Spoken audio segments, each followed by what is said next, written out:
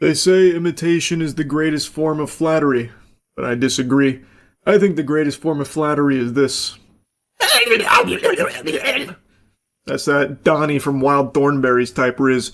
But when does imitation go too far? When is it no longer an homage, but instead tiptoes over the line into plagiarism? That's what we'll be analyzing today, and by that I mean I learned about 2 channels that have blatantly plagiarized another YouTuber. I saw this right before going to bed tonight. I'm kidding, because I didn't fall asleep. As you can clearly tell, it's 6 a.m. I've been up all night again. Insomnia is here again, doing that to my damn little butt cheeks over here, and I'm tired of it. But as I was trying to fall asleep and then ended up giving up looking at my phone, I saw that there's a bit of a hoopla about this plagiarism thing going on right now. And you're never going to be able to get rid of all the plagiarism on YouTube because it is a rampant issue. But I always think it's nice when people do find bad actors like this just blatantly stealing their work. But as I was looking into this big developing story here, I learned a lot of twists, not only about the original video creator, but also the ones that allegedly plagiarized. Let's go ahead and take a look at the first one before diving into a bit more about the original video as well. So if your views are low, you're scared of demonetization, listen up, because I'm going to tell you the 8 biggest changes of the YouTube algorithm, starting with change number 1, Gemini. So it's fully official. Okay, the YouTube algorithm is now powered by Gemini AI. This one is egregious. They didn't even bother doing the bare minimum of changing a single word from the original script.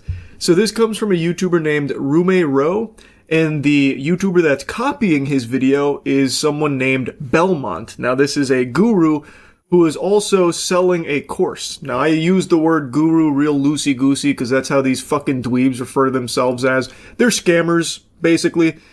Case in point. If you're going to be purchasing a course from someone on YouTube trying to give you the secrets, bestow upon you the ancient wisdom of success online, just know you're most likely not going to be finding the fountain of youth there. You're probably getting a big load of fucking barnacles. I've never even heard of a course that one of these dorks was selling that was ever even remotely helpful in any way, shape, or form. When it comes to this subject matter, I know in like the fitness space, there's a lot of YouTubers that have courses that are very popular, very successful. I'm talking specifically about this garbage where they have these videos, usually just like a bunch of regurgitated information. In this case, they are literally copying someone else's information in order to try and hawk a course. But like usually it's just some dog shit where they're like, "Yar matey, so you want to get YouTube views? Well, you're gonna have to fork over the funky digits on the back of that credit card for this fucking PowerPoint I threw together haphazardly." It's all trash. Now, an interesting little fun fact, a little tidbit of lore. In the only Belmont video I've watched, he has a gold YouTube play button behind him for a channel called Serum. So I looked it up, and that's this channel right here, and that's definitely him. Basically, this channel is Sniper Wolf. If Sniper Wolf was a guy who's a huge dweeb. And he hasn't posted in over a year, but he had 4.5 million subscribers. I don't know why he stopped posting. I looked into it, and there's a lot of theories. Apparently, a lot of people seem to believe that he was demonetized at some point, so he abandoned the channel. It's certainly possible, but it's just a theory, a little game theory there. But what's not a theory is that this guy just blatantly plagiarized that video. I guess he's made his triumphant return. No longer is he Serum. Now he's Belmont. And he just takes other YouTubers' videos word for word as his own. Yippee, welcome home. Now, for those of you that don't know what Gemini is, it's pretty much Google's ChatGPT. And the job that YouTube gave Gemini is to analyze videos. So technically, it's no longer about tags, titles, or anything that's mattered before. Because of Gemini, now it's what you say, how you say it, and what you show, like the actual visuals of your video. It understands the tone. If your video is supposed to be sad, it understands it. If being sarcastic, it also understands. Gemini also analyzes behavior on the platform. Which takes me to number 2, trust score. It's actually fascinating how not only did he copy the script one-to-one, but he even copied the timing. It syncs up perfectly. He did exact intonation, exact timing of everything here for his blatant plagiarism.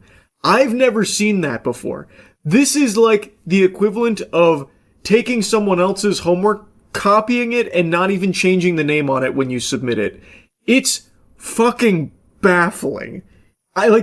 Typically, we're about to look at another case of plagiarism from the same YouTuber, actually. Not Belmont, but the same YouTuber had his work stolen by another channel as well, this time a much more popular channel. I'm actually kind of blown away by how brazen Belmont's plagiarism is. He's got a lot of other videos on his channel, and I imagine all of those are also plagiarized from other YouTubers as well. It seems like that's probably his shtick. I imagine the only reason the visuals aren't exactly the same is because he didn't want to take the extra 2 minutes it would take to crop out the YouTuber from those visuals, because he wanted to just shit and ship this as quickly as possible, a matter of minutes. So instead he just filled it with a bunch of probably stock videos for his points here. Now the next accused plagiarism patriot is Danny Y. Interestingly enough, it's the same topic that Belmont copied, that now Danny Y has a video on that's eerily similar to Rumeiro's. An interesting coinky-dink, if I had to spitball a guess at how that's possible,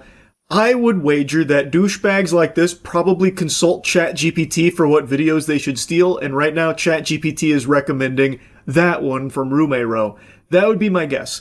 Now, Danny Y's video is a little less obvious than Belmont's. He does change some words around, and he does change the order in which the information is presented. Instead of following the exact blueprint one-to-one of Rumeiro's original video, he changes where it goes. But watching them both back to back, it is still fundamentally the exact same piece of content. Now, another explanation here, like I said, I don't know Rumeiro's content. Maybe it's possible he generated a script for this topic through ChatGPT, and Danny Y doing the same thing. Thus, they came with very similar scripts. I think that is also equally possible. Now, for those of you that don't know what Gemini is, it's pretty much Google's ChatGPT. And if you don't know what it is, think of it as Google's version of ChatGPT. And it even understands the tone. It even picks up on your tone. If your video's supposed to be sad, it understands it. If your video is meant to be funny, it knows. If you're being sarcastic,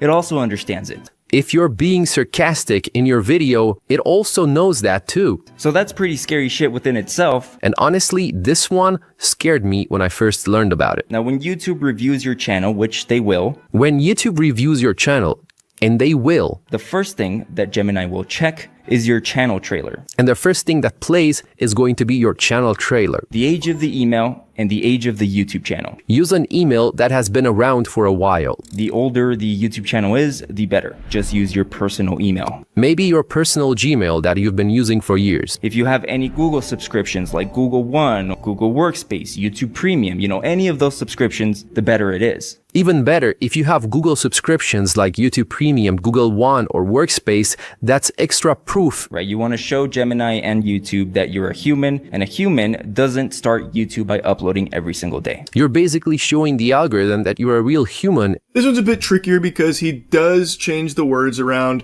and he does change the order around, but all of the information from Rumeiro's is still present here, including his advice that he gives in the original, so it does still seem a bit stinky here that maybe he had grabbed his script and had AI rewrite it a bit for his video. And, there's only so many ways of conveying information if the information is accurate, but this goes a little bit beyond that, where it's not just conveying similar information, he's doing it basically very, very, very similarly to how Rumeiro's video covered it. Now, I had that theory that maybe Rumeiro generated an AI script and Danny Y did the same on the same topic, which is why they'd be similar.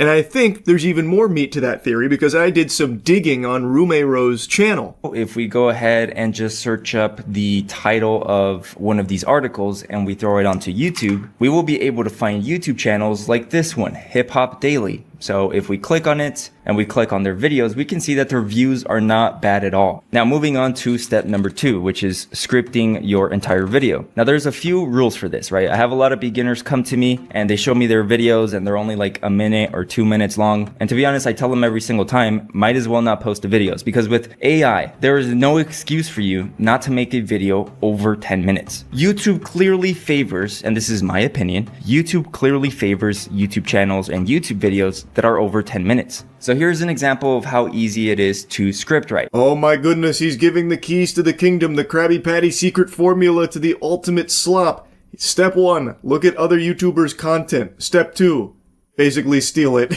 So he's like, look at these channels. You can see their views are doing well, so this is a successful niche. So you want to aim for basically copying the same topics because you can see that it has a track record of doing well here. So step 2, use AI to make your script for you. So he then shows you like to grab an article, copy and paste it into AI to have it write a script for you. So that way it can cook that shit up for you pretty much instantaneously, and bingo, bango, bongo, you've got a soulless AI regurgitated video that can now just passively generate income on YouTube for you for doing fucking nothing at all. So, not a huge fan of this guy, to be honest with you. Yes, I do think he was plagiarized in the first instance, and honestly, I am leaning more towards Danny Y also taking his video as opposed to just getting a similar AI drivel script. And that's due to a couple of reasons I'll share with you. But as far as creators getting plagiarized goes, this one doesn't move my heart all that much. This is a world's smallest violin moment for sure, because he himself also kind of preaches the same thing to his students about, like, look at all these other channels and basically do what they do using AI to do it for you. So it's a little odd that he would cry foul that other vultures in the same space are doing the same to his content, when he has these AI faceless slop channels that he literally kind of does very similar things with. Granted, it's not one-to-one or as brazen as the examples here, but still, it's fundamentally the same DNA. He is also just regurgitating the same information using AI to do it for him. Now, maybe he doesn't do it on his Rumei0 channel. That I don't know for sure. But in the videos on this channel, he does talk about and literally try and instruct people on how to take other people's topics and like ideas and plug AI into it so it will make the scripts for you so you can stretch these videos to 10 minutes and make money off it passively for doing basically fucking nothing. So, not exactly like the best creator to be talking about being plagiarized, if I'm being honest. But I do still find it to be an interesting topic nonetheless.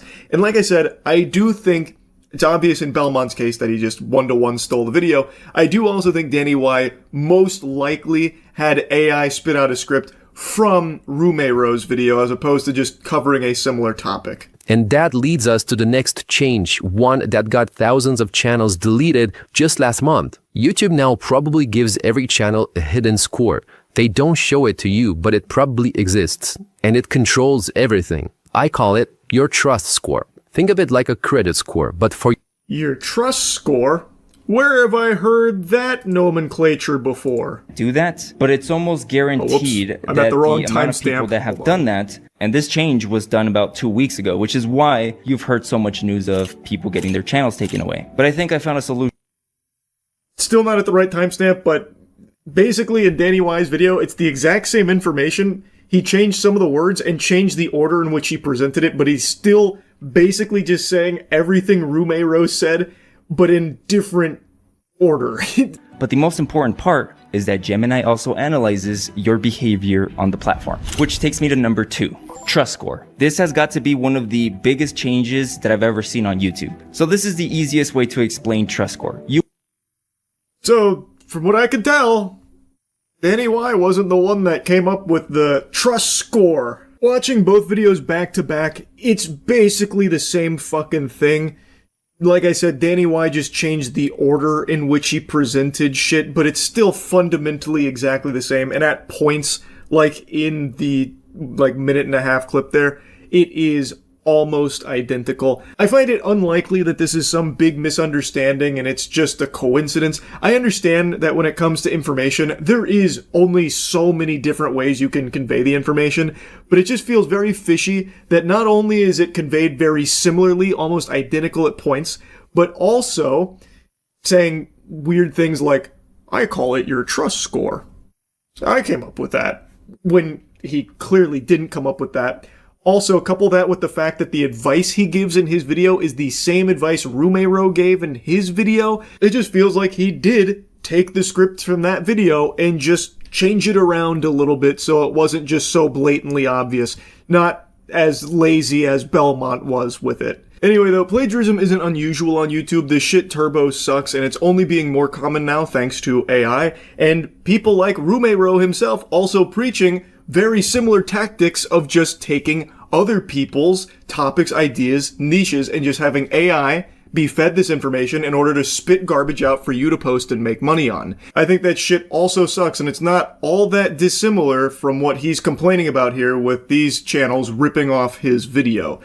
His AI faceless slop channels are fundamentally doing something very, very, very similar. And it's all trash. It's all garbage. And I'm sure he knows that, but it doesn't matter because he makes a ton of money doing it. If you look at his channel, a lot of his videos are just kind of bragging about how much money he makes from doing these AI faceless slop channels. It sucks. It's sad. And that's the exact kind of shit that's ruining the entire platform. Anyway, just wanted to yap about it a bit. That's it. See ya.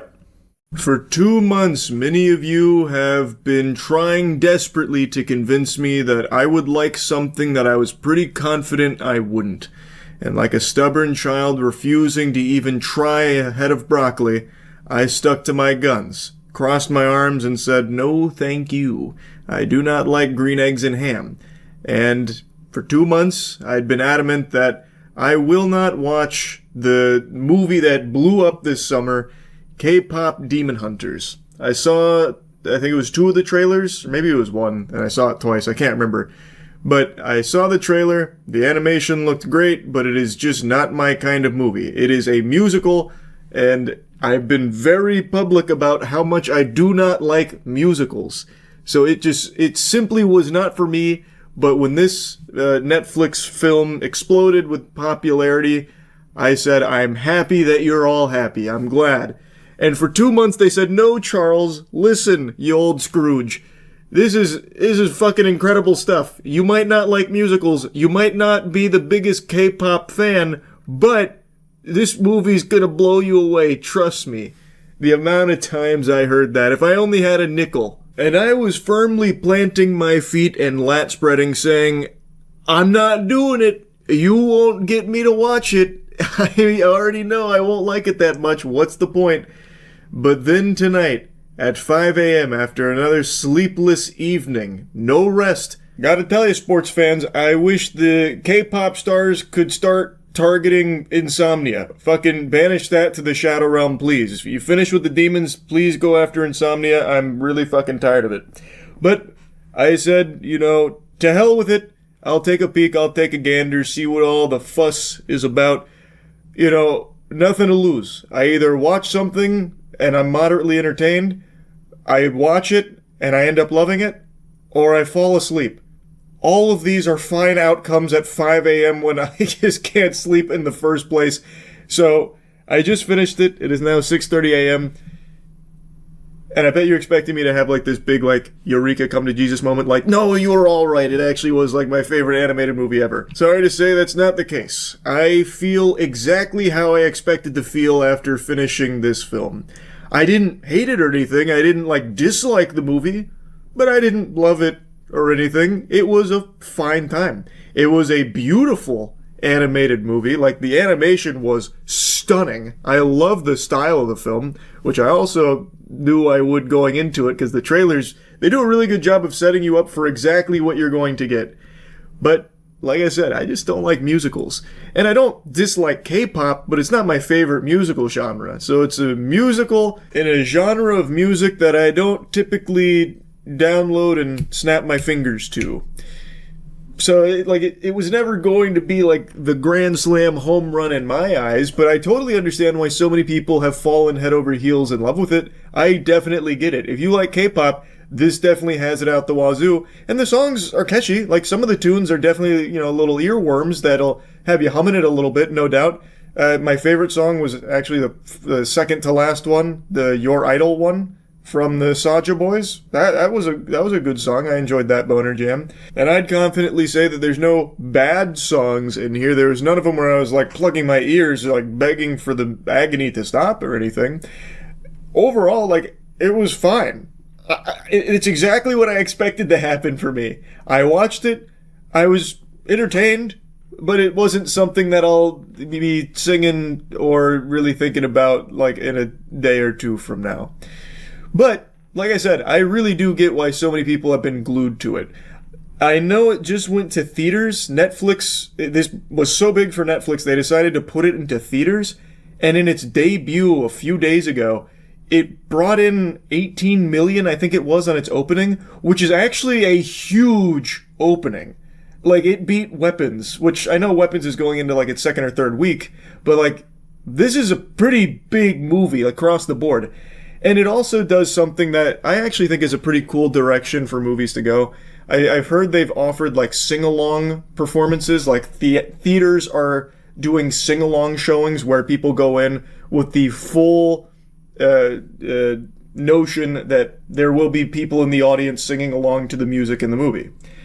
I would never want to be in one of those auditoriums. Like, they did that same shit with Minecraft with the Block Party edition where you're supposed to like yell memes at the screen or whatever. I would never want to be in one of these auditoriums, but I appreciate that they're doing it, because I think any effort to make things more social and get people to interact with other people of similar interest is a great step in the right direction, whereas all of society and all of big business is right now focused on trying to keep you indoors and isolated from other human beings, even going as far as to try and fill your romantic void with AI companions.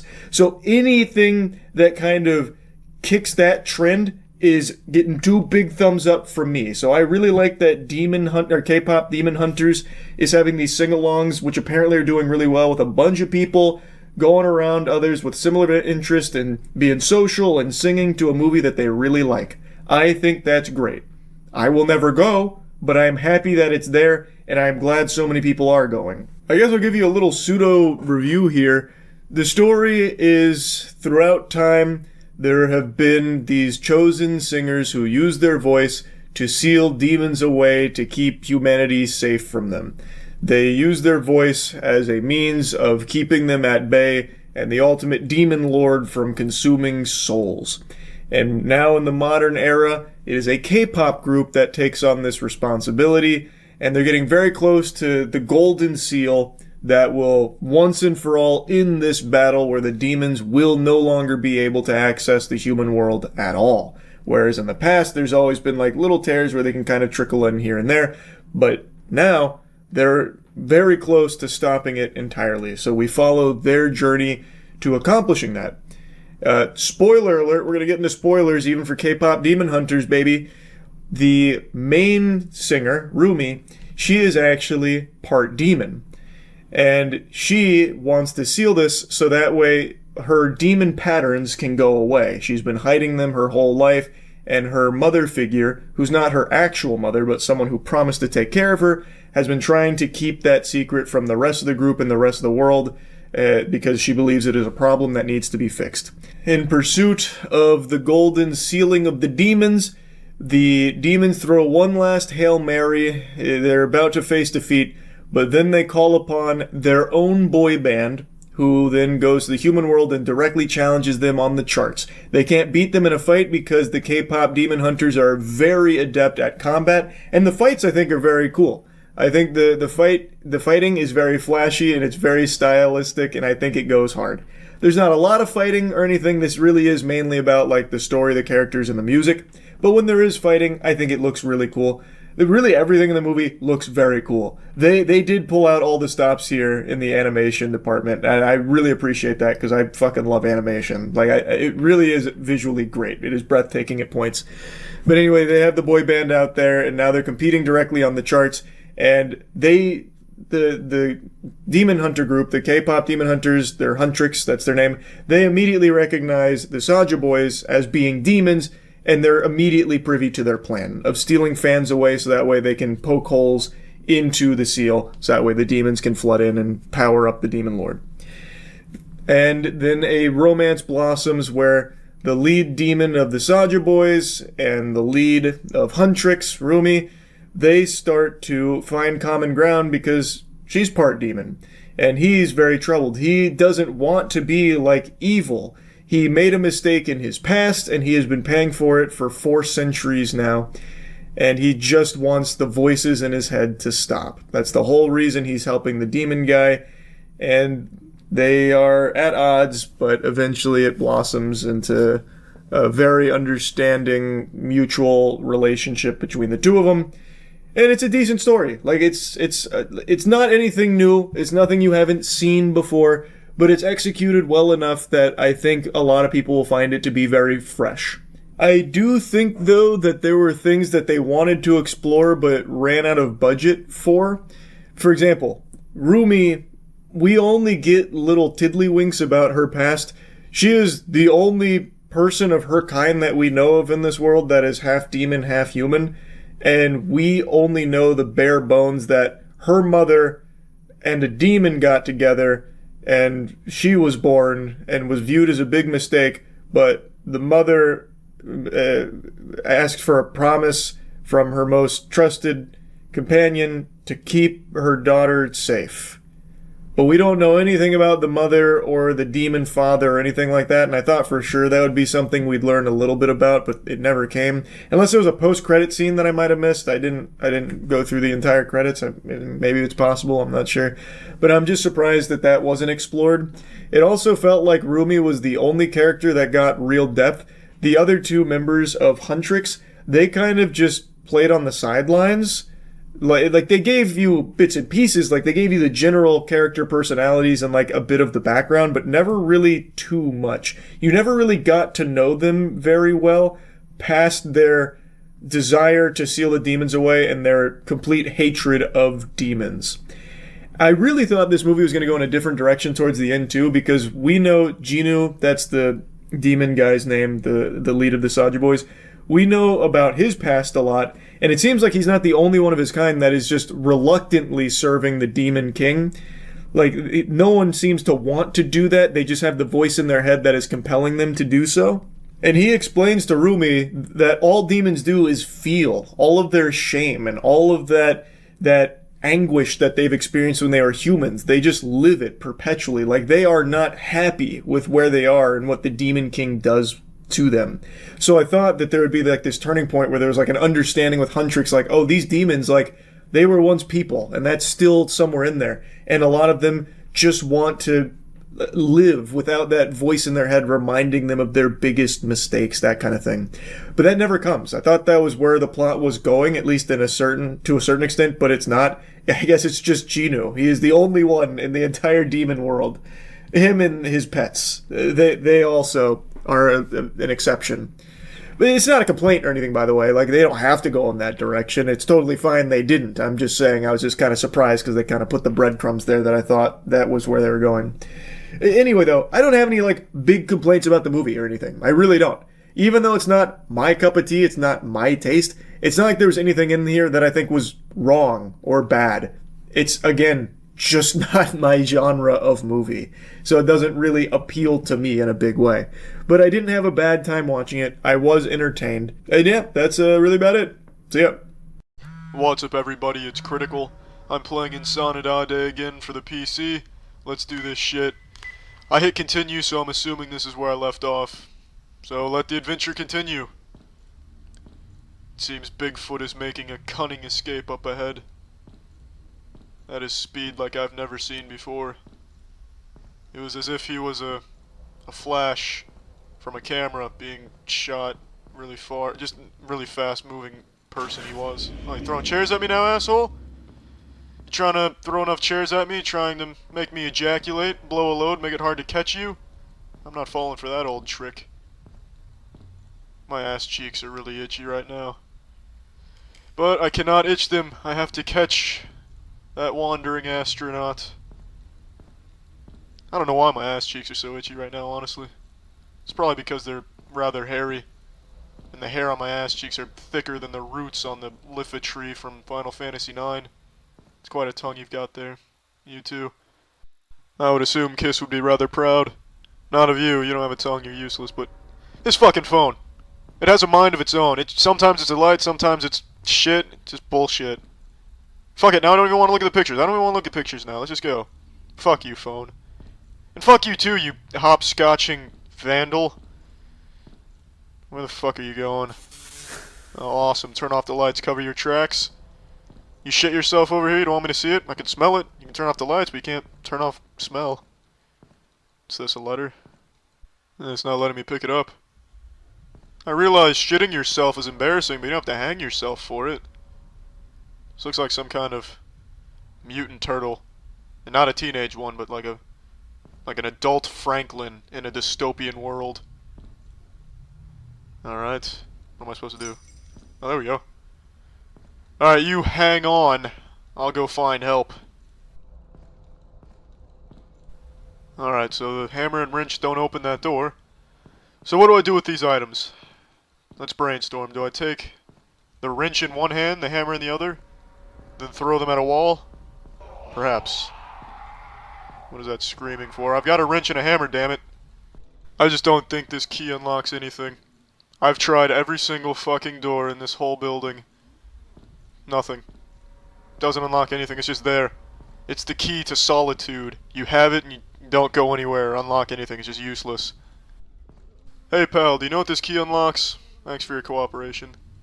You know, maybe I just shoved this key up this alien's asshole. You know, that could be it. Maybe this key is the secret to finding the lost city of Atlantis.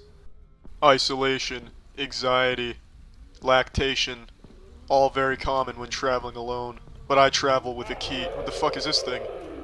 Alright, you can have that side of the room. I'll just take my key and be on my jolly way. Oh, son of a bitch. This whole cafeteria has been overrun by key seekers. They're trying to complete their ritual to vomit on every key in existence. That is just yucky. Have I been down this hallway? I didn't see the pictures on the wall. I haven't seen that plant before. This is a new hallway. Alright, there we go. Finally making some progress. Wandered around for like 15 minutes with a damn key. Oh, fucking perfect! Chachar! Finally. That took a while. Just going through the wrong doors. I had that key for so long, I feel naked without it. But we must press on. Clothes aren't even necessary. Let's go this way. Alright. What do we got down here? Giant statue of a key. Greetings. Just where did you come from, you bizarre box of fuck? Oh, damn it. Go back to a light, please. I wasn't finished looking at the specimen. There we go. Looks like it's doing that rocket power woogity woogity thing with its arms. Damn it. Fuck, go back to a light. Damn it, son of a bitch. I want to look at this fucking creature. Stop it. There we go. Subject reacts violently when approached. Please make note of it. Phone is a piece of shit when used. Please send a note to the phone company. Oh, alright, I see what it's doing. Yeah. Hey, Macarena. Alright, well, took a little damage, but it's alright. It's alright. Not a problem. Oh, here we go, an open door. What do we have in here? A CD? Oh, I guess it was a wrench and a hammer disguised as a CD. That is a top-notch disguise. Fuck, I thought it was a CD. I tell you, that fucking wrench and hammer are a master at being incognito. Oh, another open door. What do you have in here? What's it? What do we got? What do we got? Washing machines? What are these? Oh, power. Alright. There we go. It wasn't a wrench or a hammer I picked up. It was a digital video disc. Anyone want to watch this movie with me? That's fine. I'll watch it by myself. What do you think about the movie so far, sweetie? Phones aren't allowed out during the film, I'm sorry. Here we go, here's an open door. Let's see what we have in here. Oh shit. You really should close the door. I don't mean to barge in on you while you're fingering yourself, but I gotta look for a key or a clue. Actually, you know what, I'm just gonna let you have your own little private time there. Everyone should be able to finger themselves. Alright, you know what, I'm looking in this one. You don't deserve the privacy. Alright, nothing in there. Close the door though, Iron Man. This door better fucking open. I wanted around this hallway long enough. Oh, just open, damn it. Just open. Oh shit. Looks like an angry Minotaur's coming for me. Open, you son of a bitch. Oh, there we go. I have to hold it down. Alright. There we go. Easy enough. Oh, you shouldn't have. What's going on here? Did I just win like a new phone or something here and they're giving me a round of applause? What is this? Do I just run through them or something? No, I'll just run through them. I feel like a football player getting onto the field, giving all the high fives on the way. Alright, that was lovely. Is this the room I was in at the beginning of the game? Looks like it. Alright, do I just go to my car now and take off? Hello, door, be opened. Oh, damn it. Oh, this is the door I opened. Be open, door. There we go. Why am I not going through the door? Do you know I'm not going through the door, sweetie? Maybe it's not that door. Oh, there we go. I don't know what that says. It's probably telling me something about the story. But the only story I know so far is there's a lot of shit in that building that won't open. A lot of doors. A lot of keys that don't open doors. A lot of doors with no keys to open them. Every door should have a key to open it. Otherwise, it's not a door, it's a wall. I was right out front by my car. I don't know why I couldn't just hop in, go to the store, buy a water gun, fuck up the interior of my car. Basically, I don't know why I couldn't just fucking hop in the car and leave. What the fuck are you crying for? I had to come back in the building. I've been here the whole time. You should be used to the building itself by now and all the doors it's locked. Alright, so where are we going now? What is through this door? What is this? Yosei? And what is Isaac Clarke doing here? Is he playing an invisible cello? Oh, this is the room I found the phone in. Oh, here's some pictures too. Is this the end of the game? Did I complete this? I can't open the door, the dude's just sitting on the floor doing nothing. Oh, what is this? I don't know what any of that says, but I think I beat the game. Oh, there that dude goes again, just going to town on the cello. Alright, well I think I completed the game. Alright, there we go. Alright, well I'm done playing this. Well, that's the end of this video. Remember to rate the video, comment the video, and subscribe if you want to see videos similar to this one. See ya. Here's something I've been glued to that I think more people need to be made aware of because it's very serious. Right now, there is a slapboxing match that's been going back and forth between Pete Hegseth and Anthropic. And really, it's the entire Pentagon versus Anthropic. They're behind Claude, which I'm sure many of you are familiar with. The military wants unrestricted access to Anthropic's AI.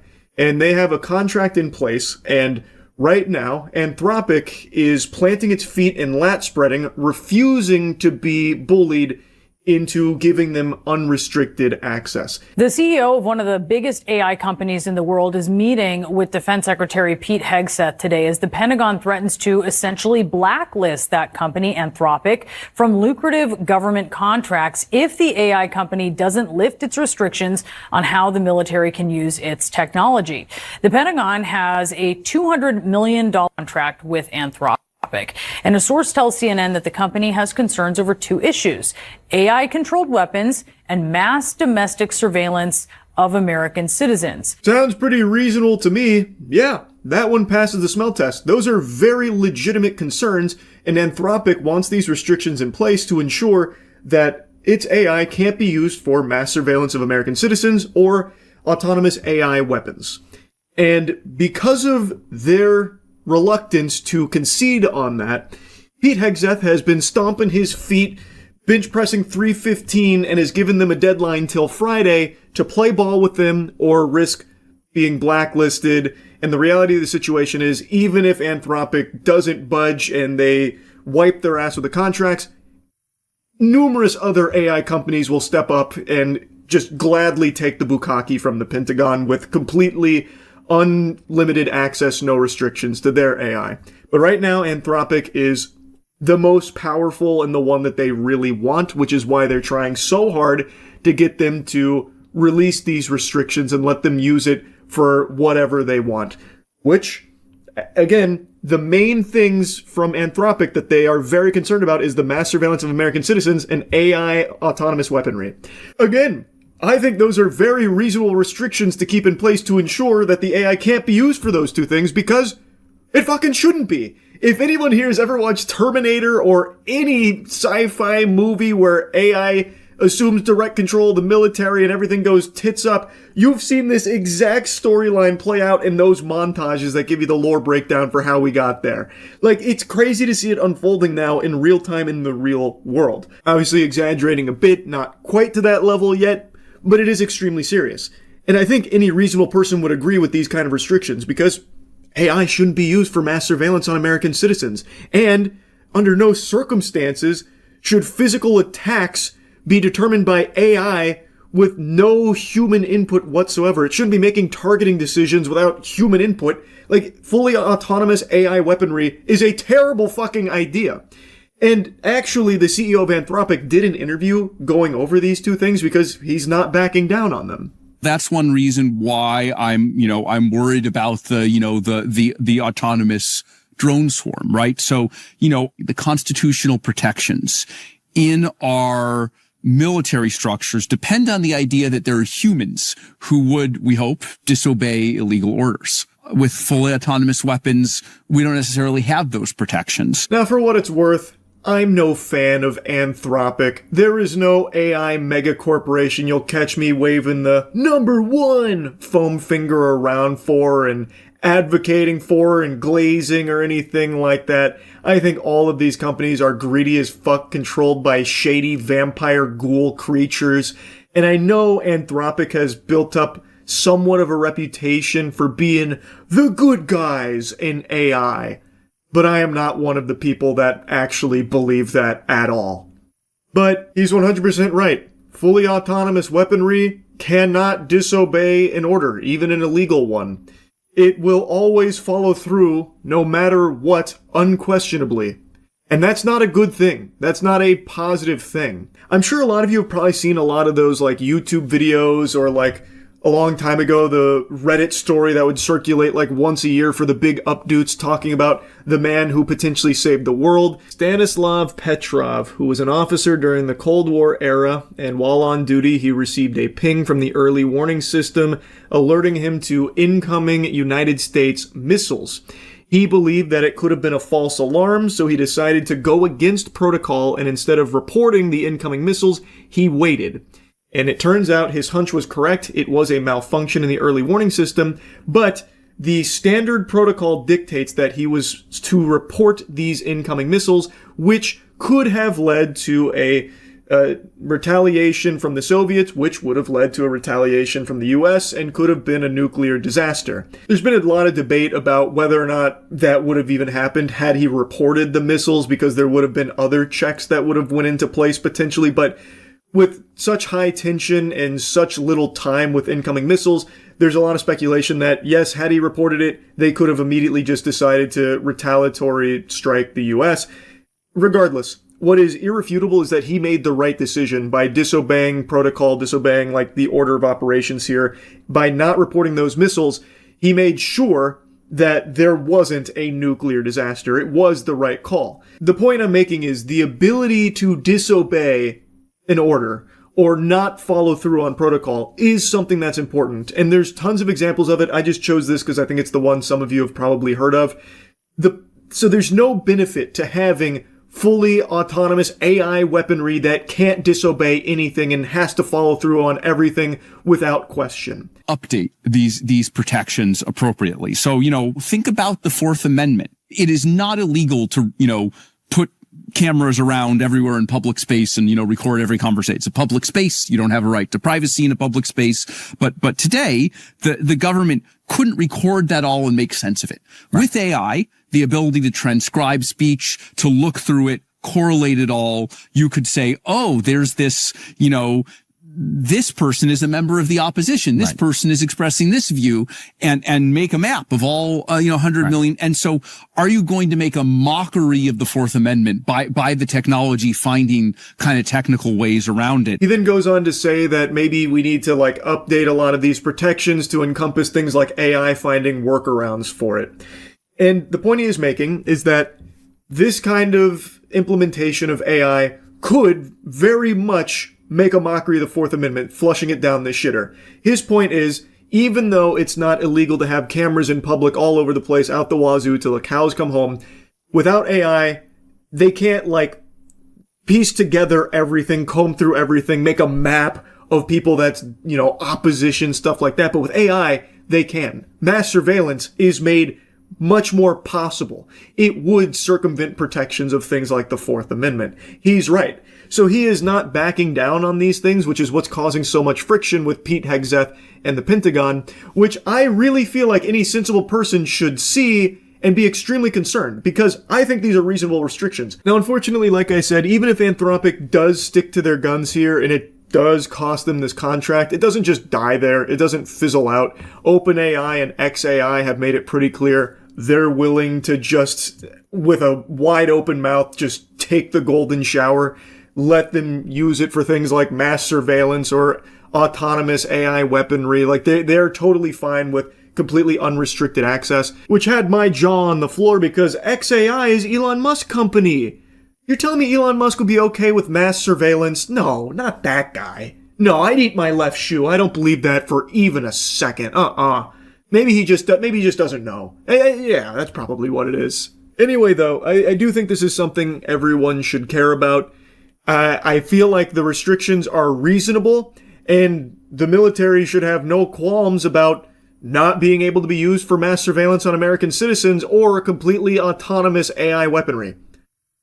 Maybe that's a hot take, maybe I'm on the crack pipe, but I think those restrictions are totally fair, and it's kind of alarming that they're making such a huge stink about it, and going to, outright saying they're going to blacklist Anthropic should they not lift those limitations. Don't think that's a good thing. It makes it seem like they want to use it to spy on every American citizen, and they want to use it for autonomous AI weaponry. Those aren't good things. That's how it's looking here. So yeah, just wanted to yap about this a bit. That's it. See ya. You saw the super creepy email the voice actor for Hazel in the new Fairly OddParents cartoon received? Fairly OddParents voice actress Ashley Crystal Hairston shares disturbing obsessive email from fan fixated on character Hazel. Ashley, the last time I sent you a message you ignored me. I really did not appreciate being discarded like that, so I'll try to reach out to you again. You do not have to respond, but I implore you to at least listen to what I have to say. But if she doesn't respond, you feel discarded and get upset and then send another email.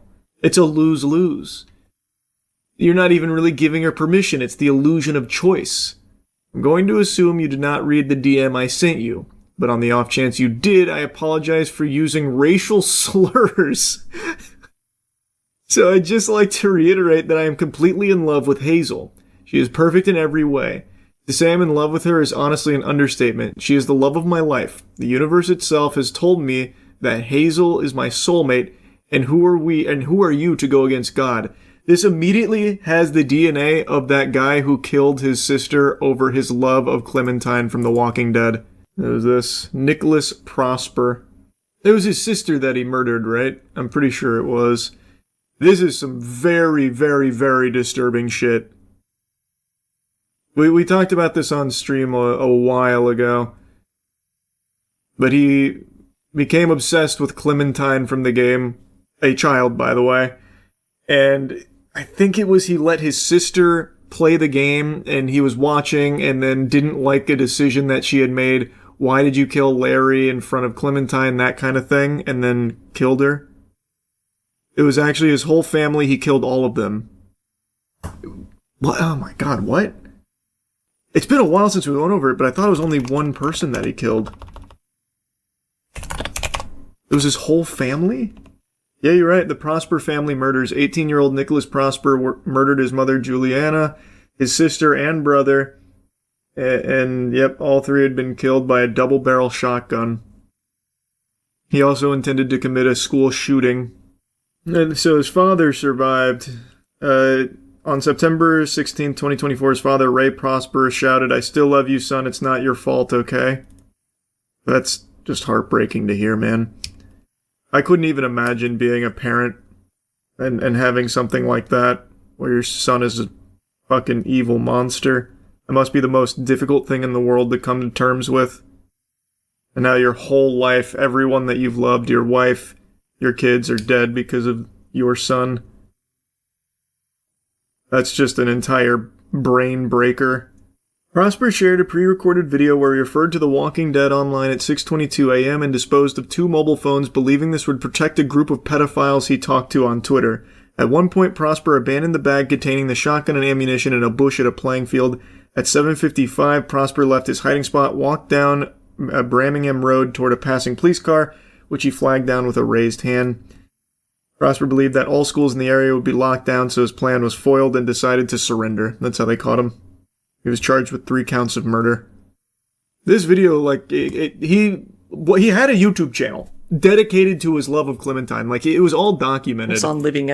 It's completely fucking crazy. Like, it's unbelievable. It's beyond disturbing. Here's one of the videos. He went home with it, and there he set up a webcam, put on his best bucket hat, and began to film a video. Right away in the video, he clearly states that, due to the decisions Giselle made in the game, he was planning on mutilating her face beyond recognition. On June 30th, my sister decided to make the only correct choices in episode 1 of season 1 of The Walking Dead games, and for that her face will be mutilated further than necessary. After mentioning his sister, he turns his attention to a video he saw on YouTube. This was gameplay footage of the Walking Dead game recorded by a channel called Living Echoes. It's just fucking horrifying, man. Sick, twisted, evil people out there. But point is, this is giving me that exact same energy. This feels like the exact same guy. This is dangerous. Genuinely is dangerous. Like, it is wacky to point and laugh at the freak, but this is a genuinely dangerous, unhinged person.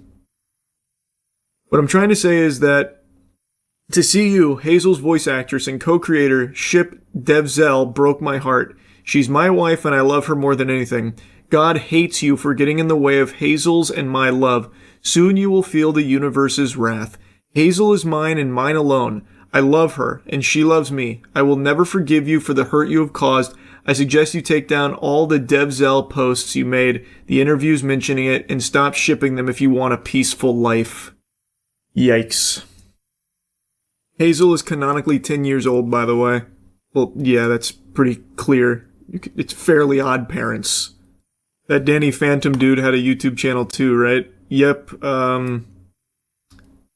oh god, what was it called? Something Blaze?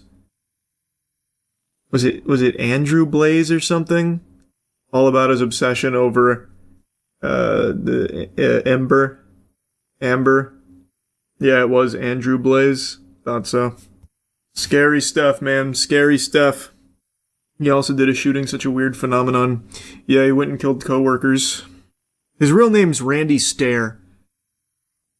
But he went by Andrew Blaze online and was obsessed with her from Danny Phantom.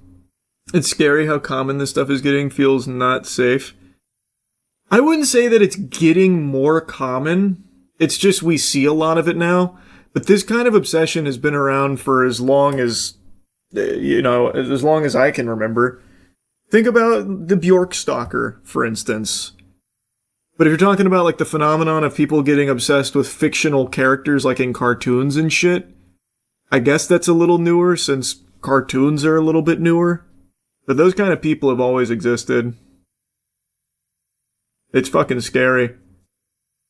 And they seem to always get obsessed with children characters in the cartoon. Clementine, Hazel, like Annie Wilkes from Misery. I don't know who that is. Oh, it's a movie. I thought it was another shooter. You've never seen Misery? No. Never even heard of it, actually. It's a Stephen King novel. It feels like every fucking movie ever made is a Stephen King novel. Like, based on a Stephen King novel. Guess how many Stephen King adaptations there have been? Ooh! That's a good question. Or a good trivia, I guess. I would guess there's gotta be close to 200 movie/show adaptations, bare minimum. I would say 200, comfortably. Because they date all the way back to the, like, fucking 80s. 76. Oh, really? I shot high? I thought I'd shoot low. That blows my mind. How many books does he have? Stephen King has published 67 novels/novellas, including 7 under the pen name Richard Bachman. He has written more than 200 short stories, most of which have been compiled into book collections. I thought it'd be a lot more. I thought he would have been close to like 300 to 400. You think you're actually gonna get your Trump phone? Fuck no. I mean, maybe in like a year or two I could see them just drop shipping something, but I don't know. I would be even surprised if they did that much. There's new info on the Trump phone? What, in the last 3 days since I called them? What's the new info? Oh! Literally from a day ago. First movement in months. Trademark filed for Trump mobile plan. On April 6th, Trump Organization filed a trademark application for mobile phone service plan for the 47 plan. I thought this already existed. It came shortly after The Verge reported that the FCC certified a smartphone under the name T1 in January, appearing to be the same one belonging to Trump Mobile. I thought this was already something that was in effect. They didn't even have that. I never even bothered looking into their mobile plans. I just assumed they were out there already. But I guess not. Trump also posted a steak ad earlier today. Was that real? I didn't even bother to check. Did he actually do a steak ad? Imagine if someone filed the trademark before he did. That would have been so smart. I feel like that would be the first thing you'd do. That's what I would think too. That's probably why no one beat him to the trademark, because no one would expect them to be talking about a phone and a plan that's coming out in that year without having already trademarked it. That is interesting. That's probably why no one got in there before they did this squat. Let me see the trailer for The Punisher: One Last Kill. A Marvel Television special presentation, huh? Hey, Frank. How you doing, brother?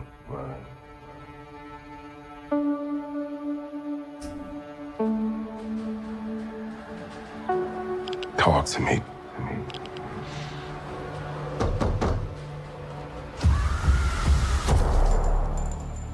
Tell me what's going on.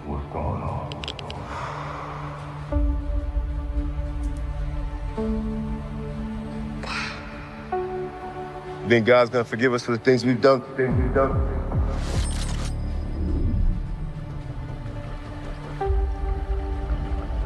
So is this a show or a movie? For you? You ain't got a fucking chance.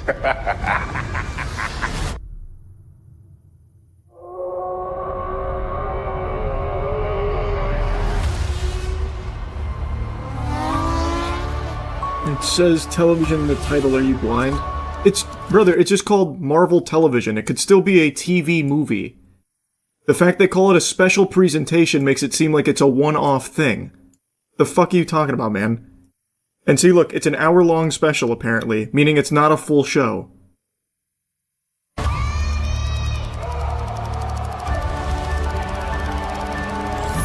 That's all you got? That's all you got? That's all you got? That's all you got?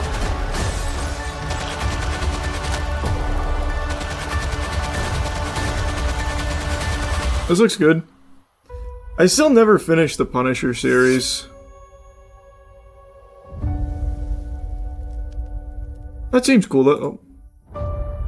That seems cool, though. Being written by John Bernthal's cool, too.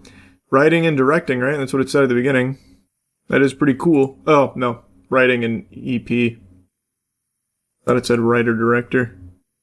Didn't John Bernthal say he hates people that take naps? Yeah, it's the big meme because he's like very outspoken against naps. He hates naps. He even gave like a half apology for it too. Why? What's the point?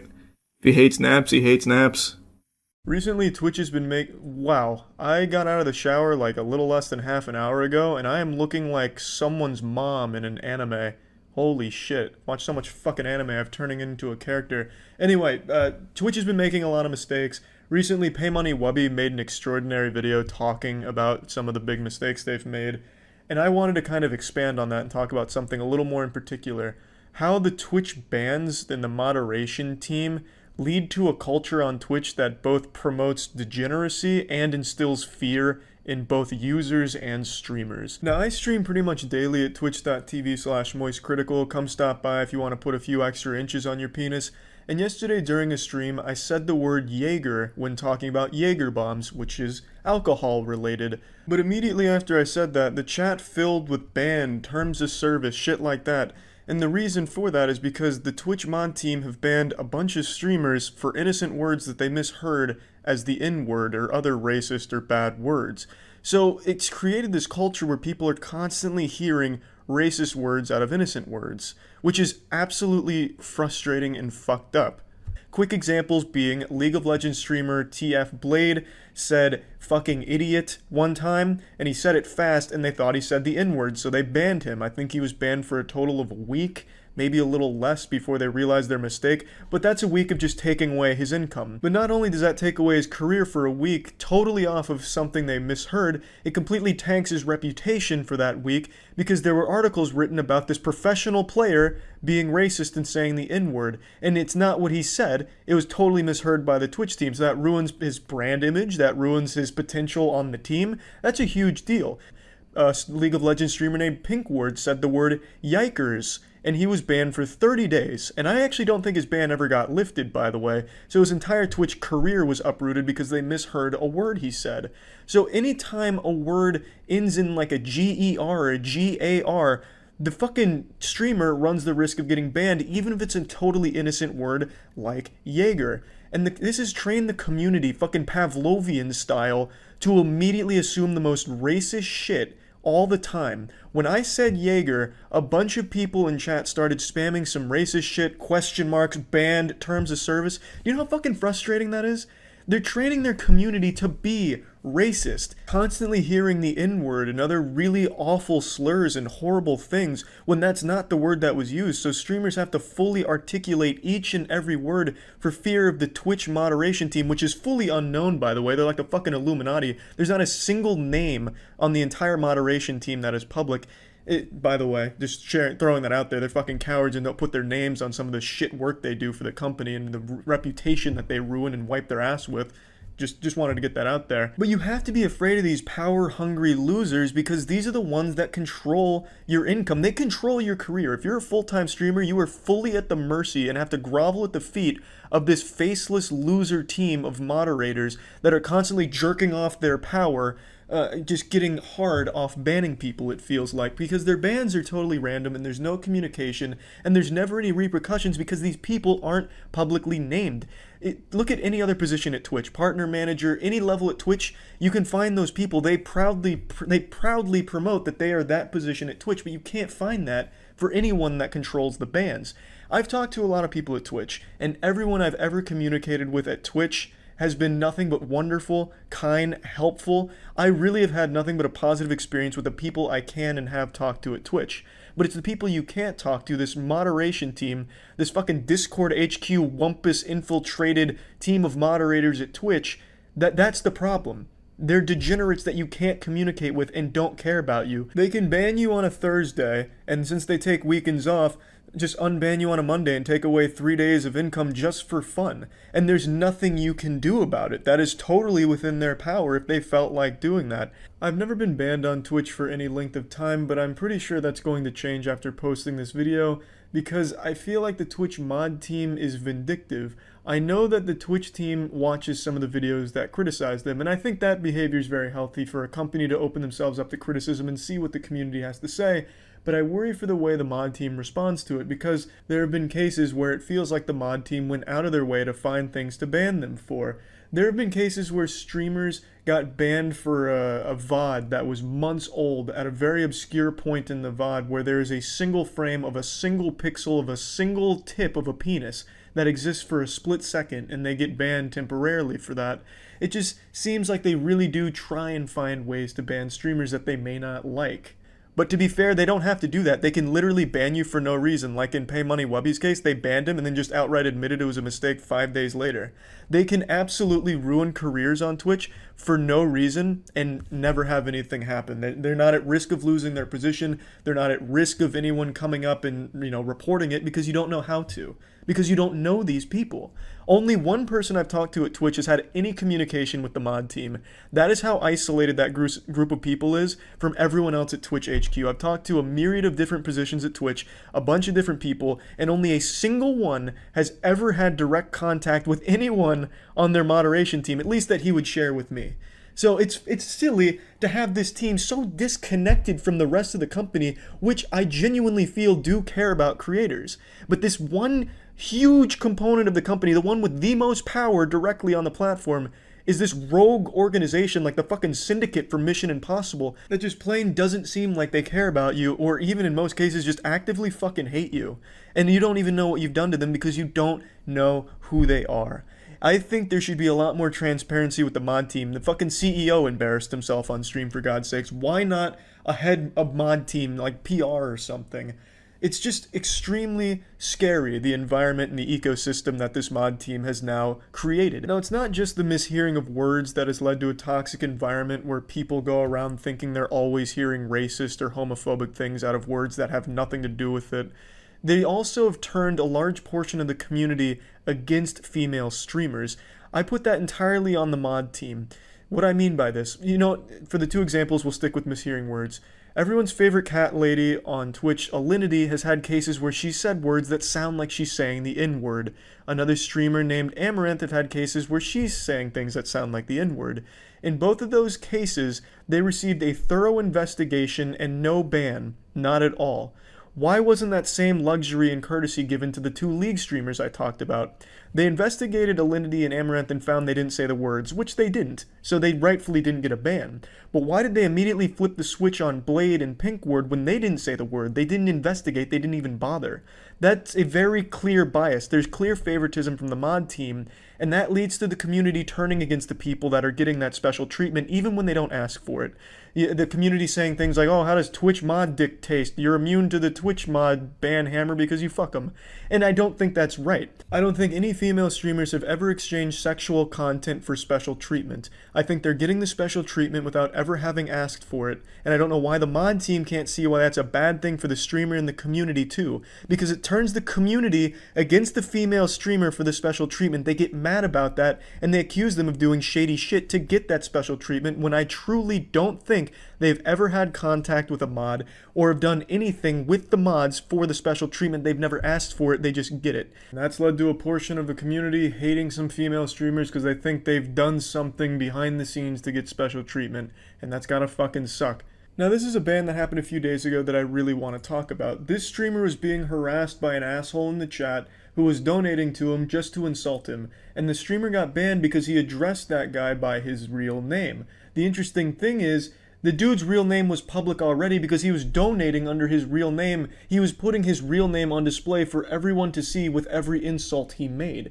Yet when the streamer addressed him by name to talk about him being an asshole, he gets a 30-day ban just for reading his goddamn name out loud? That's bullshit. I address people by their real name on my stream sometimes. Some people tell me to address them by their real name. They prefer it, and I'm really good at remembering names, so I address them by their real name. Does that make me susceptible to a ban? Tons of streamers address members of their community by their real name. It's commonplace. What's the exception here? Because he was being an asshole, so then the streamer calls him out by his name for being an asshole? That's ridiculous. His name was there on the screen in the donation. He donated with his real name.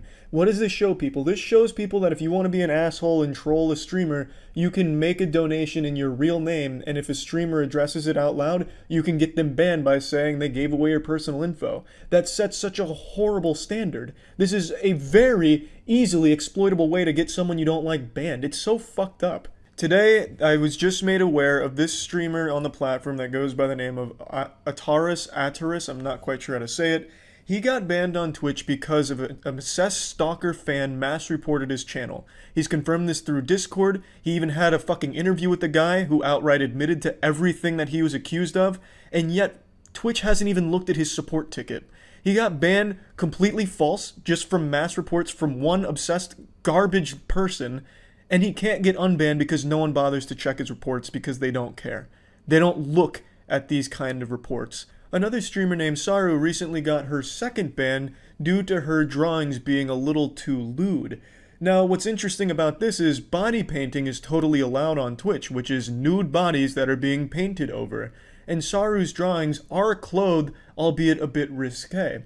She got one ban earlier this year and was totally fine for 3 months, but yesterday was banned with no communication from the team telling her as why she got banned, and she didn't even know she got banned until she saw a Reddit post about it.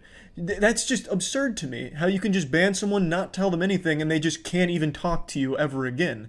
The point being, Twitch has created this entire community of streamers that stream in fear of this mysterious fucking gavel-swinging judge, jury, and executioner mod team coming at them for any reason at all, even if it's totally innocent shit you're saying, and that leads to a community that constantly hears the worst things out of the most innocent things.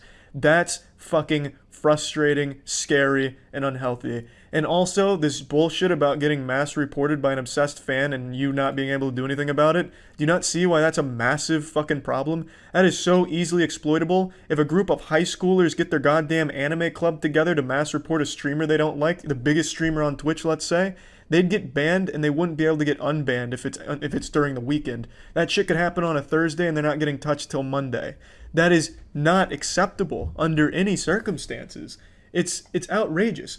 Even my dog's coming over here to console me. She's upset with the fucking moderation team and their garbage. It's just so frustrating. This is the reason why so many big streamers are totally fine leaving Twitch. Not only because they got better monetary offers from other platforms, but because it's a lot safer than them, where they don't need to feel like at any moment their career could be jeopardized from this team of unknown fucking axe-slinging losers that could just completely nuke them out of the blue. So hats off to the people that do escape off Twitch with good offers, but for most people, it's where they call home. And you've created a super toxic environment in that home where constantly Twitch chat is hearing horrible things out of totally innocent things that was taught to them by the mod team. Now, obviously, a lot of that falls onto the individual edgelords as well, but when they see that behavior from the top-level mod team that is enforcing these bans, it's very clear that that has an effect on the community as a whole and how they respond to certain things. Thus, it leads to a super unhealthy entire atmosphere that's just so fucking toxic. And yeah, that's just about it. I wanted to talk about the impact that bans like this and shitty moderation has on an entire community, and that's really about it. So yeah. The Mummy is my favorite movie of all time. The Mummy Returns is my second favorite movie ever. And one thing I've learned is that the real Mummy's curse is the fact that they just can't seem to make any other good mummy movies. Tomb of the Dragon Emperor was weak, but not terrible. Tom Cruise The Mummy was terrible. And now, Lee Cronin's The Mummy is just eh. First and foremost, this has nothing to do with the Mummy franchise at all. There's not even a single tiddlywink of an Easter egg. Not that I need to glup shitto out at the screen going, oh, I get that reference, or anything. I just want to make it known that this is completely separate from any Mummy movies. This is a totally standalone film, and it bears no resemblance to anything in the Mummy franchise. What it does bear resemblance to, though, is Evil Dead Rise. I would even say that this is Evil Dead Rise with a new skin. Lee Cronin made Evil Dead Rise. I really like that movie. This steals its flow bar for bar, beat for beat. And a lot of people are praising that, like, oh, this was very Evil Dead Rise-esque. For me, I like Evil Dead Rise. I don't want to just see it done again with a new coat of paint. And I'm not just being harsh and exaggeratory.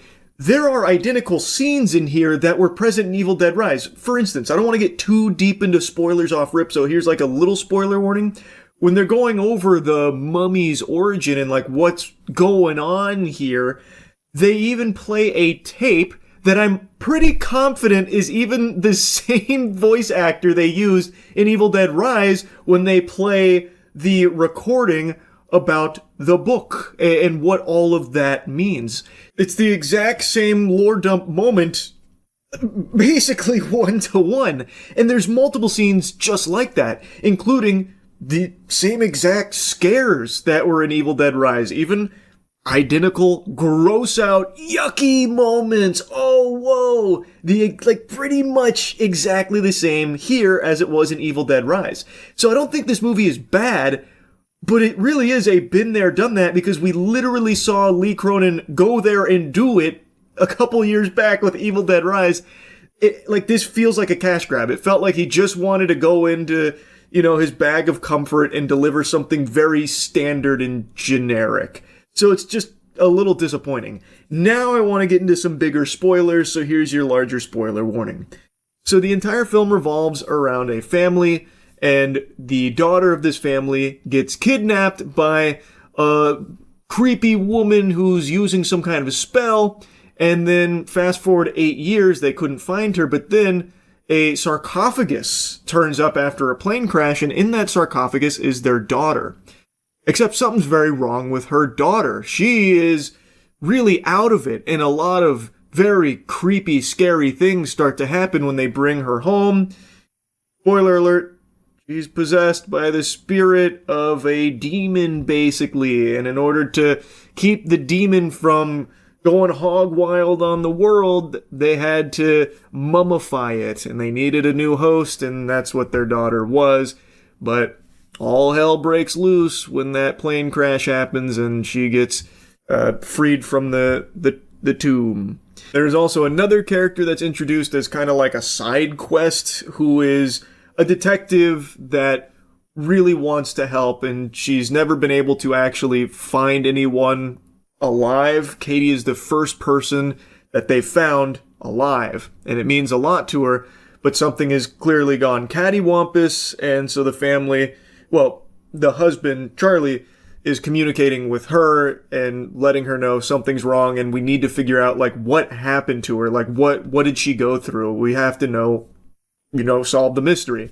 So then the side plot happens where she's solving the mystery of that mummy, that demon, and then it leads to finding this group that imprisons this demon in human vessels and has been doing so 82 times now. It's not really a bad story per se, but it's a very standard one that isn't the most unique or anything like that. And it's unfortunately riddled with the biggest horror movie trope of just characters being dumb. Charlie is quick to recognize shit's all awry. This is not right, something's going on, and he's trying to figure out the mystery. And he even suggests, hey, we need to maybe get her somewhere where she can get specialized treatment after she fucking headbutts the grandmother and starts peeling off her own skin and, beating up the whole family and that kind of thing. But the mom is no, I'm not doing that. We need to actually protect her this time around since we failed last time, which I can understand that. I definitely do get that. I don't think that's bad writing or anything. I think that's totally fine. But when the bad decisions start happening is once the demon starts to free itself slightly, it literally starts possessing the other members of the family, the kids. So the other daughter and the brother, she possesses them. And there's even a funeral where they live at their grandmother's house. The demon kills the grandmother, throws her out of the window. Coyotes then eat her body. This all happens in front of Charlie and the son, and the other daughter is already possessed, so she is laughing, watching her grandmother get eaten to death by coyotes in gory, brutal fashion. And then it fast forwards to them having a funeral in the same house with Katie and everyone still there, the daughter still possessed, and that's, get this, things go wrong.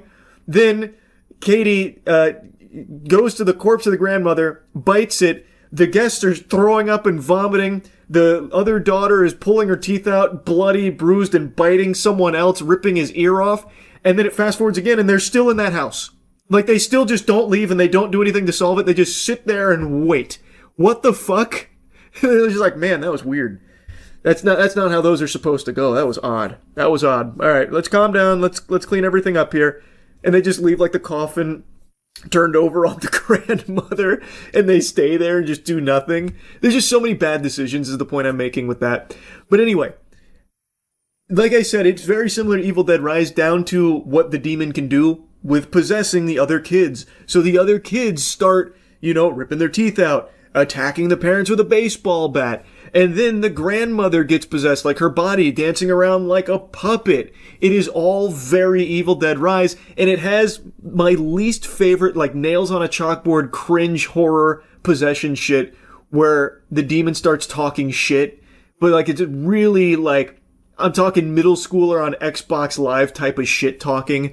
So, like, the daughter's possessed, and at school she calls the teacher a bad word, and then she's just always like, fuck you, doing that while possessed, and then the demon's doing, like, deep voice stuff. You're a bitch! A bitch!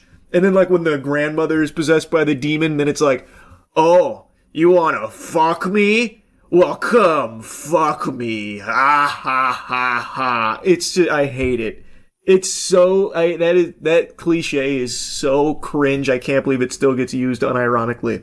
Oh, and then it does another massive cliche where it shows how powerful the demon is, actually force blasting the grandmother out of the window and summoning coyotes to eat her. And then, when it's the final showdown, all the demon can do is very slowly crawl. And this is after the demon has fully freed itself from its bindings. It's fully unleashed, and the best it can do is just crawl and talk shit. You're a bitch. You're not getting your daughter back. Ha ha ha ha. And then, when it actually, like, gets in position to attack, all it can do is slap. Like, actually slap box, like a cat swatting. But it's not even drawing blood or anything. So, like, the husband, the father, Charlie, is, like, gripping as the investigator who's learned about, like, the curse and everything and learned the words that they use to bind. Somehow she memorized all of the words.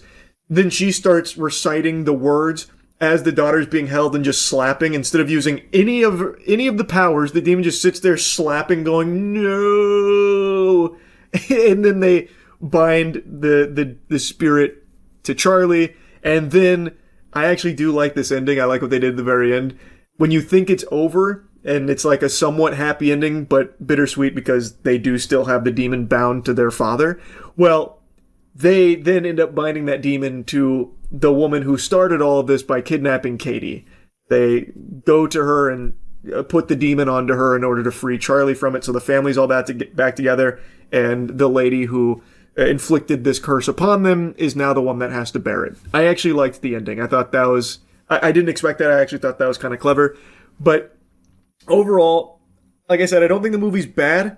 It's definitely not boring. That's the best compliment I can give it. I wasn't bored. It is constantly trying to unnerve you with gross and gory imagery, and there's always something happening with, like, a jump scare or something going on. So, like, it's entertaining. Like, I don't regret going to see it. I had higher expectations, though. Like, I would hope for, like, an evolution of, like, crafting it further as opposed to just being content doing, like, the same thing again that he did with Evil Dead Rise. But I don't think this was, like, a terrible movie or anything like that. Though if you have seen Evil Dead Rise, you've seen, like, 50% of this movie already. Because, like I said, it recycles a lot from that one. In imagery, in scenes, even in story moments as well, kind of. It uses some of the same shit. It's just, I don't know. I would have expected more here, so I'm disappointed with it. I think a lot of people are probably going to be satisfied because it is just constantly gory and constantly something trying to disturb you. And maybe that's all it needs to do in order to be successful. I don't know. I just would have liked to see something more than that. Anyway, that's really about it. So yeah. Today's such a special day, I even dusted off the bucket hat for it. It's High Guard release day. I imagine you probably already called in sick for work in order to take as much time as possible to enjoy this game that everyone in the world had been salivating for since it was revealed at the very end of the Game Awards. Since then, it's been quite a question mark with High Guard because they got the prime spot in the Game Awards out of nowhere, a game no one was expecting, and a genre most people weren't exactly super excited for these days. Most people perceived it to be a hero shooter, myself included, because in the footage they showed it looked like it was some type of hero shooter. most often compared to like Concord. It wasn't a great trailer, and the position that it was placed in at the Game Awards made things even worse. They also then went radio silent for over a month up until like a day or two ago, where they finally broke the silence saying that the game is still coming out as advertised, and then finally started, speaking up about it. The game came out today, and it's very clear that this is not a Concord level failure or anything. It had an all-time peak of just under 100,000 players, which Concord couldn't have even imagined in their wildest dreams. That game didn't even get to like 1,000, and it died in 2 weeks. It barely lasted longer than a poop left in a gas station toilet. So this blew it out of the water in terms of player count. And I think a large part of that success is because the game is free to play, whereas Concord was a $40 paywall. So even people that weren't exactly hyped about High Guard, they were at least willing to give it a spin, at least give it a chance. Kind of. There were some people that literally logged into the game and said this is the biggest pile of dog shit ever, 0 out of 10, throw it in the trash bin. Without ever even like playing a match, or maybe they did the training and then just said, nope, this is terrible, I quit. I spit on this garbage.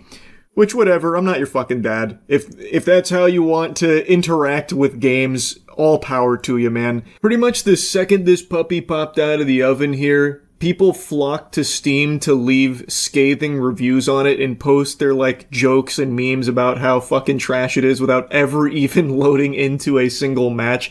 Right now it's sitting at mostly negative. And of course not all of that is from people just looking to dunk on it because of the whole Game Awards fiasco. There are plenty of things to dislike about it so far with my experience.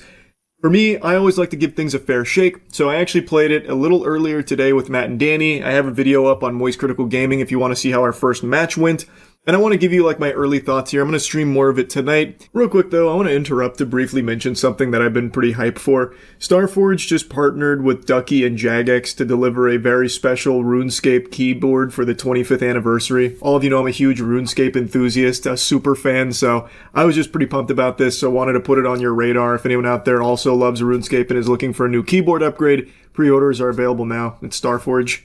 So anyway, back to High Guard.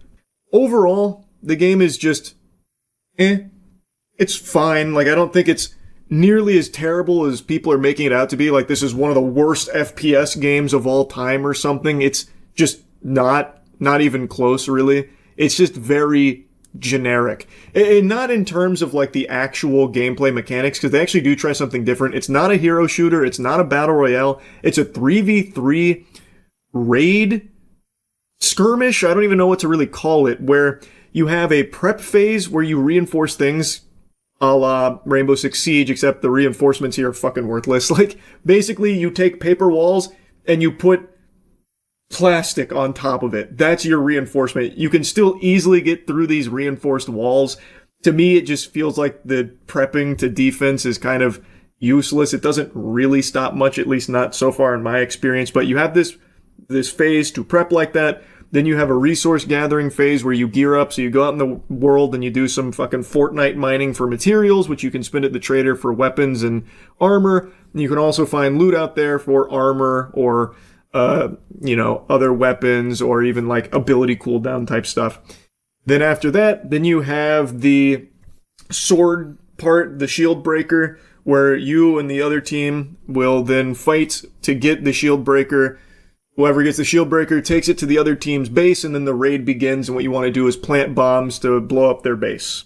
Rinse and repeat. It's kind of a mishmash of a bunch of different things put into this mode, and I don't dislike it, but it feels like some of it's entirely worthless. Like I mentioned, that prepping phase to like reinforce certain walls around the points. Like, in theory, that's a decent idea, like in Siege, but here, at least in my limited experience so far, the reinforcing just doesn't really do a whole lot. Like, again, it feels like you're just reinforcing a wall with like some fucking saran wrap. Like, it doesn't juice it that much. What you use to blow up walls when they're not reinforced, you will still use to blow them up when they are, with pretty much a very close level of success. So that feels like they could maybe do with an overhaul. The gearing phase also feels a little not super great, because as the rounds progress, like as the game goes forward, you can just buy what you want from the trader. So you mainly just collecting the crystals is the more important part than trying to like hunt for random loot. And it seems like you all end up getting geared to the same level anyway by the end. So those two things I don't think are amazing, but at least the horse makes this game feel faster than I thought it would be. I was under the impression this would be like Concord level molasses that you're playing through, where every character just moves at a fucking glacial pace. And then when I found out it's 3v3, I thought for sure this was going to be a snooze fest. But thanks to like having a mount, you're able to get around pretty quick, so you're able to go from fight to fight. And during the actual raiding, you do respawn pretty quick, reviving is pretty quick, so it does feel much faster than I thought it would. Movement is still pretty slow, like there's not a whole lot of like crazy movement tech that I've seen yet. I've tried like bunny hopping to a certain level and that kind of works, so maybe there's just more unexplored tech there, but base movement is pretty slow. And the big thing is the gunplay. This has been a contentious one because there's a lot of people that fucking hate it and some people that really like it. I think that it's solid. I actually thought the gunplay was pretty solid. I enjoyed it more than I expected to. It's not the tightest. It feels like aiming sometimes fights against you because it's somewhat floaty, but overall, the guns did feel good. Like getting into a fight did feel enjoyable. Like I don't think the gunplay is trash like a lot of people are saying. The big thing with gunplay though that holds it back is that there are certain things that this game is missing, which is why I'm saying that it feels kind of generic when it comes to its gameplay. Like, it has decent bones, but it's very bland. So because it's missing a lot of the flavor from some better shooters out there, this one just feels lackluster in comparison. But overall, I do think the shooting is just fine. Like, I have no issues with the gunplay. Some of the abilities are cool too, I suppose. I haven't seen all of them, but the ones I've toyed around with seem pretty solid. Really, at the end of our gaming session, the consensus Matt, Danny, and I drew was that was more enjoyable than we expected going into it, though it's probably a game none of us are going to get like super into. Like I said, I'm going to stream more tonight, so we'll see if maybe I end up falling in love with it somehow, some way. But for what I've experienced thus far, it's fine. Like, it's just a fine game. There's nothing like particularly special about it, but it's definitely not like a really bad game that people are saying that it is. I really think Jeff Keighley fucked him. Like, actually went in there and face fucked him by putting Highguard at the very end of the Game Awards, where apparently based on a lot of like articles and stuff that have come out and talked about it, they didn't even want to be there. Like, they didn't want that slot or anything. Jeff Keighley just felt so strongly about it that he made the decision to put him there. I don't know if all of that's confirmed or not, but regardless, what is true is that their place at the end of the Game Awards, the most important slot in the most watched event for gaming, went to Highguard, which puts a huge level of expectations on this product, and it puts so many eyes on it. So people were expecting something like really impressive, and this game isn't. Like, it's fine. Like I said, like there is some fun to be had there, but it's not like a game I can really see people like dedicating their lives to as like, this is my comfort shooter now. I do think that there, like I said, are decent bones here, so if they do decide to build upon it, flesh it out, add more to it, improve certain things, and start to really, spruce it up a bit, maybe it could get to that point, but as it stands right now, not really in that state. And by being in that position at the Game Awards, it really did hamper them. It was a huge detriment, because if this game was just shadow dropped or something, like if this game just like randomly came out today, like, hey, from some of the creators of some of your favorite shooters like Titanfall, we have this new studio and we've been working on this game and we want to share it with all of you today. Come give it a try and let us know what you think as the game evolves. I think people will be a lot more receptive to it and a lot more enthusiastic about like maybe seeing this game improve down the line. But because it had so much hype at the Game Awards, people went in expecting something that this is just not really delivering on at the moment. Anyway, though, I just wanted to give you my thoughts on the game so far from the little bits that I've played, and I'm very curious to see how Highguard shakes out down the line. They already put like a 1-year roadmap out there, so it seems like they're pretty committed to it. I guess we'll see. But it did have a much more successful launch than Concord, so that's great. Anyway, that's really about it. See ya. Found a pretty cool alpha male just now. I want to share some of his wisdom with you, in case you happen to be some kind of weak simpleton out there that doesn't quite understand what it means to actually be a real man. Weak men run to the bathroom every 15, 20 minutes. They get a little nervous. They got to go take a crap. They got to go take a piss. And when you walk into a public restroom and you see a guy taking a crap, that's embarrassing. I got to tell you, this is the most vulnerable position a man is ever going to be in. Taking a crap. Anyone can open the door, stab you in the neck with a knife. Think about that for a moment. Next time you go out there and start taking craps in public. There's a lot to digest here, but first and foremost, men don't crap. Men shit.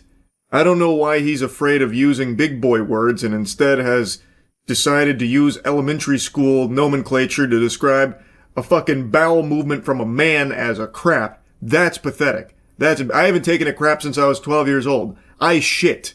That's what I do. Maybe this guy's out there making little fucking toots and poots from his butt there, and that's what he calls crap, but that's not what an actual man does. Also, who the fuck is going to the bathroom every 15 minutes? That's not a sign of being nervous and having shaky knees. That's a sign of a serious medical condition that needs to be analyzed quickly. Every 15 minutes excusing yourself to the toilet? What? Who does he hang around with? Dogs that are just afraid around strangers or something? Like, what is going on? Every 15 minutes excusing yourself to the restroom? What the fuck? Also, how would you ever be that nervous? Like, where would you even be that would be causing nerves to that degree that you're going to the bathroom every 15 minutes? Does he think, like, his spiritual pressure is so extreme that it's making men that nervous to even just be in his proximity, so they have to keep going to the bathroom to decompress and just fucking void their bowels and empty their bladders or something? And finally, what a wacky mentality and outlook on living, where his concern is that by putting yourself in a vulnerable position in a public bathroom by taking a crap, as this Boy Scout calls it here, that there's the concern that someone would bust in and stab you in the neck with a knife. Buddy, I got some bad news. I hope you're sitting down for this one. The cold water's coming. If someone is looking to attack you with a knife in the bathroom, when it doesn't matter if you're shitting or pissing in a urinal, you're in danger. Even if you were standing up and tinkling like a big man and some lunatic comes in there with a knife to stab you in the neck, you're still not really in the best position for this crazy surprise attack from this menace on the loose. It doesn't really change the scenario all that much if you are urinating or hitting that number 2 over there. If there is someone that just randomly comes in there with a knife to stab you in the neck. It must be miserable going through life with perpetual fear like that. Like, if at that point, just never go to the bathroom in general, so that way you're never in a vulnerable position. That would have been more alpha advice, by the way, if he's like, yeah, I had my asshole surgically removed, so that way I'm never caught with my pants down on the porcelain throne. Now I just use this colostomy bag. Like, that would have been far harder. Like, yeah, butthole is a sign of weakness. It's a vulnerability in the masculine frame that can be exploited by bad actors, and also when you have to take a crap in public, well then all of a sudden you've exposed yourself to potential knife attacks, which is why I had mine sewn shut. You have to consult with your wife about simple things in life. There's a big problem. If you have to consult your wife about certain business decisions, about certain things that you're going to do to better yourself, there's also a problem there. Your wife should be supporting you to become the best version of yourself, to be the best leader possible. And if she does not back that, there is a freaking problem. And that's on you. Brother, this ain't Weenie Hut Jr. Why are you saying freaking? This guy's supposed to be an alpha male, yet he's afraid of harsh language. Like, he won't say fucking, and he won't say shit. Goodness gracious, grow up. If you're supposed to be like this big, rough, tough guy telling it like it is, you can't be saying things like freaking. Anyway, dude's a big wife guy. He has a lot of segments on wives and how to handle the old ball and chain and, what a quality wife is, that kind of thing. And in this section here, his stance is that any man who consults his wife for basically anything is weak, and it's indicative of a problem here. If you talk to your wife for anything other than sycophantic approval, you're a bitch, is fundamentally the vibe here that I pick up from him, which is an interesting take because what's even the point in having a wife if it's not someone you want to talk to about important things? Obviously, it's great if your significant other is supportive of the things that you do and want to pursue, but they also shouldn't just be like NPCs that only say yes and good job and encourage things that maybe aren't the best paths, right? So like if you go to your wife and you start talking about this new career you found about pretending to be an alpha male online, parading around like you're the absolute ultimate of men, maybe she should opine saying, that's kind of cringe, maybe not the best idea. There's nothing wrong with that, and she's not a bad wife for not just sucking your dick on the whole thing. And there's nothing wrong with talking to your wife about things either. It's not weak to talk to your life partner. When I shake a hand, the first thing that I look at, and this is the truth, okay, if that fucker is wearing shorts and some fucking flip-flops, it's a preconceived idea that gets imprinted in my mind. He's gonna have a limp fucking handshake. I'm 100 out of 100 with that. Lord help us if this guy ever went to the beach, he'd blow a gasket. Everyone in flip-flops out there. Or if he ever came to Florida, I suppose. But one thing I always appreciate about alpha male gurus is they have to talk about literally every single aspect of just being alive, to the point where even taking a shit is beta and weak and there's a man way of shitting. Like, it can't just be obvious stuff about, working out, that kind of thing. It has to be like, yeah, this is going to be a limp handshake for sure. I'm always paying attention to the dress, the wardrobe of every man I look at. And if they're wearing something that looks a little wacky, I know it's a limp handshake coming my way, and that makes me sick to my fucking stomach.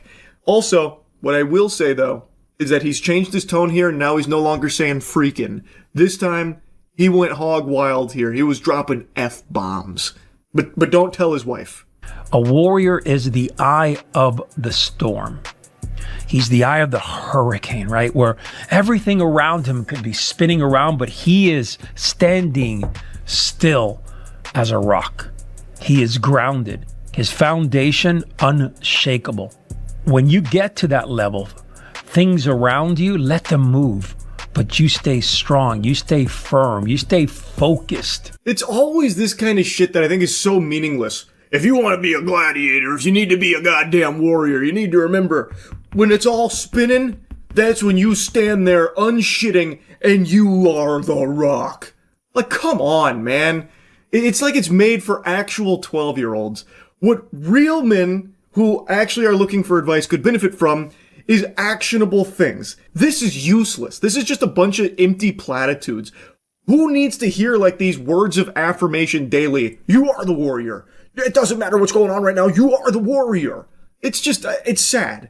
And they all do the same shit. It's all from the same fucking script. And it's usually to hawk some bogus course for a bunch of money that you don't need, that won't help you in the first place. I think that you are a loser if your wife has to work to bring in money into your household so you can both survive. That is not the way of the warrior. That is not the way of a manly man. A masculine man provides and protects. His wife, if he's okay with it, sure, she can go out there and work and have a career. Spoken like a man who's completely detached from reality and oblivious to the cost of living for normal, average, everyday Americans. Calling them a loser, you're not a warrior if you can't provide for your wife off just your job alone. Brother, even if you are a successful man with a successful career, by all definitions, a successful career, the price of buying your first house is still unattainable for the vast majority of careers off just a single income. The market is completely fucked. So, in most cases where someone's looking to settle down and start a family, both the husband and wife are working in order to even have a chance at affording that dream of buying a house. You're not a loser if you can't immediately buy your wife a house for you and her to live in and raise a family in off just your income alone.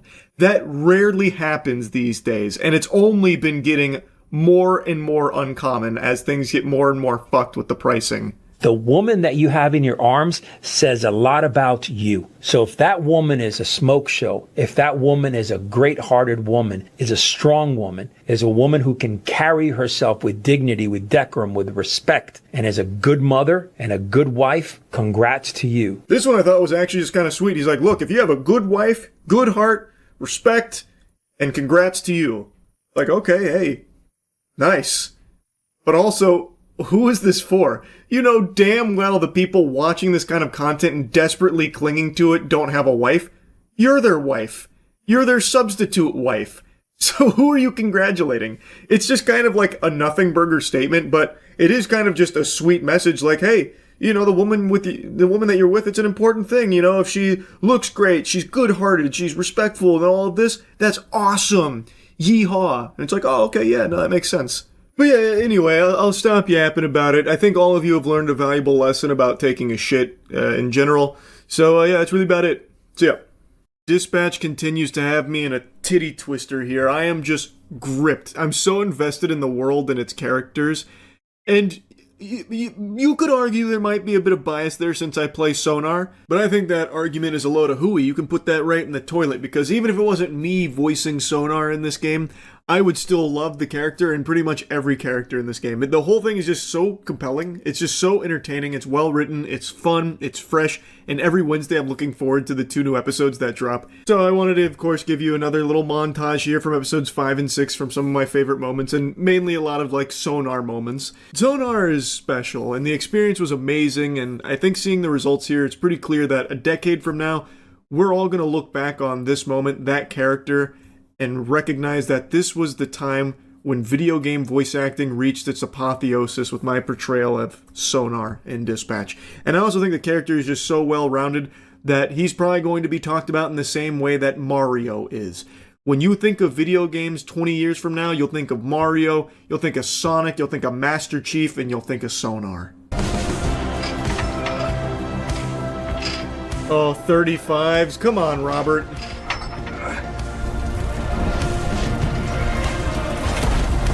Get Sonar to help you put up the big boy weight. Oh, now we're cooking.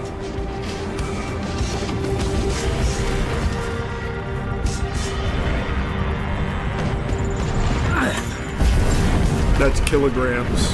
I don't believe in kilograms. I only know freedom units.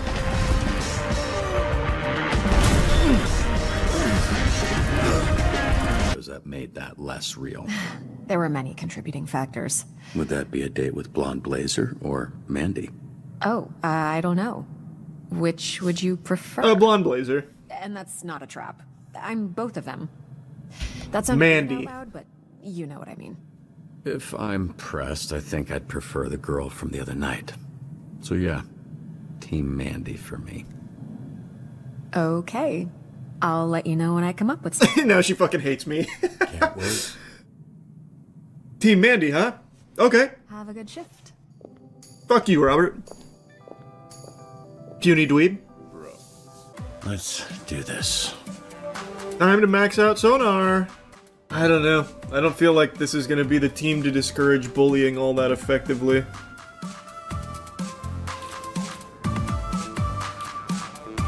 Let's throw him in there anyway. Quick heads up, Sona is in a mood this morning. That way we can Why? go there Miss a instantly. radio shot or something? Power was out at my place. Couldn't even check Nice up and on easy. my investments. Oh no, the numbers that go up and down every day. You'll be fine. I pray you See, never nice know and what quick. it's like to lose something. Upcoming project. Mystery and intellect. Send someone unassumingly strong, that's Sonar. My rejected Easy, TEDx Solo. San Antonio talk will finally get the recognition it deserves. Goddamn right it will. Sometimes reaching a certain point will have an effect. Like this one, which will guarantee a fail. What? Guarantee a fail? But I've had a perfect day. Look, if you wanted to grab dinner, all you had to do is ask. Oh no! Oh, we're good. You're not my type. That's the nicest thing you've ever said to me. We got another Sonar point, baby. Half man, We're going half crazy. man, all freak. I feel like I should just keep juicing down here. Where's my boy Royd at? With the red ring. They run half the crime in the county. We were bound to bother them at some point. Watch yourself. You poke the hive, you're gonna have to fuck the queen. That's not how bees work. You know what I mean. I don't, actually. No one's... That's exactly how bees work, actually. But if we kill the queen, we rot the hive. You would do that. Kill Shroud. You Hell yeah. Chance. And you don't want to go in there having to think about it. You gotta know. Shroud killed him, Chase. There's only one thing I can do. You know that's not true. I'm not sure your dad would want it that way. You're not sure. Should we ask him? Yeah, get the Ouija board out. Point taken. We'll find a spiritual medium to communicate with him. Life one patch at a time. Give me something with intelligence. Damn.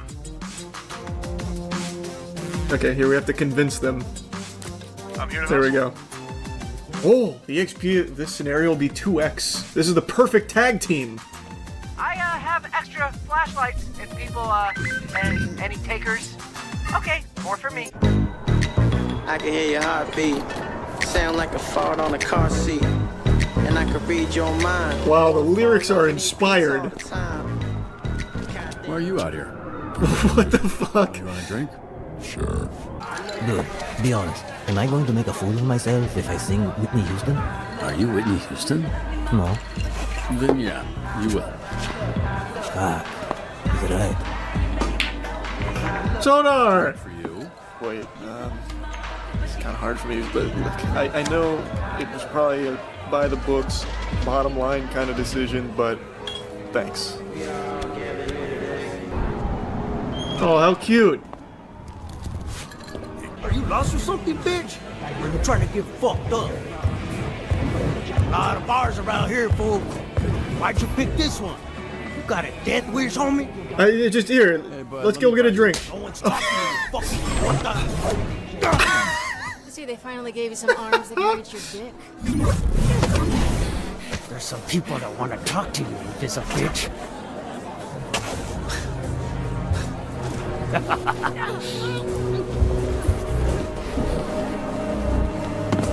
Fair fight. Oh, wow. I got cooked. Sonar, help!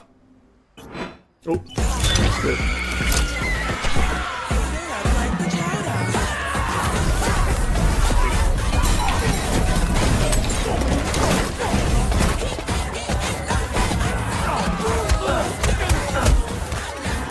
Oh, some of the songs are the same.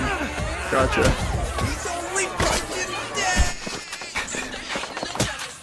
You wash your hands after touching all them filthy nutsacks? Thought he seemed salty.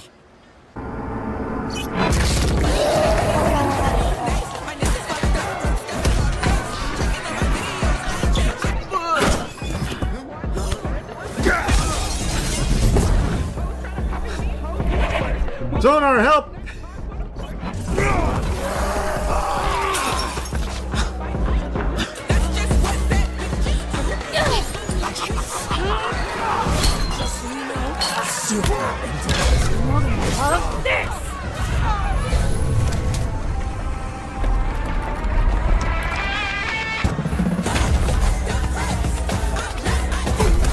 See, I knew there'd be a way to get Golem in here.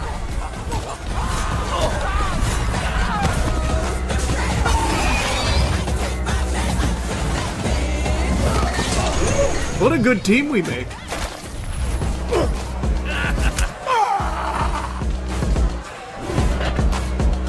Oh, shit. Yeah, we know this Robert guy is a front. Who are you? Really? Mecha Man. Fuck you guys. You're right. Front.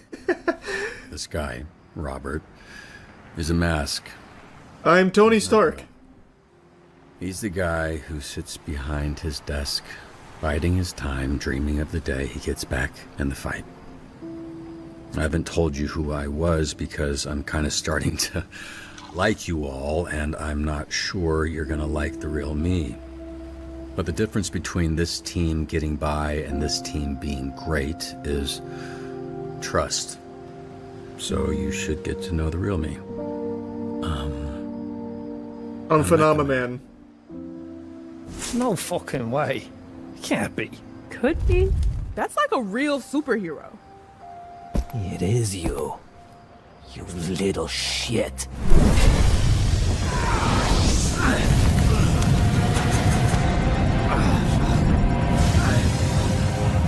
Sonar, thank you.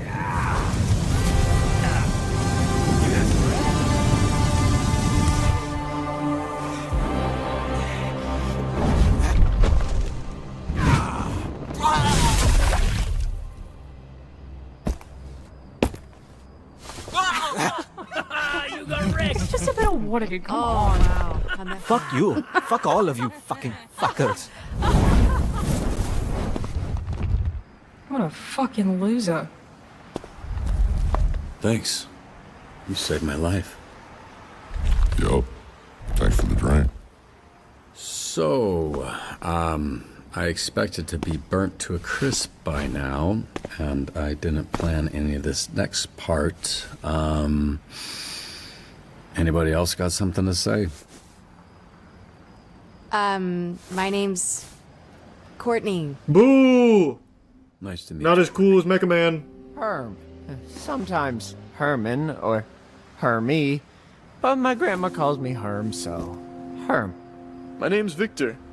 Oh, I forgot that's my real name. I'm I didn't remember that at all.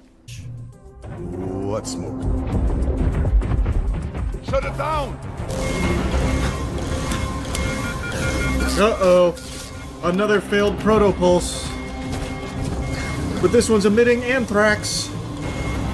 Help it, Roy! Get him out. Shit. Sonar, do something! It's locked down. Oh, fuck, I'm on it. Entertain Hobbs the cat while his owner is away. This has to be a Golem solo. So I don't have flambe.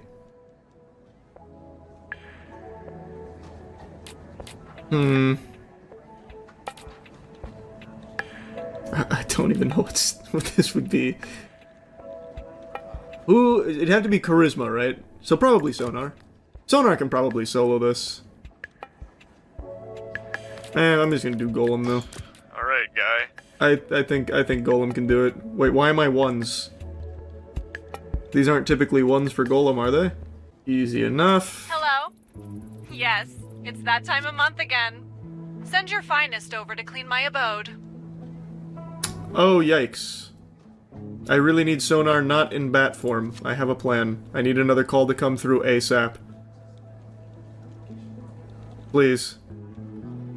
Good lord, please, give me another call. Fucking anything! Help Grandma across the street! Give me a call! Unlucky. That's tragic. Prism's my next best there. I thought you said you Tell me you soloed it, Golem. I need good news. Night, everyone.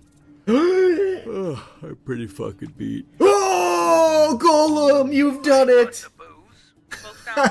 What the fuck? I'm good. I'll fly over in a bit. I would like a ride.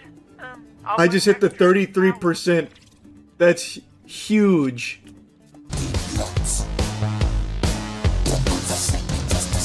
Hey, Sonar!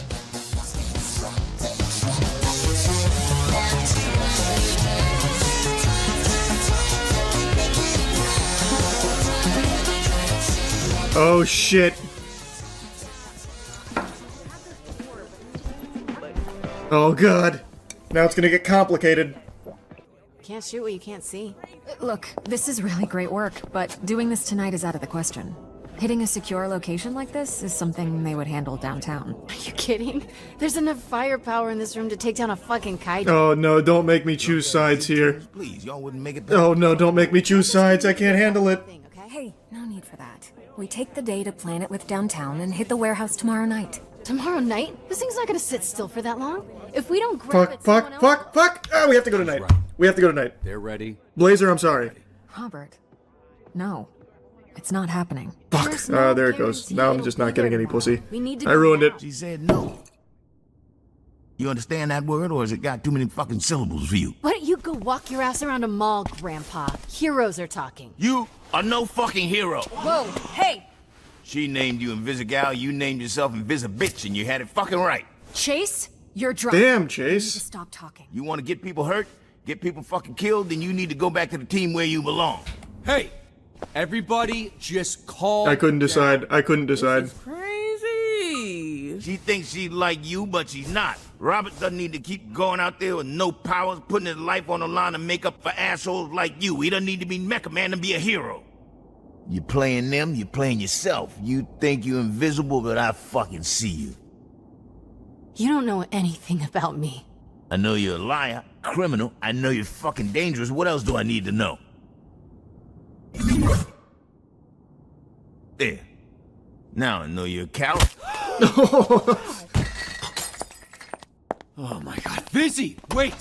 That was a nice uppercut. That bitch sent his ass. So shots. Not dead. Chase, are you alright? That's enough for tonight. I'm sorry this turned into whatever just happened. Hey, it's not ruined yet. I thought I fucking One ruined word it. about what happened tonight fucking answers to me. I thought I fucking blew Got it. it. I couldn't decide.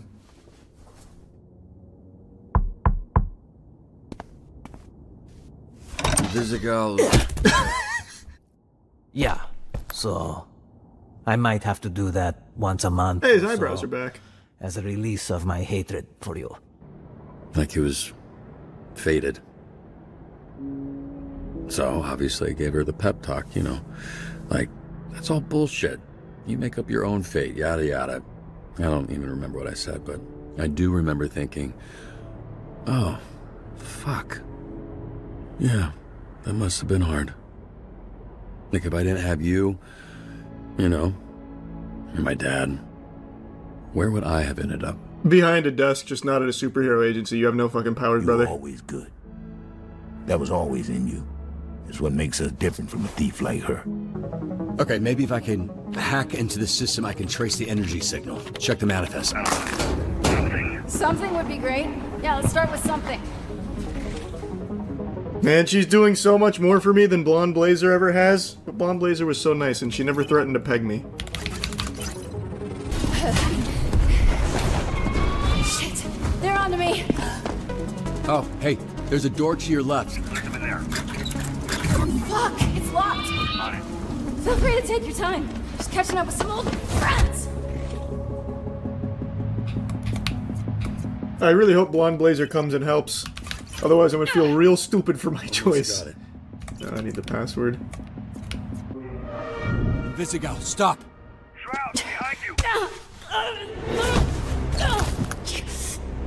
No. No. No! Hey, Vizzy, stay calm. Your inhaler, it's... Few feet in front of you, okay? You gotta get to it.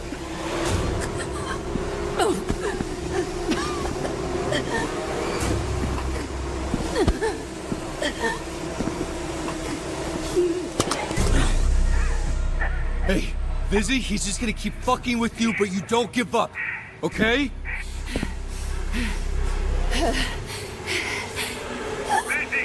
Vizzy, you gotta fight. Please. Vizzy, hey, listen to me. You get up. Get up! Beef, we gotta do something. Keep up. Oh no. Oh, that's tragic.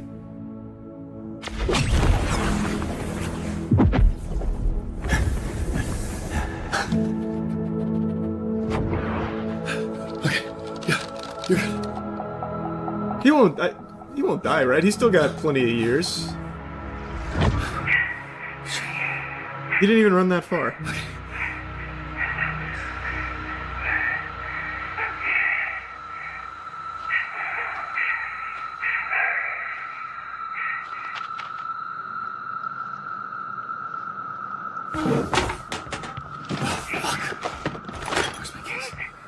Where's my fucking keys? Hey, wake up. No, don't fucking do this, please. Please, Chase. No shot. He fought crime for years using his powers. There's no way he's dead. He's 40 with the body of an 80-year-old. I know, I feel like he could handle that, though. That was very short. Like, that run was super short. I don't think it would blow up his heart that quickly. I don't know, though. It probably did. God damn it, that was so good. Now we wait till next Wednesday. You're looking at a man who finally broke the cycle. Can you tell? I'm glowing. I feel rejuvenated. I broke the Call of Duty cycle. I already told you I wasn't going to buy this game, but I know a lot of you really thought that I was going to cave in and succumb to the beckoning siren song of Call of Duty for some reason. So the game dropped. Stream chat was telling me I need to play it. I'm not playing it, but what I did see from Call of Duty Black Ops 7 is a skibbity toilet boss fight. And that's all I need to know in order to feel vindicated that I made the right choice. Now, I have seen some positive impressions from people that are glazing the multiplayer, gushing grannies over the zombies even, and that's great. I'm happy that you're enjoying it. Me and your mother are so proud of you for enjoying yet another Call of Duty game. Yeehaw. But I can tell you from everything I've seen, I know I wouldn't like this. So what the fuck is the point in me purchasing it just to be part of the same cycle every year that I have been for the last decade and some change probably, where I buy every new Call of Duty expecting something different, expecting something to change that's going to get me hooked on it again like I used to be back in COD 4 and Modern Warfare 2 era, and it just never comes. So I sat this one out, but I do still want to yap about a couple of things. Definitely the skibbity toilet boss fight, but also apparently this one is very lazy, like even lazier than normal Call of Duty, in that it uses AI art in a few places. Apparently there's a big hoopla about like the Jin AI that this game uses, which is crazy for a $70 game, for a Call of Duty game, a AAA game, to be so fucking cheap that it won't even just use real art. That's kind of nuts. So I was yapping about it on stream a bit, blabbering there, so I wanted to show you a couple clips. They're using Studio Ghibli AI art. And Black Ops 7? Here, in case anyone doesn't know, big spoilers. This is apparently the final boss, and it is literally a skibbity toilet boss fight. It's crazy.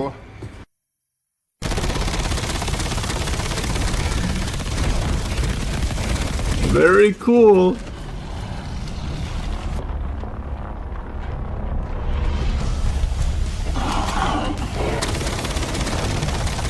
But yeah, I haven't looked into the AI stuff. Yeah, this is the Black Ops 7 skibbity toilet finale, baby. Call of Duty is back. Apparently people like the multiplayer, though. I have no idea. I haven't really seen any of the multiplayer outside of the beta, but this I couldn't avoid. Almost looks like a Destiny raid boss. Only in terms of size, I guess. The only mechanic it seems to have, from what I've seen, is this. And all you do is just pathetically, like, jump over it. So it doesn't really seem like a Destiny raid boss in terms of design or mechanic. Because all you do is just jump. Activision responds to Black Ops 7 AI claims is the most recent article. Activision responded to the claims regarding the usage of Jin AI to create calling cards in Black Ops 7. The response comes in the form of an email statement sent to Insider Gaming by Activision spokesperson in the statement, which you can read below. The company says it uses a variety of tools, including AI tools, for the development. You don't say. Like so many around the world, we use a variety of digital tools, including AI tools, to empower and support our teams to create the best gaming experiences possible for our players. Our creative process continues to be led by the talented individuals in our studios. I hate these fucking corporate statements, man. It's so useless. It'd be so much better if they just said, like, yeah, we use Jin AI. Suck our dick. At least then it'd be like, oh, that's honest. This is nothing. Literally just fluff. You use generative AI for these calling cards just to save time and money. It's the only reason. No, this game is gonna still sell fucking 30 million copies. You can hate the campaign, you can hate the skibbity boss fight at the end, you can hate the AI, but at the end of the day, 30 million people will still buy this game. It will not matter. And they know that. That's why they get so lazy and do everything for as cheap as possible. It's just gonna sell. So who cares? Is what it is.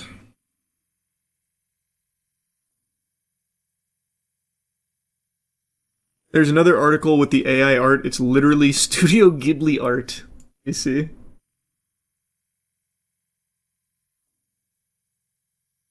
Which one? There's so many articles about this.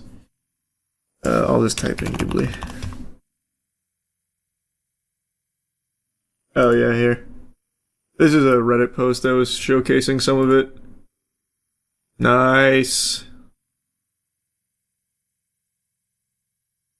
Very cool.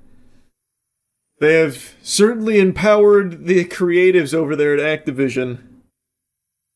You can really feel the heart and soul. Awesome. It's just easy money. Well, like I said, it doesn't matter what they do. They could literally release this game with nothing but placeholders in everything except the multiplayer, and people will still pay for it, and it will still sell 30 million copies. Like, it could actually just be like 404 images and nothing else, but as long as the multiplayer's there with the same fucking regurgitated slop, people will still be excited. No matter what, Call of Duty legitimately is too big to fail. There will never come a Call of Duty that actually flops anymore. Vanguard. Vanguard is like the closest thing to a flop, and that still sold, I think it was 25 million copies. Let me see. I'm going off memory, so I could be wrong. Call of Duty Vanguard sold, nope, 30 million copies. Still 30 mil. Like, it truly, like, again, does not matter what they do. Vanguard sold more than Battlefield's best-selling game, it's too big to fail. Agreed. Player retention is always low, though. For Call of Duty, who cares? It's a yearly cycle. It's not like they support the game for the whole year. They'll support it for a couple months, and then it's right on to the next one. They don't give a fuck. It's not like they invest in those games long-term. Just fart it out every year. Sell 30 million copies. Who cares if they drop it in a month or two? And that's the cold water of it. There is no reason Call of Duty ever needs to put even an iota of effort into their titles, because no matter what they serve up, no matter what slop is on the plate, it will be consumed by every little piggy out there. Their baseline for sales for Call of Duty games seems to be 20 plus million. Like, I haven't looked at all the sales figures for Call of Duty games post Modern Warfare, but I'm pretty sure most of them are in the 20 to 30 million ballpark. It is unfathomable how successful this franchise is. And it's very clear they just coast, and have been for a long time. And I'm just tired of it. I'm not gonna bother buying Call of Duty games every year just to have the same shit again with a different coat of paint. Same shit, different toilet. Now, with them already feeling so comfortable and confident to use AI in Black Ops 7, I think it's gonna get even lazier. That's my bold prediction here. That's the crazy Baba Vanga Charles White predictions for the next Call of Duty, the next handful of Call of Duty. I think the future of Call of Duty is going to be mainly AI driven, where they're going to look to cut even more corners and squeeze even more money out of this franchise for even less effort. I'm not super surprised to see that they've already, intertwined AI art with Black Ops 7, and I think it's only going to get more and more egregious. So yeah, I think the state of Call of Duty is pretty pathetic and pretty embarrassing, but again, no ill will to anyone that is enjoying it. If you're having fun, all power to you. I just wanted to showcase a little wackiness here from Black Ops 7. A lot of quirkiness from Black Ops 7 here. Anyway, that's really about it. See ya. What's up, everybody? It's Critical. I'm playing Winback Covert Operations for the Nintendo 64. I haven't played this in around 10 years, so I figured I might as well go for the ultimate experience, so I'm going to be using the Vine Sauce ROM corruptor on it. Let's do this shit. Let's see if these values worked. There we go. It's yielding some results. Not too... Oh, there it is. That's what I'm talking about. Oh yeah, striking a pose for the Victoria's Secret photo shoot. Covert titties. What are the controls? What happened? I fucking dare you to crash this time. Oh yeah, this is what I'm talking about. That is how you walk. That is walking at its finest. I still don't know the controls, damn it. I probably never will know the controls because I'm playing as the world's best contortionist. Learning the controls is going to be an impossible task. How do I shoot? What is this? Is this a laser pointer? That doesn't help me at all. Fuck it. Let's just show them we mean business. I'll hit you with my forehead. Come here. This is how I imagine the Triceratops walked during its time. This guy's trying to transform into a cardboard box, but I'm not gonna let him. How do I shoot? Oh shit! Reinforcements! It's the fucking mythical tuxedo fighter. You son of a bitch, stop crashing.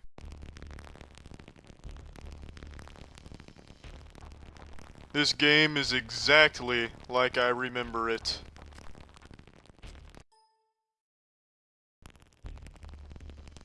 Well, slap my dickhole, I've been running into cover the wrong way all these years. Oh, stop stretching. Do you think this is the appropriate time to stretch? That's right, I read the controls. Who read those controls? That would be me. Come here. Oh, no. Those were planned shots. I was trying to hit the UFOs overhead. I didn't miss. Oh, fuck, get back, get back! Shit. That bastard came flying at me like one of those abnormal titans from Attack on Titan. I think I got them both. Even if I didn't, I don't really give a shit. Let's take some cover. Can we take some cover, please? There's the cover taking, yeah. Oh shit, look at that shit. How low can you go? The game crashed. I guess I went too low. You have to be drinking spoiled milk. I took one step forward and the game crashed. That's a new record. You walking through quicksand, pal? You're moving awfully slow. Oh, what the fuck? No wonder he was moving so slow. There was a bomb in that box. Who in their right mind would want to be moving fast when there's a bomb nearby? I guess he just disappeared. That's fine by me. Who needs him? I'll just keep rollerblading in this direction. Doing my little jazz feet thing. My legs look like they're fighting a squid. Oh, here he is. Take some of this melee. Yeah, check that out. He just folded like a bad hand in poker. What the fuck is this? This is a giant square, alright. Smaller square now. What is this? This must be one of those be there or be square scenarios. But it's really hard to be anywhere using this character because he walks around like he's on a perpetual merry-go-round. Where do you think you're going? Oh yeah, that's right. Oh, it's just too easy. You don't fuck with someone that has this kind of footwork. You're next.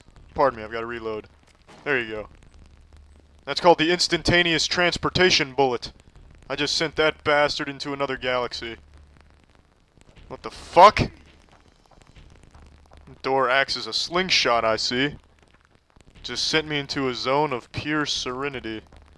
This is magnificent. Just look at it. Oh, look at that! Holy shit, I can just walk back into the map and get a checkpoint. Fuck, let's just go to Pizza Hut now. Then I'll get some pizza, rub it on my ass cheeks, pretend that I ate it. That sounds like fun. Where do you think you're going? If you're looking for Bullet City, I'll show you. It's right oh, you fucking asshole. Do you really think you can escape from this guy? Just look at the way he runs around. It's very clear he participates in a triathlon every day. Well, it seems I'm back in Asgard. Thank you, giant square. I tell you, this soundtrack will not allow you to find peace anywhere. How can anyone find tranquility in an environment that's encompassed by the sound of potato chip bags being crumpled?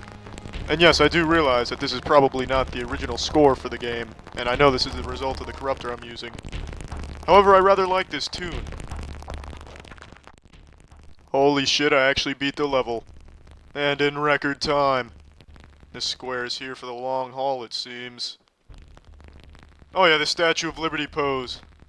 They'd never expect it. My character is just beside himself right now. Oh, take a looky at that. The one-armed, one-legged chicken dance. That song and dance was very popular back when this game was made. I'm not surprised they included it here. Let's use the machine gun. Here we go. Alright. All of my bullets are missing. It seems we've sacrificed accuracy for moist shittery. Let's try the shotgun. Alright, weapons are futile. But I'm gonna keep trying, fuck it. There we go, there's one. Two, oh, well yes, perfect. Oh yeah, you want some of this too? Come here. Oh, direct hit.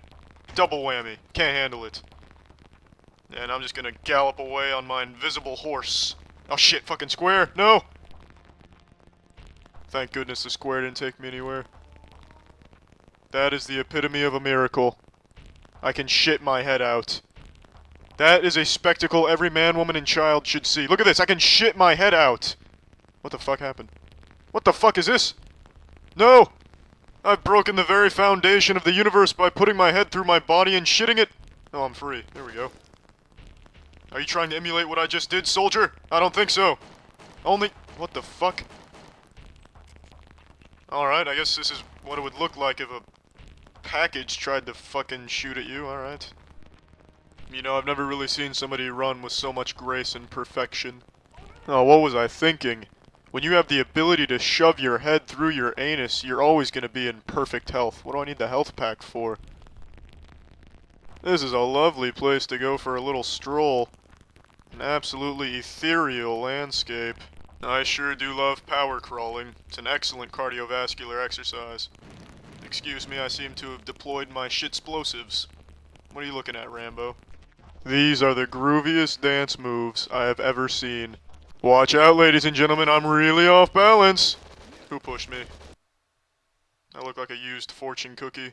I can assure you, you cannot handle my technique. Your training just did not cover it. Your instructor was absent the day you were supposed to handle this The fuck happened? Is this the giant square again? Operation Winback aborted. Alright, maybe it wasn't the square.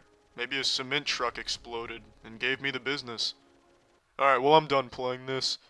Well, that's the end of this video. Remember to rate the video, comment the video, and subscribe if you want to see videos similar to this one. See ya. This is a topic I had no intentions of revisiting, but in light of recent news, I absolutely cannot stop myself from talking about it. A few days ago, I made an extremely hard video doing my best to honor the memory of one of the brightest lights the chess community has ever seen, Daniel Naroditsky, whom I was lucky enough to call a friend. He has unfortunately passed away, and I made a video doing my best to pay tribute to him and talk about the incredible legacy that he built and how he will always be remembered as one of the best teachers chess has ever seen, best streamers, best players, just overall just an amazing guy and an amazing force for good in the chess community. And he will be dearly missed by so many. I wanted to just focus on the incredibly positive effect Daniel had on so many people, and I didn't dive into the nitty-gritty of one very unsavory character, Vladimir Kramnik, and his role in some unfortunate times Daniel was going through. Today, I saw a statement from Vladimir Kramnik, and I just can't bite my tongue any longer. I cannot stand this man. I can't stand the things he says. I can't stand what he's become. I can't stand to even look at him. Just look at this. This is him playing chess, but it looks like I'm looking through the webcam of a creep in the process of deleting their browser history. Vlad Big Bad Kramnik has been on this crusade in the chess community where he has been just willy-nilly tossing out cheating allegations, seemingly at random sometimes. And he was posting these allegations against Daniel Naroditsky of cheating, these allegations that he was a dishonest player. Daniel was someone who cared very deeply about his reputation, so when someone with the prestige of Kramnik is coming out saying these horrible things, it obviously took a toll on his mental health, and it is something he was vocal about. There was never any evidence or anything at all to support Kramnik's allegations at any point in time. It was completely baseless. It was fucking disgusting.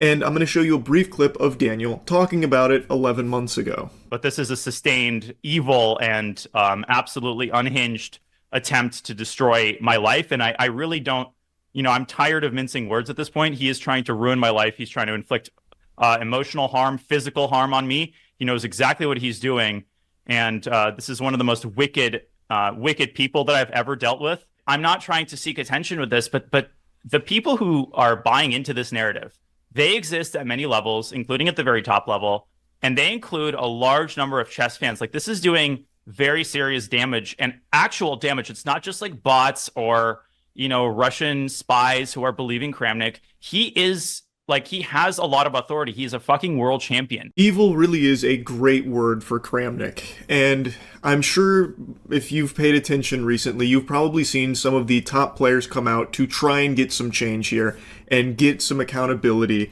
for what Kramnik has been doing. He has been completely out of control. He's a feral fucking animal. And he is still somehow trying to make himself the victim and how everyone else is the bad guy, and he's actually like the angel of the chess community. There are very few souls on this planet that genuinely view Kramnik positively. Even some of the best players in the world outright show their disdain for this creature. Hikaru recently had this to say about Kramnik. I said it before, I'll say it again. Kramnik can go fuck himself. Like, I'll just say it. He can go fuck himself and he can rot in hell. That's all I'm gonna say, okay? It's a sentiment shared by some of the actual best players in the world, condemning Kramnik and everything that he has become. So it's not just fans of Daniel or just fans of chess in general, it's also the top level players that fucking despise Kramnik. And the statement that he posted today is what's made me just furious to the point where I will just go ahead and just start spitting and shitting on this guy, because people need to be more aware of the damage that he has done, continues to do, and just how unhinged of a madman this guy is. I would like to express my deepest condolences to all of Daniel Naroditsky's loved ones in connection with the tragic and untimely passing of this remarkable chess player in person, which has deeply shaken me personally and the entire chess world. Hey Vlad, did you use AI for that? Because it certainly took you quite a few tries to even express any level of sorrow or condolences for the tragic passing of Daniel Naroditsky. It's worth remembering and reminding people that after the announcement of Daniel Naroditsky's passing, one of the first things Vladimir Kramnik did was take to Twitter to start wiggling his finger saying, "I told you so, I told you so." That was he literally, one of the first things he did was make it all about how he was so right. Blaming others, like how Kramnik was the only one that cared. He was saying, you gotta check on Daniel, this and that. No one else seemed to care. I was right. I saw what no one else did. You guys ignored this. That's what Kramnik did after it was announced that Daniel Naroditsky passed away. I don't think he's capable of expressing any level of like sorrow or emotion. This is a husk of a man. I think he needed AI assistant to give the best engine move here for trying to almost appear human, because I don't even think those are his words. What I think follows is definitely straight from the asshole of Kramnik though, and you'll see what I mean. To my profound regret, this tragic event has become an opportunity for some to exploit it for their own interests and to launch an unprecedentedly cynical and unlawful campaign of harassment against me and my family. In this regard, I would like to make the following statements. This clown could only muster one sentence without devolving into talking all about himself and positioning himself as a victim. He starts calling the wambulance in the second sentence of this statement. Oh, me, wah, look at all these French fries I've ordered. Oh my goodness. I'm like the actual victim of this tragedy because people are being mean to me. This is unprecedented. Oh my gosh, how can people not think about my feelings? This is so mean to me. And then he has the gall to say, I have never made any personal attack or insult towards Daniel Naroditsky. Absolute psychopath shit. He was the main perpetrator. Daniel was not shy about sharing his feelings about the effect Kramnik has had on his mental health through everything Kramnik was tossing his way, all the shit he was stirring over fucking baseless accusations. Kramnik bore a huge responsibility on the unfortunate feelings that Daniel was going through for a long time. Kramnik was the main villain in this community, and he has been for a while, and not just for everything with Daniel. He has done this for so many players. I have a hunch that he would try and copyright strike me or pursue legal action if I showed any of his clips, but he has entire compilations dedicated that people have compiled of him reporting people for cheating if they found a move he didn't think of. So he's lost some matches, or even in matches that he's drawn due to his own mistake, he has accused his opponent of being a cheater, getting engine moves, because he didn't think of it, or if he did think of it, the other person shouldn't have because he's so much smarter than them because he's higher rated. He accuses people of cheating based on the most loosey-goosey of ideas. He is, by all possible definitions, the worst person in the chess community. And there has not been any real action taken against him, and it's reached this bubbling point now where some of the top players are on the right side of history, where they believe that more needs to be done to protect players from people like Kramnik. He is a destructive douchebag. He is a calamity of cringe. But because he was once a world champion, he does have accolades under his name. It carries weight. Anyway, though, back to his statement. Despite the tension in our relationship, I was the only person in the chess community who, noticing on video Daniel's obvious health issues a day before his death, publicly called for him to receive help. Unfortunately, this plea was ignored by everyone, and the subsequent attempts immediately following his passing to directly link this tragic event to my name, especially in light of this fact, cross all boundaries of basic human morality in my view. We are getting a lecture on human morality from a man who lacks any and all real emotion. This is an android worm person roach man.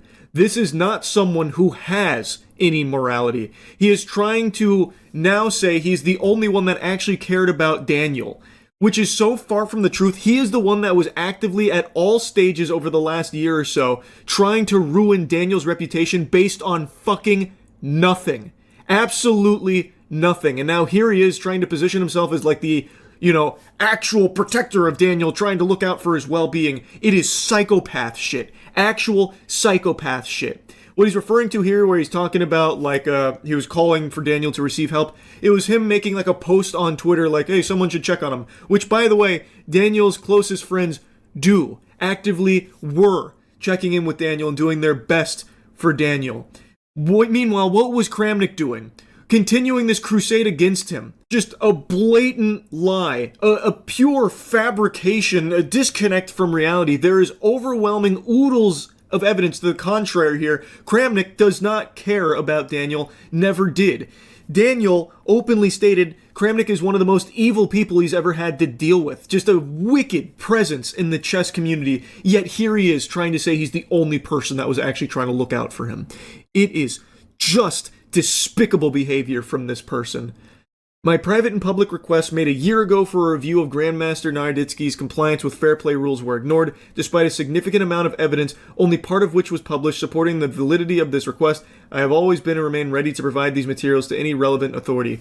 In his next point, literally, point number 3, right after him saying how much he actually cared about him and was obviously looking out for him, he then goes in to try and, once again, push this narrative that Daniel Naroditsky wasn't complying with fair play rules according to Kramnik. Kramnik is still here trying to make these accusatory statements against Daniel Naroditsky, using his classic source I made it the fuck up evidence.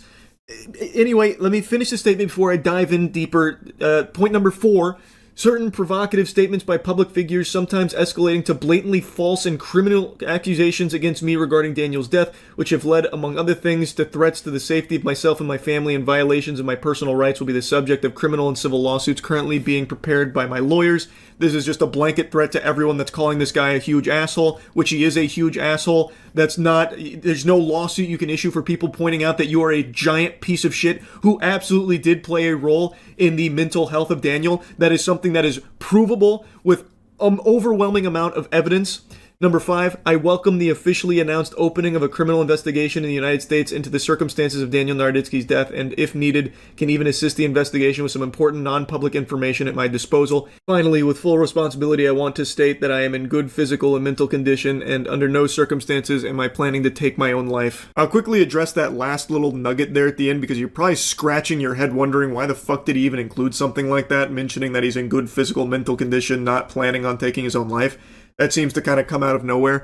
And it's because Vladimir Kramnik has devolved into a fucking paranoid freak. This guy probably thinks that the deep state reptilians are spying on him through his fucking electric toothbrush. Now, anyone with a functioning frontal lobe can look at this statement and immediately smell how fucking foul it is and how stinky it is. His first statement is about how he's never, attacked Daniel or anything like that. And then you go to point number 3 and he immediately starts tossing out the cheating allegations again about how, I have all this evidence about Daniel Naroditsky not complying with fair play rules, by the way. So he's already contradicting himself in his own fucking statement. So you've never personally attacked Daniel, yet here you are, literally 2 sentences later, attacking Daniel in your own statement. Hey pal, you just blowing from stupid town? Classic Kramnik here, the Kramnik gambit, unable to express any actual real sympathy or anything at all, unable to take any level of accountability here. He doesn't mention his sizable role in the mental health of Daniel Naroditsky, who made it very clear that what Kramnik was saying, what he was doing, was hurting him in a big way. But Kramnik always disregarded it, and even here, doesn't even acknowledge it, not even slightly. In fact, he tries to position himself as the one that actually cared about Daniel. It is crazy. This is a crazy person. This is someone that does need to be checked in the chess community. So all of the top players and all the community that are begging for action against Kramnik here in the community, I think are 100% correct. Something absolutely has to change. This statement from Kramnik had me fuming. Still does. I am still infuriated by it. I cannot believe that this fucking garbage bag of a person posted this. The only solace I can find in all of this is I know with 100% confidence Daniel Naroditsky will always be remembered for the amazing, talented player, teacher, and friend that he was, who contributed more to chess than most people could ever possibly fathom. One of the best commentators in chess, with one of the best libraries chess has ever seen, with educational tools that can get anyone interested about the game because his passion was infectious, and he was so efficient at teaching high-level chess theory, making it digestible and entertaining. One of the best streamers in chess, an amazing friend, an amazing guy. He will always be remembered for the positive, wholesome force for good that he was. Whereas Kramnik, he won't be remembered for his chess achievements. What people will remember Kramnik for is everything that came after. He devolved into a hateful, putrid, delusional person, and it will overshadow all of his accomplishments in chess. Chess history will look back on this man very negatively. And since he's threatening legal action, he's certainly welcome to try with me here. I don't believe I've said anything defamatory. I've just been insulting you, which I'm well within my right to do. I do not like you. I find you to be a disgrace. I think your behavior is shameful, and you deserve to be insulted for everything you have done, everything you have said, and everything you continue to say. I cannot stand Vladimir Kramnik. That's really about it. So yeah. Initiating moisture.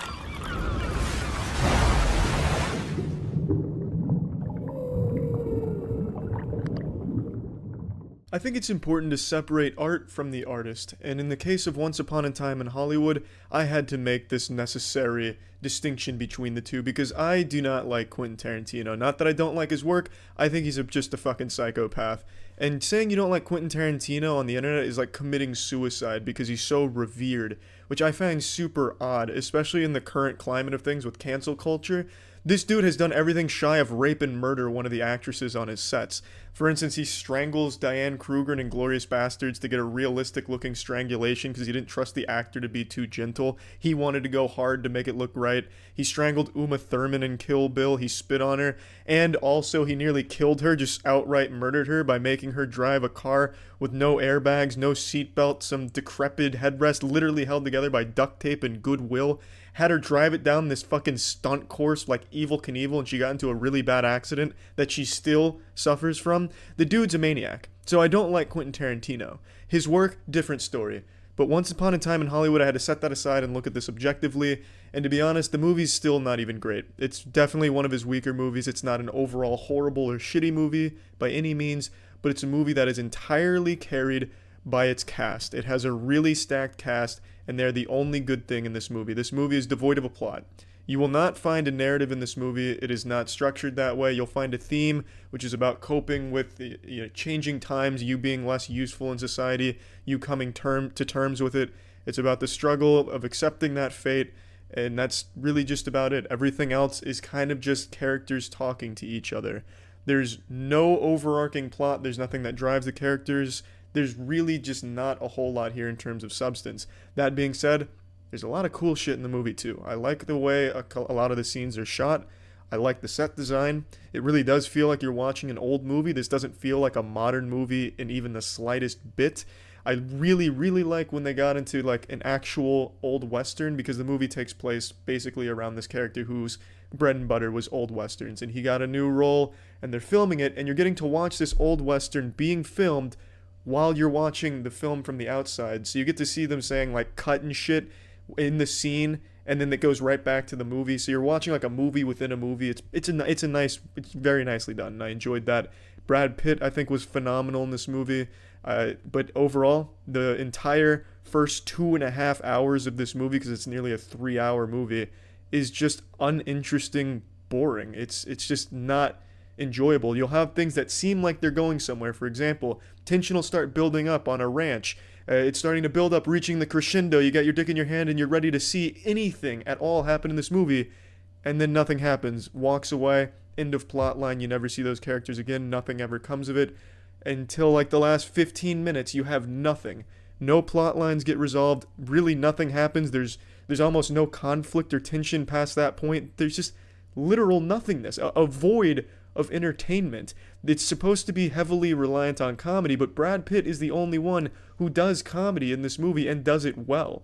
He is the only character that executes it in a decent fashion. Sometimes Leonardo DiCaprio's character comes across comedic, but that's just because of how serious the character is, and I think they do a good job with that sometimes. But overall, the comedy doesn't land either, so it doesn't have that crutch to lean on either. The last 15 minutes, though, is spectacular. Absolutely spectacular. That was the only good part of the movie, and it was a really fucking good part. All the comedy works in the last 15 minutes. All of the actual shit going on works. It's shot so well. It's grisly. It's really, really enjoyable. But was it worth the tiresome journey to get to that point? Absolutely not. And in addition to this, there's a character in this movie who has a lot of screen time. Margot Robbie's character, Sharon Tate. She has a lot of screen time in this movie, but she doesn't do anything in the movie. Literally, the entire character could have been non-existent and the movie would have done the exact same thing, gone the same places. She influences not a single thing in this entire movie. I don't understand what the purpose of her character being there was. I understand it's maybe working the angle for Charles Manson because Sharon Tate was an actual figure, but Charles Manson doesn't have a role in this movie at all. He's just kind of hinted at occasionally. There's just nothing. This is a movie of actual nothingness, just hanging out. They show you a lot of movies, though. There's a lot of movies within this movie that you get little glimpses of and you get to take peeks behind. I appreciate that, but if there's nothing to hold that together, no narrative to get us there, no reason to see these things, it's uninteresting. It's just downright unfun. And now I understand what Tarantino probably wanted to do is completely break apart what a movie is, because movies are structured. You have a story, narrative, character, tension, climax, resolution. Those are simple ingredients to this fucking stew that we call movies. And there's a reason those ingredients are there, because that leads to a satisfying experience. You can play with these ingredients in all types of different ways. And I think it's unlimited, the possibilities you can do with those things. But to just get rid of all of those things and make a movie where it's nothing but inside jokes, if you work in Hollywood, I guess, and sometimes, occasionally, something happening, it doesn't work. Because most people aren't in the movie-making business. They don't understand the inside jokes you're making. This seems like a movie that only Tarantino and the higher-up Hollywood elites, his buddy Weinstein, seems like the only kind of people that would enjoy this are the people that get that understand, oh, haha, movie-making humor. It really just doesn't work. If this had a narrative to hold it together, or any semblance of anything happening or building up to something that actually happened, the movie would probably be pretty fucking good. Because, like I said, there's a lot of elements in this that do work well when they're showing you a movie within a movie. It's just so well acted, too. I can't stress that enough. I fucking love Leonardo DiCaprio's character, Rick Dalton, and I also love Brad Pitt's character. It's just, the problem is there's no reason or no drive for these characters to get to where they get to in the movie. You just sit there, watch them talk, which sometimes is okay and tolerable, but other times just borders on insufferable and can't wait to get the fuck out of there. It's not a very good movie. I wouldn't even call it a movie. It's like an anti-movie at this point. I really just don't even know what to classify this as. The last 15 minutes, I think at the end he decided, yeah, this is kind of sucks. I'm going to do a little something to make this interesting. And then he did, and he killed it. But up until then, just everything was useless, including entire characters that didn't do anything for this movie. I just really can't stress enough how disappointing and just how outright robbed I feel of 3 hours. If you're going to do this like pretentious take on movie making, at least have the decency not to make it 3 hours long. At least make it something short so I don't have to sit there fucking finger up my ass waiting for it to end or waiting for anything to happen, and you're not going to give me that. You're not going to give me anything. You're just going to dribble a little bit of breadcrumbs occasionally and then slap them off the table. Nothing comes of it. At least make it short so I don't have to sit there for that long waiting for nothing. Plugging this into the moist meter, I'm giving it an even 50%. Now, I know that's really low for Quentin Tarantino, and the rampant, ball-sniffing Quentin Tarantino fanatics are going to be up in arms. Oh, Charlie simply just didn't get the message. This simpleton couldn't derive the remarkable theme and message behind Quentin Tarantino's pristine work. Oh, a sterling job done yet again from Tarantino. Once Upon a Time in Hollywood is a classic. It's not. The theme isn't that deep. In fact, the theme is beaten into your skull pretty goddamn early on in the movie. It's not a deep movie. It doesn't want to be a deep movie. You can probably pick it apart and try and find some shit that I don't think the movie ever meant to represent, because, again, the movie is more of just a breakdown of what a movie is expected to be. I think it was meant to subvert expectations, to really change how you view a movie, kind of just be this anti-movie. And it just doesn't work at all. Maybe if the writing was better, I really don't know what would have changed it around, but it just doesn't work. It's an overall disappointing movie. I think there's a reason why movies try and tell you a story, try to make you laugh, try and really do anything at all besides just have you look at characters talk to each other, because it doesn't come across as fun. And also, it doesn't tease you with things that might happen, because that's just always a letdown. That's like me going up to you and saying, hey, here, look at this car. This car might be for you. It's your birthday, right? Maybe it is for you. It's not for you, and then you fucking drive away in it. That person's obviously disappointed. They're not, oh, that's great. He subverted my expectations. He got my hopes up, and then he got them down. Solid work. No one's going to celebrate like that, because you go to a movie to experience something, to feel something, to be entertained. This doesn't do any of those things until the end. The end is super entertaining and really fucking fulfilling, but up until then, there's just nothing. And that's my biggest complaint. Incredible work from the actors, though. The acting is fucking nuts. That's about it. See ya. I haven't been able to stop shaking. It happened again. There I go. Killing again. Yesterday, there was a sweet, innocent man just looking to enjoy his birthday, celebrating his 40th birthday. And I murdered him. In cold blood. I didn't mean to. It was like Pegasus stealing Yugi's grandfather's soul. It was brutal. It was inhumane. There's a streamer named OniPixel. You've probably heard of him. He's a massive streamer. And yesterday, it was his birthday. And through a divine act of God, a sign that he deserved to be smited, I don't know, but through catastrophic circumstances, it led to him meeting me in the top lane of a League of Legends tournament. And the rest is history. Oh, if I get on Imiru Jinxie Dante's squad, I'm fucking happy. That's a banger team. I'm gonna have to go with Voice Critical. Give me. Fuck! Damn it! Shit! Ron, that's a very solid pick. That's a very. Damn it! Thank you, brother. Fuck! Alright, we'll make it work. We'll make it work. If Bradley Martin is an actual ADC main diamond level player, we're good. We could be good. Pobelter's a fucking monster. We still got a really good chance. We had a really good chance. I genuinely have no idea if Bradley Martin was just trolling saying that he's diamond ADC. That's the thing. That's the wild card. Leslie, I think we need you to step up to the plate and play jungle. I don't think we can have Ron playing jungle. This guy doesn't seem like he can read. I think he's gonna die to the jungle mobs. Like, I'm pretty sure we need you to jungle. You can clear camps, right? Hey, everyone. Oh god. Hey, Hello. How are you doing, man? Yo, wait. So I've noticed here.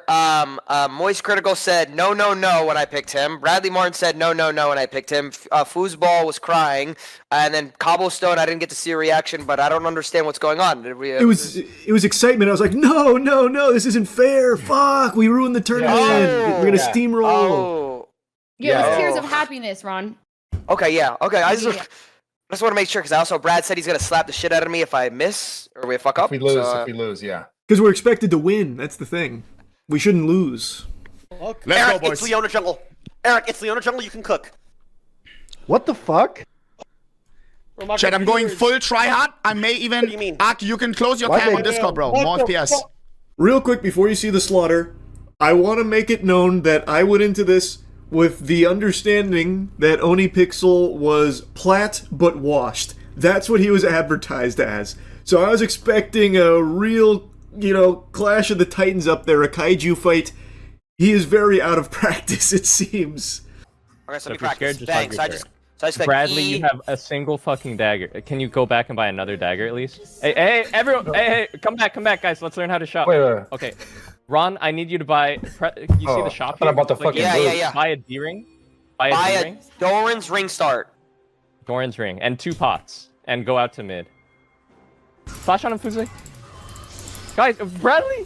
I stung to you. Oh my god. Kill him. Nice. Fight. Focus Sivir. Focus Arky. Focus Arky. I got the top. I mean, anybody. You're doing good, Arky. Keep it up. Tyler, I may die. I have no abilities. I wasted them. I'm sorry, guys. You good? Are we good? Nice, good shit down there. We're good. I'm sorry, y'all. I didn't understand it. Remember, we did it. I only know like the abilities. I don't know how to like play against them. Like, you were doing great. No, you did great. You did great from everything that I saw in the kill feed, Ron. You're the fucking superstar. Thank you, brother. Oh my god, I'm feeling good now. Bet. Oh, I like this. I'm actually having fun. Hold on now. Poppy's gonna be top soon. Are you winning? Yeah, I'm winning. Nice. Wanna kill him out or no? You need to run. No, you're good. What is argue? He's gonna die. He's just get mortal. You're not good. You need to run. Listen to fucking me! Nobody else! Sorry, Tyler, fuck! Are you coming? Come down then. If he comes. Oh, you need to run. You're good. What is argue? Oh, he's gonna die. He's just get mortal. You're not good. You need to run. Listen to fucking me! Nobody else! Leslie, if you want, you can come top. Waves pushing to me. If you gank top, we'll probably make him uninstall the game, I think. Okay, I'm gonna get the Gromp, and then I'm gonna base grab my item, and then I'm gonna come top. Okay, cool. I'm gonna come top. I think I already killed him. I'm up on him. I'm not gonna lie. I'm up on him. Here, you can kill him. He doesn't have flash. He doesn't have flash. I got him. I think they're setting a bot. Hey, if Sona hits 6, get ready to flash her ult, Bradley. I got him. Yep. Are you able to do that? Okay, Oni, you need to just not ever walk up again. You cannot die again, bro. I know. I'm not. Oh. Think beyond one.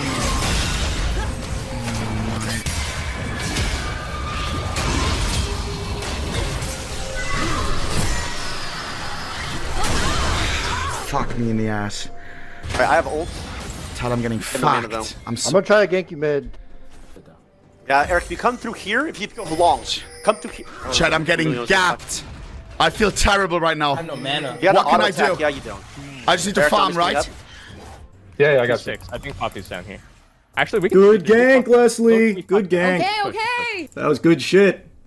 Hey, Ron, they're on you. Run. Oh no, that's not good, is it? Ooh, that needs to be calmed. That needed to be calmed. Hey, yeah, that's my bad, bro. I'm sorry. Should I be looking at my minimap a lot more? Yeah. Or if you, yeah. If you see them approaching you on the minimap, it's a good signal to back Got off. it. So what's the best place I should go if they're pushing me? Should I just go back to our spawn area? Yeah, towards your turret generally. Oh, I'm fucked. All right, Arky, go at him. We're running him, Arky. Okay. Good job. He flash ulted. What? His teammate's coming. Keep hitting. Oh, never mind. That's fucking E-Rob. Big Eric. Nice. Let's go. All right, put your like Arky. Great job. Boss, you have to stop. Oni, you need to stop dying. Flash ulted me. Sorry. You have to get CS. It doesn't. You shouldn't even be in range. Okay. His teammate's coming. Oh, never mind. That's fucking Big E-Rob. Eric. Nice. Let's go. Right, push his wave. Arky, great Eric, job. you're the absolute goal. Boss, you have to stop. Oni, you need to stop dying. Flash ulted me. You have to get CS. You shouldn't even be in range. Okay. Hit the tower one time. No, you're not. I got fucked. No, you're not. 3 of Should them. I come bot? Oh, 3 of them. Yeah. No. Careful, guys. This brother duo is very strong. Okay. I'm gonna tell you something. They are down a player. I am tooting inside of Pixel right now. Yes, Moist. Yeah, I want to play around Moist if we can. Dude, I'm feeling good. Walk up. Yep, easy, got you. Look at that. Okay, he's here. Just push. Go back. You gotta specify who you're talking to, bro. You gotta remember I'm stupid. Oh yeah. Okay. Hey. Okay. Yeah. My bad, bro. Well, if he's not near you, he's probably not talking to you. Hey, Yeah, but back I don't off know who's near me. Ron, careful. Hey, walk up, Bradley. Look. I'm coming. Yo. Should I use my R ability? Help on Poppy. Yes. Use your R. I'm trying. R. Okay. It's nice. Do not move. Nice. Nice. Good shit, Ron. That was sick. Yeah. Nice. Mord can take. Yeah, I've got this. Charlie, go, Charlie, go. Am I too annoying, Moist, or am I good? No, you're fucking perfect. You're beautiful. You're a beautiful man. That was amazing. Fuck on Los, he's dog shit. So you can go here. When you run, that's Mal's hard TP. Try and kill her and get out.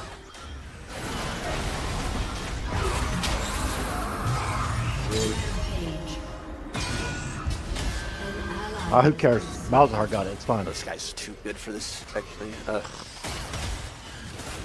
Malzahar got it. It's not bad. You got gold too. That's good. I got Mordekaiser ulted. This Mordekaiser is going to be too heavy. I know, don't. That's going to be impossible. I know. That's my bad, guys. That's my bad. Yeah, it's completely your fault. I know. I'll make up for it. Yeah, I think he's just. Yeah, it's over. GG.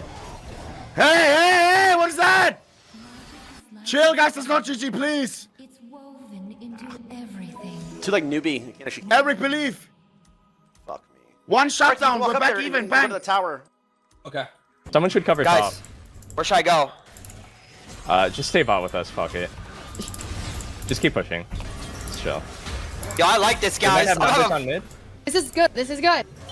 Keep pushing together. Oh my god, we're fucking on them. It's over for them. On god, it's over. That was actually one of the saddest things I've ever seen a human being do in a video game. Oh my god, it's over! I don't know if that guy's lucid. Has anyone checked if Los is awake right now on stream? That was crazy. Oh my. Back out run. This is okay. Can still fight. It's fine. Just keep fighting. Keep fighting. Oh. I'm just gonna TP for shield. I'm coming in behind them. Yes. TP. We can fight this. Oh my god. Keep going forward now. Oh my god. Alright, I'm just gonna take this for a kill.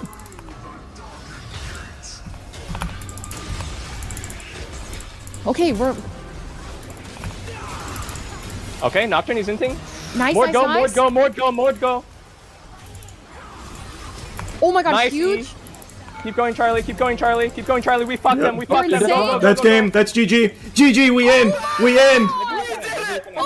We can end. Hindsight's 2020, but that is actually so upsetting because it could have been a penta if I positioned myself better because my passive was up and Sivir was really low. I didn't see how low Sivir was, so I was focusing on like the stronger players there, so Eric and Tyler. but I also could have killed Sivir for the Pinta if I had just spaced myself a little bit better near turret. I could have just gone a little more down, and I would have just got the freest Pinta ever, and I'm kind of upset that I missed it.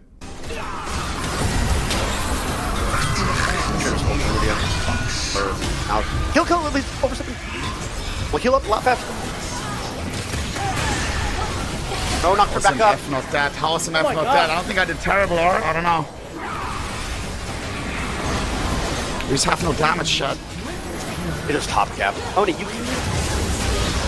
Yes, say it. Say it, please. Oh my god. Oh, I'm sorry. What the fuck is happening? I fucked up, Los. I just taking over the game. What the fuck is happening? I fucked up, Los. Game. Tell me it's not over. I mean, it's over. Yeah. I mean, we cannot win. You three are. Well, it's just me there. You and Arky don't play the game. It's not your fault. I mean, tell me what you want me to do. I'll try. I know. There's nothing you can do, bro. There's nothing you can do. Yeah, there's nothing you can do. You pressed R correctly. That's about all you can do, actually, and you did really well. It's on me. It's on me. I it's just Oni, but he solo lost the game. Played There's ass. nothing else we can do. I played fucking ass. Yeah. Yeah, just. Oh my god, we did it, yo! Oh my god! Wait, hang on. Just take turrets. Let's see. Maybe we can. It's gonna be very close, I think. Let's not end. Yeah, I think you're right. I got excited. Oh. Go take Dragon right now. Don't care about the end. Go take Drake. Okay, go into drag. Yep, drag. Bro, how do y'all We learn need to this? make sure they don't rush Baron here. There's so much mechanics here. Oh my god. I played this game for 16 years of my fucking life, Ron. My entire life. Slaving away this game. Okay? That's what it takes. Ron, I was afraid I was going to have to smack you again, bro. I don't think so. Hey, Pope, next item. Pope, next item, what should I grab? Spirit or what? You should go Pen. I think you should go Exploit. Void, probably, actually, because Poppy is a billion MR. Okay. 16 years of clicking around, bro. I've spent more time on the Summoner's Rift than I have in reality, Ron. That's what it's I really don't want to pull Baron. Okay. Yo, we don't have smite. We don't have smite. You're right. Just walk forward. Yo, Los' bum-ass is right there, bro. You can look Leono. Yep. You can look Leono. If you can hit anyone with an ult, it's good. I got Erob. Oh.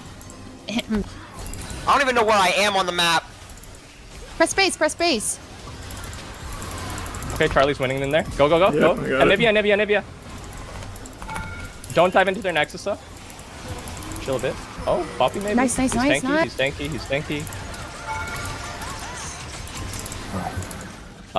We can try for a bit. I don't know if we can end. Just hitting. No, it's gonna be tough. Oh no, we can get this. No, back. I think what should we do? I'm back. Feeling weird about this. Yeah, let's just back. Okay, just back. Oh my god, I'm actually goated. I just flashed the fuck out of them. It's exhilarating, isn't it, huh? It's like a drug. I love this. Mm-hmm. I love this game. Ron, back, man. Oh yes, sir. I'm a fucking peon. See, you gotta talk to me like that. Sometimes you gotta just Slap you?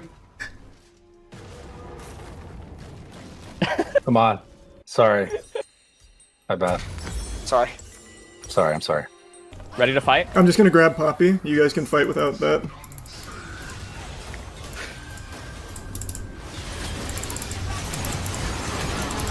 We win. Play with more. Oh, kite out. I got kite out. Poppy. We got Poppy ulted.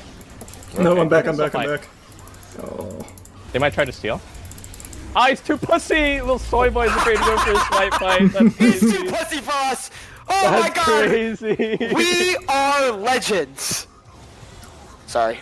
I'm just trying to hit some voice lines. Maybe it'll like hit eventually. I thought that hit great. I could see that. I could see Where are that. you getting these lines Thank you. from, bro? I'm just trying like I don't know. Is this shit AI? No, that's I'm just trying. That's a certified trying big different LCS moment right there. Yeah. I'm just trying to get like that moment. You know what I'm saying? Mm-hmm. Okay, I dig it. Oh boy. I have heals, don't worry. We can push. They use many cooldowns.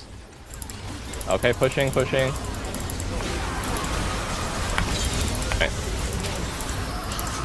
Just kill these noobs. Nice flash. Oh, big ult. Nice. I got it. Nice, nice. He Good just shit. ended the game. They're ulting me. I got 2 ults on me. It's gone.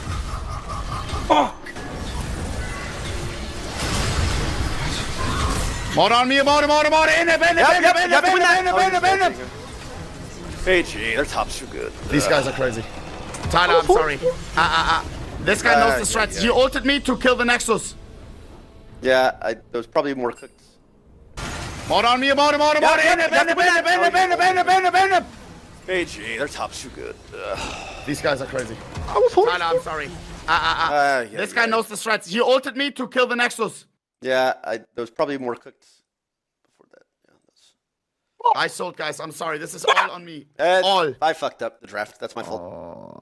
No. I forgot you're on 100 ping, actually, so you don't have a fucking chance. 111 ping. It was Yeah, kind of that's really bad. assing, but That's still, impossible to team play fights, on. no, I could have still done way more.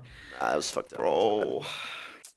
I just. Yeah, I just. You're goated. You're actually goated. You actually did. You did it, Ron. You led us to the dub.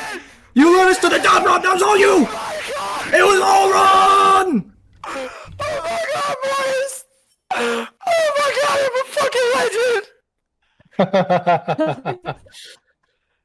Good shit, boys and girls. That was good. Everybody. We did it. Oh my god! Ron, we broke your curse, man. Mhm. You broke my curse, dude! This is my first second round! Oh god. Oh my god, wait, I was 1-7. What?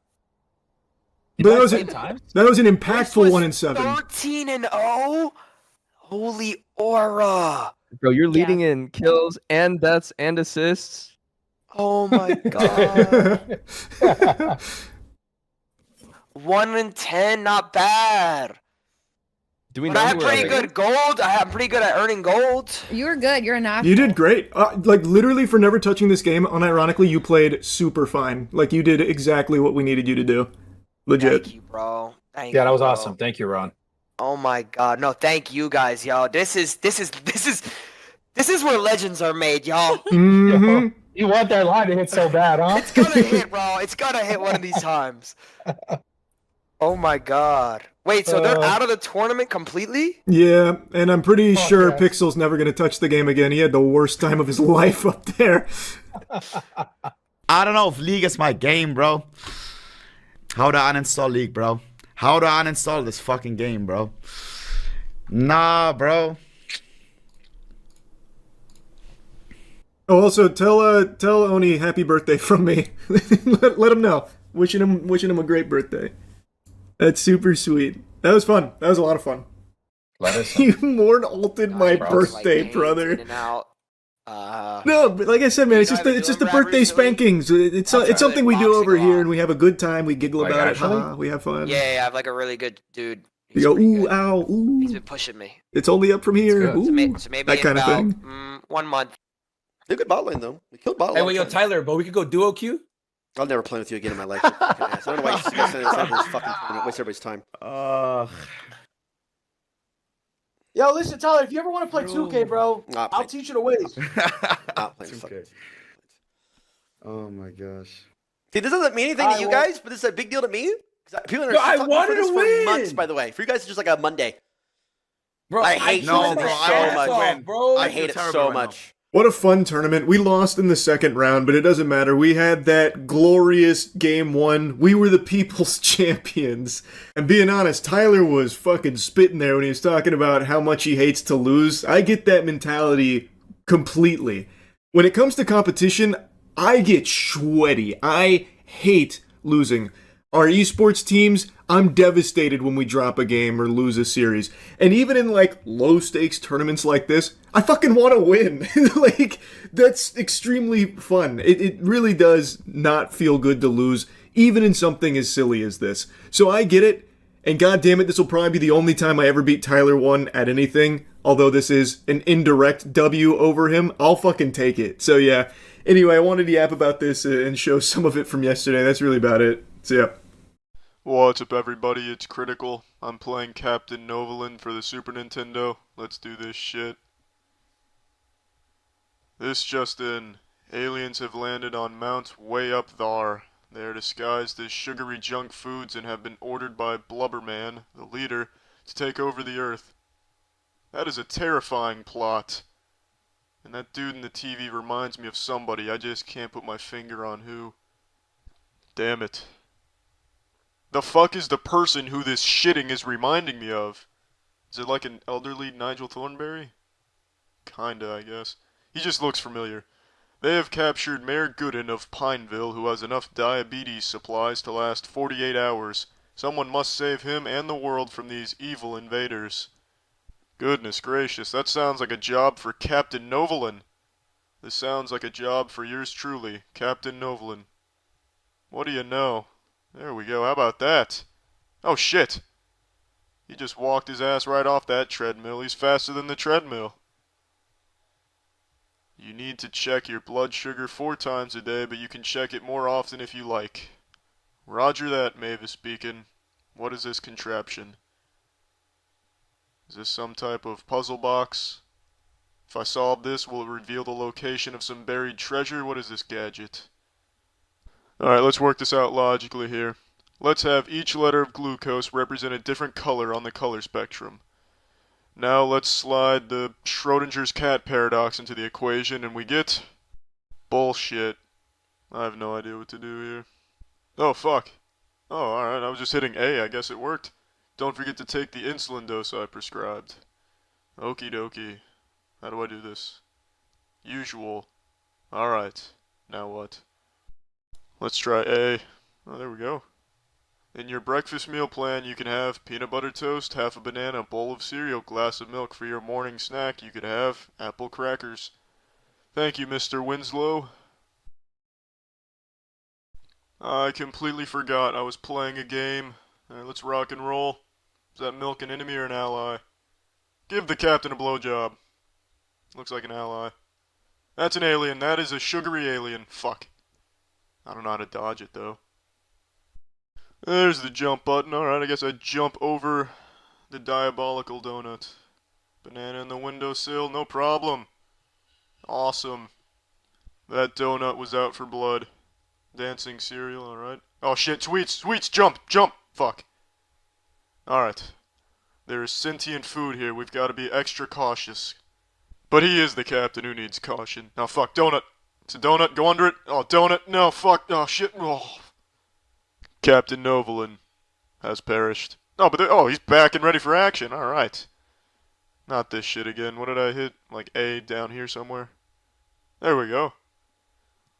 Alright, take your insulin, Captain Novelin. We've got to get back to the streets of Tittyville and save it from the alien food invaders. Alright, let's rock and roll. Time to power walk your super heroic ass cheeks through this. You fucking donut. Keep going, Novelin. You fucking donut! Where is all this food going in such a hurry? You son of a bitch. Wherever this food is going, it is going to get there, no matter what. Oh, there you are, donut. Take that, bitch. Fuck you and your high fructose corn syrup. Oh, you want some of this? You want some of oh my goodness, Captain Novelin came to play. What the fuck? That is hogwash. Those were 2 unstoppable objects that collided. There is no way the cereal should have walked away victorious. Captain Novelin took that on the chin. He should have been the victor. That cereal is gonna pay. And the only payment Captain Novelin accepts is an incinerated cereal box. Oh, this donut thinks it can... Oh, shit. Oh, there we go. That donut can't hang with Captain Novelin. This donut's full of shit. I know there's a cereal box here. Alright, there we go. Airborne. What the fuck? Why does it take Novelin so long to jump? It's like he's setting up an invisible trampoline. Come here, you blood-stained Cheerio. Take that. Yep, there we go. Yeah, you might want to write a letter to your family, let them know the captain walked under you. Ooh, now that's what I call taking to the skies. Captain Nove just ate a cloud. How do you like that, you bodybuilding box of cereal? Revenge is a dish best served to Captain Novelin at a high-quality restaurant. What happened here? What happened? Morning snack. I guess I beat the level? I don't know, fuck. Just one little wimpy donut? Not a problem. Oh, what the fuck is this thing? Oh, shit. It was like the Green Goblin on a soda can. Oh, more cereal. Not even an obstacle. Just look at this speed. Look at this speed! Walking with that type of intensity and speed Captain Novolin could walk into the past. What the fuck? Do I have to hit A on a different color? No, I guess so. Alright. For lunch, you could have carrots, grapes, tuna sandwich, glass of milk. For an afternoon snack, try pretzels, cheese. Got it. Alright, here we go. It's lunchtime. Otherwise known as the time Captain Novolin eats lunch. Well, this is certainly a spooky abomination. And it fucking cheats too. Excellent. How am I supposed to dodge this? Do I go under it? I can pick up quarters from the ground, I guess. I don't see how that helps me. Alright, let's try again. Yep, there is no way to jump over this hideous boogeyman. That damn overweight Geodude. Perfect. There's a rogue granola bar playing linebacker on the sidewalk.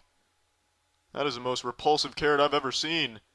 Get out of here, you evil smurf. That carrot looked like it had gone for a swim in someone's asshole. I'm gonna try jumping again, fuck it. Alright, there we go. I jumped over the shit pancake. Not sure why it didn't work the other times, but doesn't matter.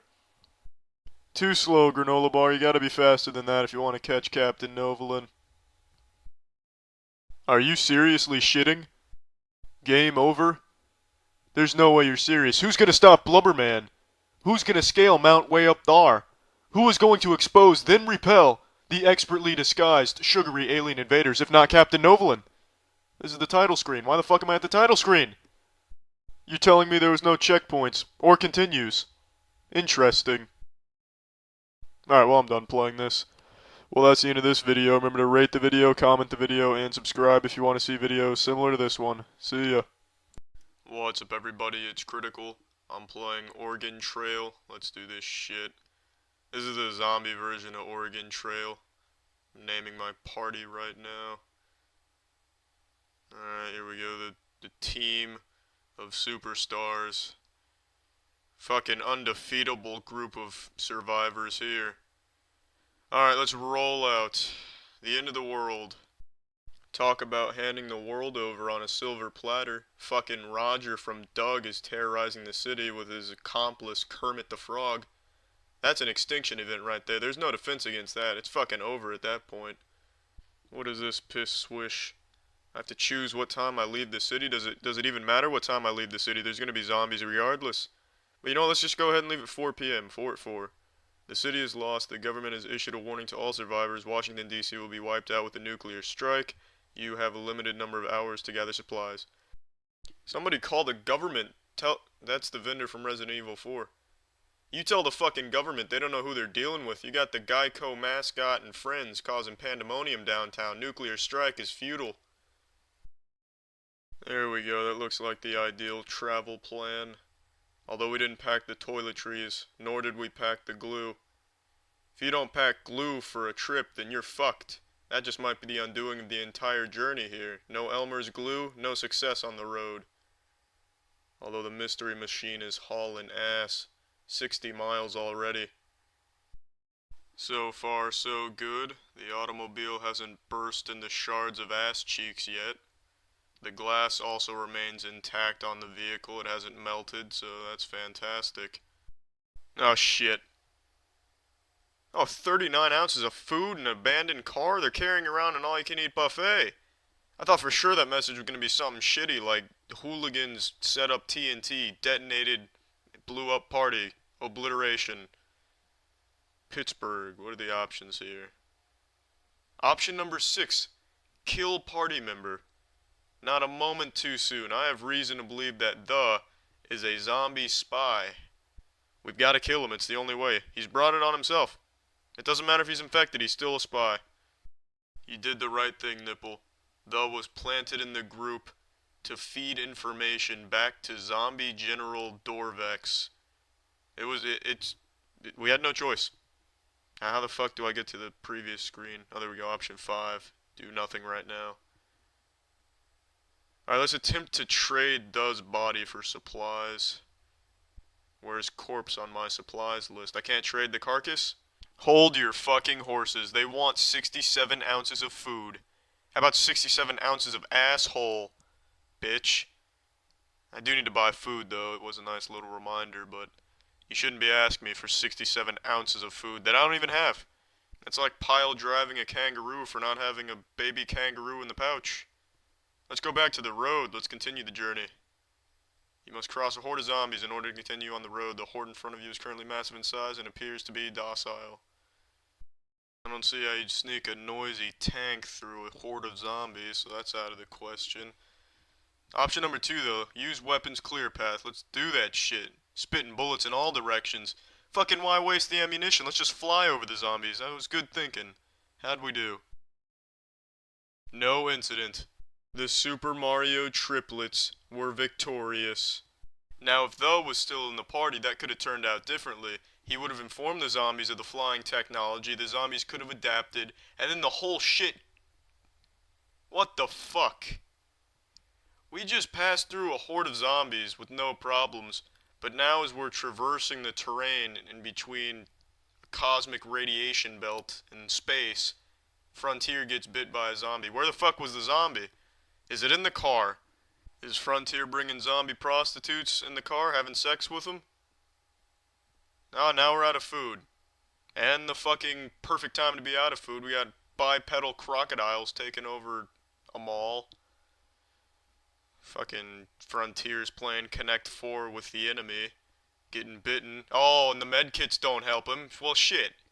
Now I have to adjust the pace and the food rations and recalibrate the triple beam balance and find the Happy Meals toys, all because you wanted to boink a zombie, you bitch. Take that with a grain of salt. Now approaching the city of Townsville. Dildo manufacturing plant up ahead. Driving through the Sahara Desert. Snowstorm, brace for impact. That damn near caused an ice age. That was a close call.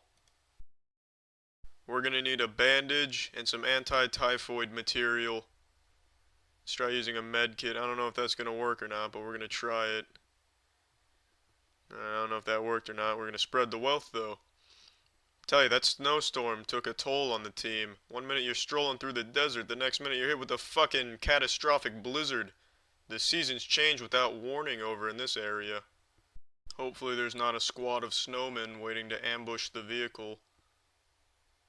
Well, looky there, final kick Typhoid's ass. And we found some wild fruit. Thursday, 1 a.m. The team had a good day on the road. What is that? Is that like half a hula hoop? The muffler broke. The muffler fucking broke, but we replaced it. Thursday. Still a good day on the road for the team. This seems like an odd place for someone to leave their anus. What the fuck is this pyramid doing here? A pyramid doesn't belong in this area. You must cross a horde of zombies. Alright, fuck it. Here we go. We're going right into the zombies. I don't even have the option to hire mercenaries. I wasn't going to choose the option. By no fucking shit was I choosing that. We're going right in with the fucking bullets firing, hovering vehicles. There's just no defense. There we go. Oh, again! Again! 2 for 2! Just cruising. Check engine light is on. Check. Alright. No. We have to keep pressing forward. Surely there will be some type of ancient concoction used to get rid of the zombie shit. What the fuck? Now Titties has dysentery. Just keep eating your shit so that we don't shit yourself to death. Oh, we're almost to a utopia. Just hang in there. Fuck. You're not eating your shit, are you, Titties? You need to eat your shit. Fuck. Just one slap after another. What has this world come to? I'm pretty sure Frontier was already bitten previously, so the zombies are turning on each other. You could cut the tension with a knife. 600 miles, no food, no problem, no fucking challenge. Here we go. Who needs food? Food just weighs the whole party down. We're almost halfway there, just hang in there, crew. Shit! No, just a tire. Not a result of starvation. Fuck. Malnutrition is caught up. Oh, fuck, it caught up with final 2. Shit! Oh, nipple just broke an arm. That's not a result of lack of food. That's just lack of being cautious.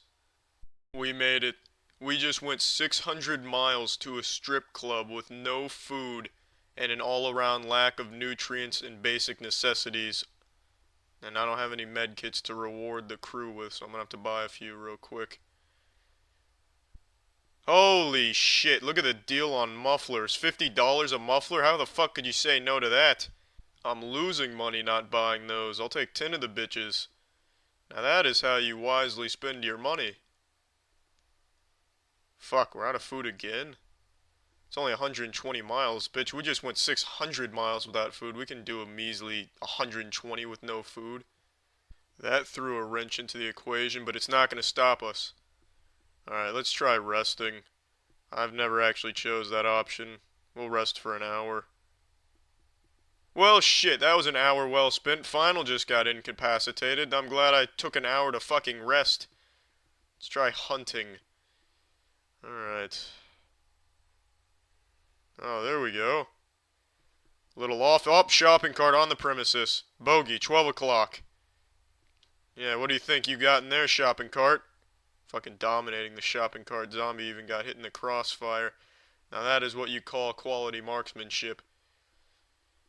Alright, here we go. Yeah.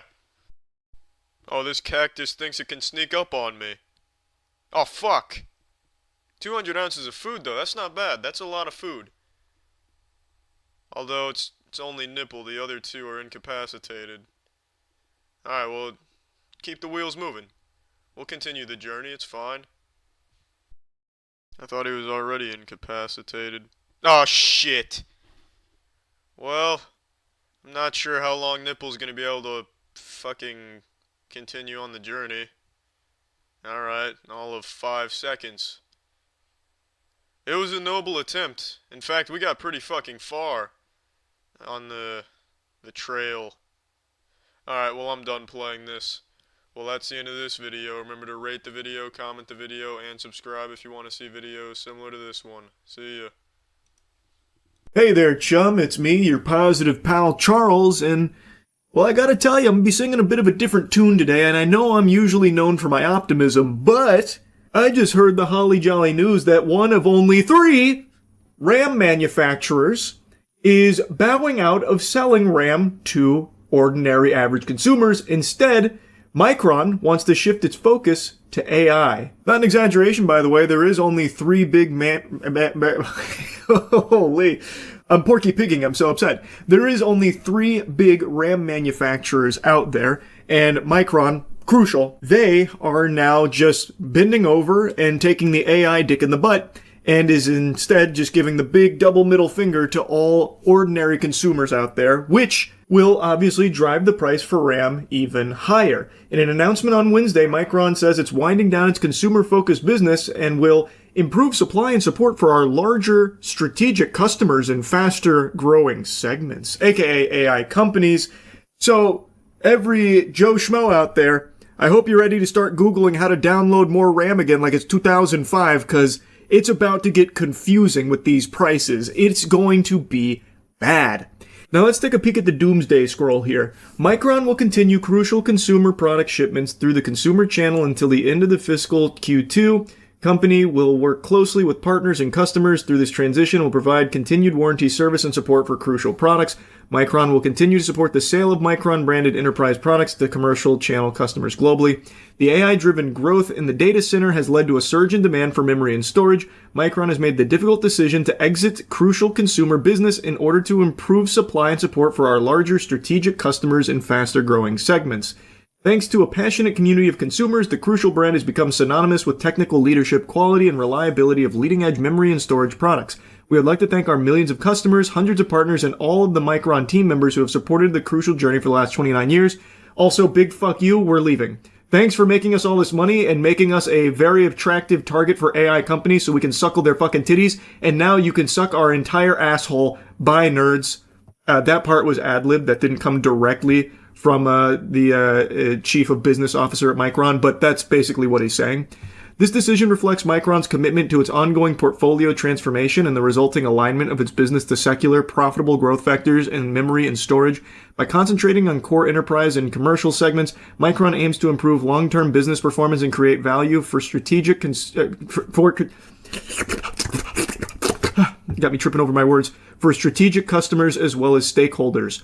Micron intends to reduce impact on team members due to this business decision through redeployment opportunities into existing open positions within the company. Understandably, this news hasn't exactly been a slam dunk here. It hasn't been received very positively from ordinary people because this is them hawking a loogie in your mouth. They are spitting on you.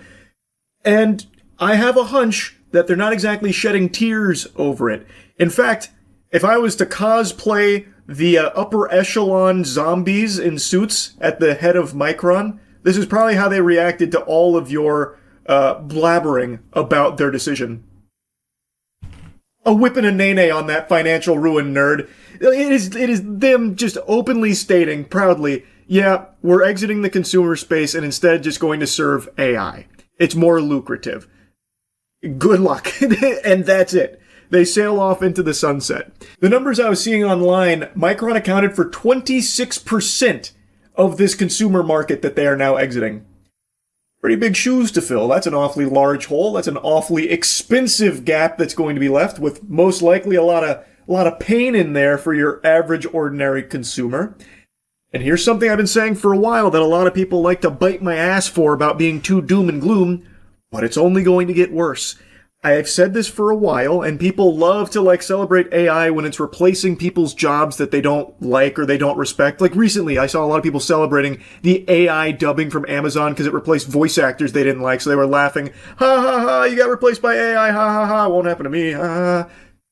No matter who you are, no matter what your job is, even if you don't have a job, even if you exist as a fucking slug man creature with shit-stained britches every day and night just cruising the internet, AI is indeed affecting you because this is not going to be the only company to make this decision, by the way, but even this company making this decision immediately fucking affects you, goofball, because you are now going to be paying more for your experience of if you build a PC or if you're even buying a PC or something.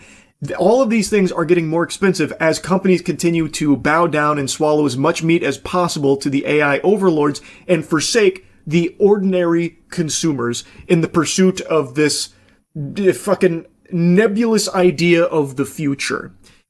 And I've said since the very beginning, there is a lot of positives that can come from AI when it's utilized in sectors that make sense, such as in the medical field or for bulk data collection, stuff like that. There's a lot that we can benefit from as human beings, but it seems like the gold rush and where tons and tons of unfathomable amounts of money, oodles of cash is being poured into, are into the creative sector, where it's looking to replace humans for cheaper, where it's looking to get rid of humans in general because it's cheaper for companies to rely on AI once the technology is there. And what you're seeing here is an example of, in this pursuit, companies are going to start latching on because they can find more money by selling directly to these AI brands that are pursuing this, as opposed to even worrying about normal consumers. It's bad for everybody. I don't know why some people are struggling to come to terms with that or plugging their ears to it. No matter who you are, no matter what you do or what you don't do, you are being affected mostly negatively by AI right now too, Buster. And like I said, I can't imagine this being the only company to make this decision. I'm not saying the other two RAM manufacturers are going to follow suit. Maybe they do, maybe they don't. I have no way of knowing that. I just feel like this is the first domino to fall in what will likely be quite a few other big brands choosing AI over ordinary consumers. I think this is just the tip of the iceberg. We are just getting started here with this fucking disaster. This shit is poop, man. It is so stinky. And it's like I said, only getting worse. Now, I don't even know why I feel the need to bring this up, but I'm going to anyway. I have, of course, seen cope with people defending this, saying that it is short-term pain for long-term gain, where they believe at some unspecified date into the future, this will actually be so good for consumers. We just have to grit our teeth and bear this for a little while, and it's going to be green pastures and sunshine and rainbows very soon. We'll be living in a utopia thanks to all of this. Yeah, Micron abandoning us may hurt now, but we have to look at it from their eyes. They can make a lot more money now, which means in the future, we can get things better. It'll be cheaper in the future. Somehow, once all these data centers are built and they're going to start caring about ordinary people then, and that's when it's great for us. We just have to wait until then. Okay. I'll believe it when I see it. Would love that to be the case. Don't see that happening at all. This feels like it's short-term gain, long-term gain. Fuck you to the flesh and blood. AI is the future. Like, that feels like that is the entirety of this plan. Anyway, this is a joyous start to the impending RAM crisis.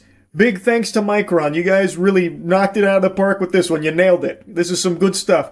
So, looks like 2026, we have our start date for the big problem in the consumer PC space. Get ready to start forking over huge clams in the near future. Really fucking terrible stuff. Anyway, I'll stop blabbering about it. That's about it. See ya. No, it can't be. I was reassured that AI data centers were good for people, good for all of us, the future of mankind. Investing trillions of dollars, selling out every piece of land in this country for AI data centers to help us. But now, I think the cracks are starting to show. I think the truth is starting to leak out, and, well, don't worry, BlackRock has solutions for that. Larry Fink made a really cool statement about how they're going to protect it from the domestic terrorists that might not want AI data centers, which I think is a really cool label to be slapping on normal, average working people that just don't want to see their energy bill skyrocket and their water get turned into fucking sludge soup. Oh, you fucking terrorist! What, you don't like the data center, do you? Well, welcome to the gulag. It's pretty unhinged, but I'll get to that in a moment.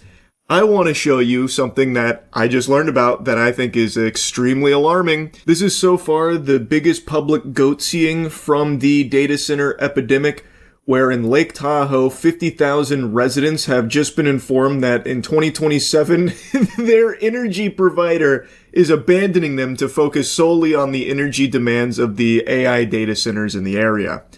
Now, this probably doesn't come as a surprise to anyone who's been paying attention to what's been going on. All companies are finding ways to butt-fuck the normal person and focus entirely on suckling the bosom of AI. Not just for data centers, but let's take a look back about 5 months ago, which is like ancient history with the way everything's been moving, with Micron.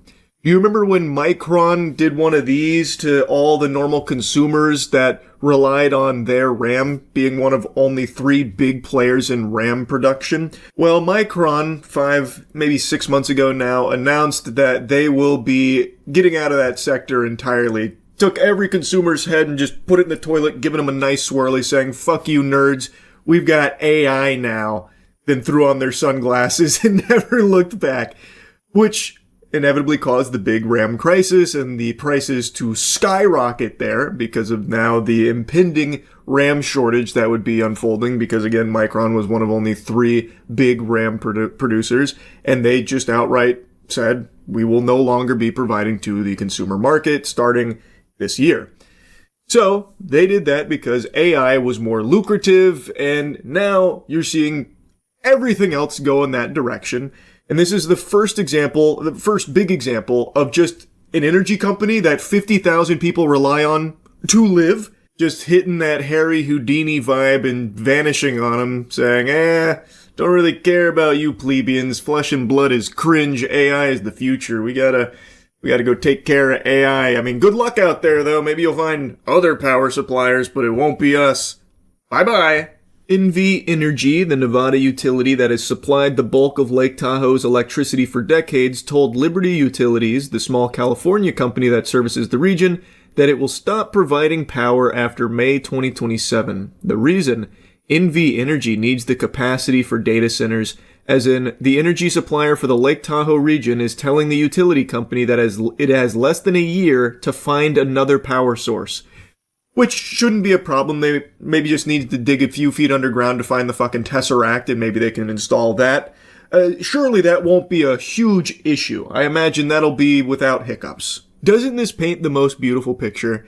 It's always been abundantly clear companies don't give a fuck about you or anything, but Now that companies see a way of cutting you out while still driving up their own profits, they are frothing at the mouth for it and jumping on board. They are abandoning ship on people because they don't need people anymore thanks to AI.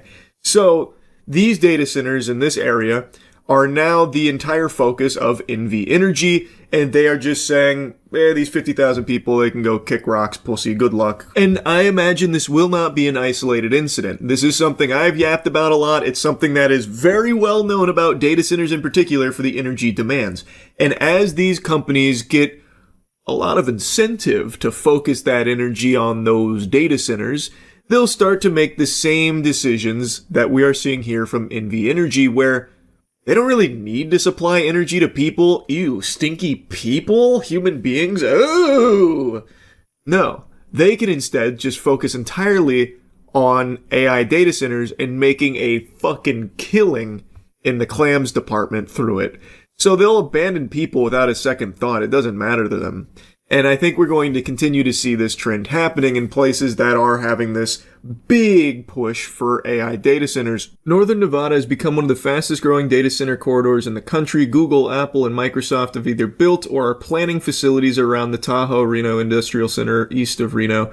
The Desert Research Institute, using data from NV Energy's 2024 Integrated Resource Plan, found that the 12 data center projects located overwhelmingly in northern Nevada could drive 5,900 megawatts of new demand by 2033.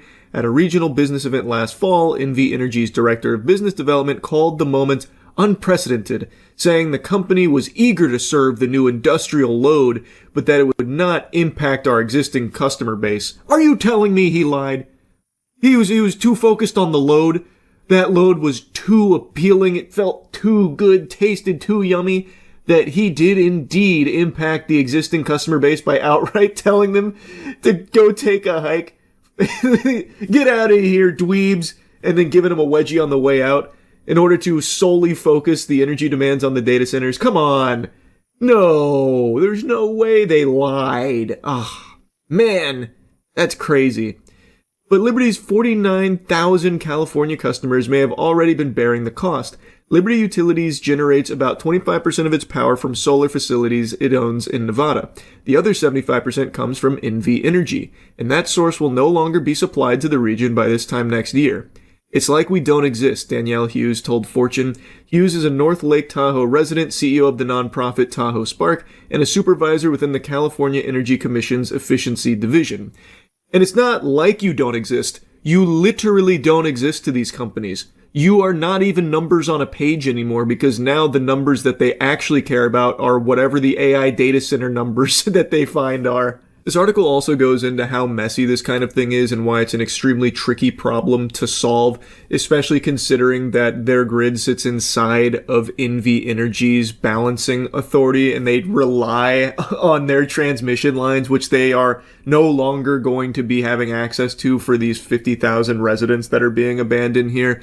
So the whole thing is extremely difficult to try and navigate, so even finding another power supplier isn't exactly easy and would also cost tons and tons of money. Building a direct connection to California's grid would require a new transmission line west over the Sierra, a project Liberty President Eric Schwartzrock said would cost hundreds of millions of dollars with significant land impacts, and also would lead to higher costs to these residents that have been abandoned. It's going to be passed down to them.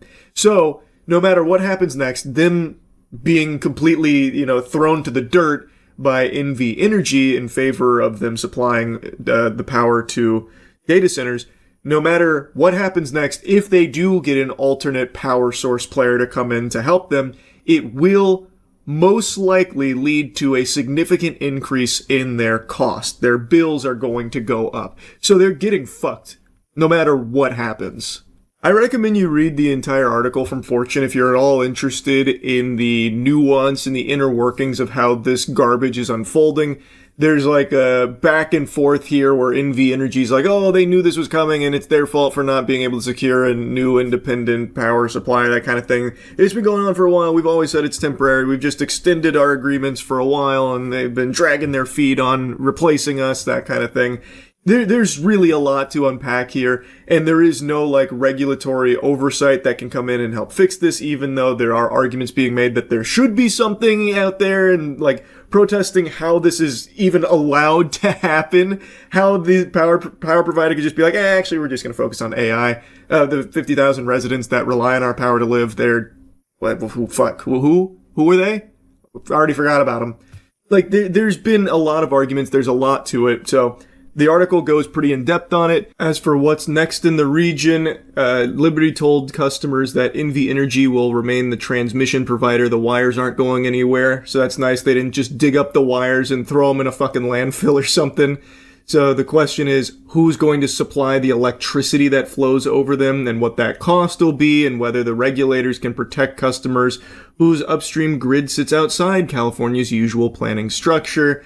And they are right now shopping the bid replacement contract to anyone and everyone. They are really trying to find this next energy provider. There was a tad bit of optimism when it came to a short-term solution, but long-term is a lot more unstable and unknowable.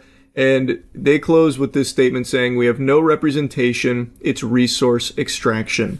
It is 1000% resource extraction, and representation has proven in other regions across the country to not matter at all when it comes to these data centers. Let's take a look at Utah. The Kevin O'Leary clown show, his fucking circus, who, by the way, likes to continue LARPing as an American. He's not. He is a bald Canadian bitch ass. And yet he still comes over here and tries to preach about American values and why the data center is like the most patriotic thing you can do. Cringe, pathetic, worm demon. Anyway, in Utah, all of the people were voicing how much they didn't want it, the disdain. They would not support it. Please don't. Begging, groveling, do not let this data center project be approved. A 40,000 acre data center. The largest imaginable. Like genuinely, I cannot even fathom something that big. A 40,000 acre data center is fucking diabolical. And the geriatric fossils that were approving this project, who are supposed to be representing the people in the community, outright said, one of them verbatim said, "For hell's sake, grow up." A crazy statement, and I do believe they are fighting for hell. They are demons on the side of Satan. So, like, these fucking octogenarians, in the face of all the community that went out there, and there was a huge number of people yelling, screaming, begging, stop, don't do it, don't, no data centers. In front of all of them, they insulted the people, berated them, and then went into their own private room to get away from all the riffraff, all the hustle and bustle and hoopla, so that way they could unanimously push it through to greenlight the 40,000 acre data center. That goes in the face of all of the people that they are supposed to be representing the interests of. So, it's pretty clear that even having representation of like the will of the people does not matter. These data centers are being built and brute forced through because most likely all of these politicians and the people in power in these communities are getting a nice little chunk of change for it, some real strong incentives, and they don't care about the people. And there's no consequences. There are literally no consequences anymore across the board. You can lie, you can scam, you can fraud, all of this, and there is nothing that happens. Nothing at all.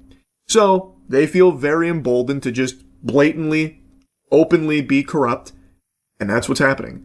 So these data centers, they are coming. They're showing no signs of slowing down. It's extremely concerning. It's extremely infuriating. And BlackRock is already planning for people to feel like forced into a corner and doing something drastic, like maybe trying to destroy a data center. And the need for rebuilding the GCC region, to rebuild it so that it's going to be in a position where it's not going to be obstructed by drone warfare. So many more things are going to have to be underground. But even here in the United States, if we're going to be building, let's say, these 1 gigawatt data centers, how do we make sure we're not protecting those $50 billion, $75 billion investments? we have to relook at everything because of the role of drone warfare. Right now we're looking at it internationally, but one of my concerns is, could it be a domestic terrorism using a $3,000 drone? These slimy husks, these zombies, are getting so comfortable calling anyone that goes against the corporations selling out of this country and their land terrorists. Oh, you don't support the companies coming in here with 3,100 data centers springing up in your communities, driving up your energy bills, ruining your water, polluting your community? Oh, that must make you a domestic terrorist, Buster. Or at the very least, you might have some ideas that are adjacent to domestic terrorism. A little bit of thought crime, perhaps? You don't like the data centers, Well, let's go ahead and check the surveillance data we've gathered on you through these data centers and see what we've got. This is Larry Fink of BlackRock. BlackRock is a huge player in the data center boom, and now he's openly talking about, well, how do we protect these multi-billion-dollar investments and the trillions of dollars that might need to be spent in order to secure them? Because what if a domestic terrorist starts using drone warfare on them? So it seems like there's a recognition from people like Larry Fink, these fucking zombies at the top of the food chain, that people are feeling backed into a corner. Everything in their life is getting more expensive, and data centers are only continuing to accelerate that issue. And the normal lies are no longer landing because the information's already out there. There are operational data centers that have been running for a while, so we know the bills go up in the communities that they infest. And we know they only provide temp jobs during construction. They don't actually supply any kind of economic boon to the normal working people of those communities through employment. The biggest data center in this country only has roughly 150 full-time employees.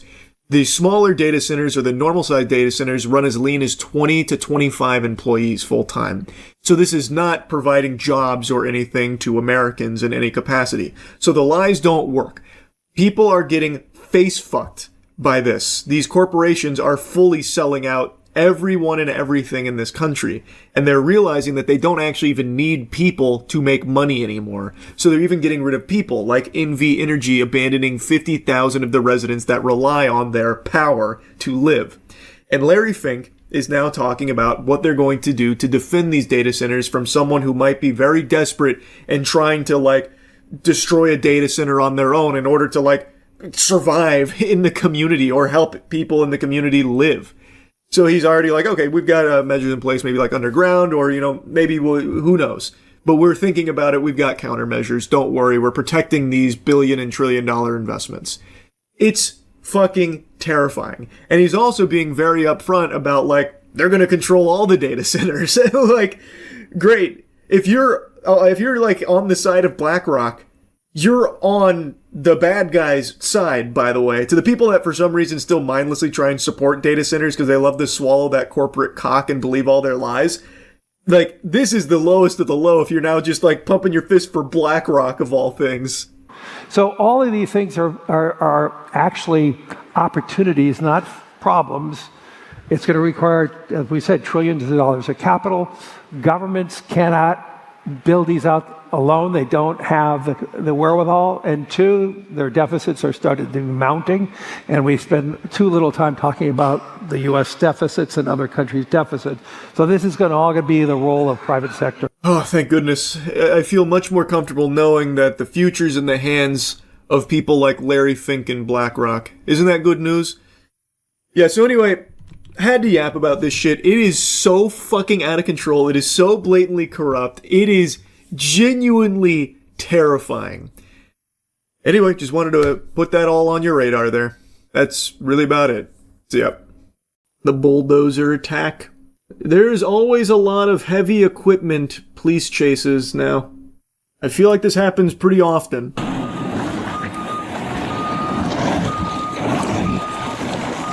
There it is. Hey, stop! The kaiju.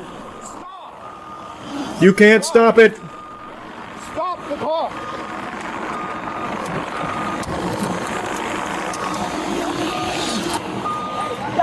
Oh, he's gonna hit him with the bucket.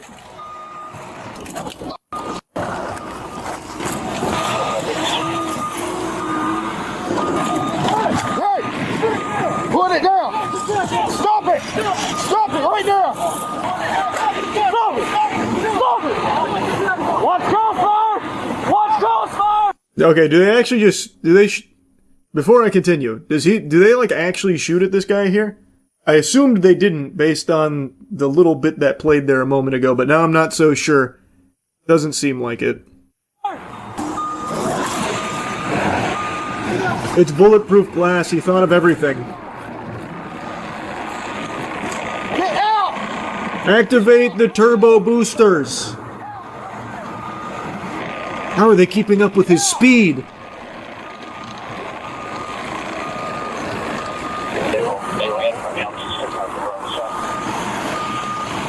Officers, may I remind you that impeding in a construction site is indeed a crime?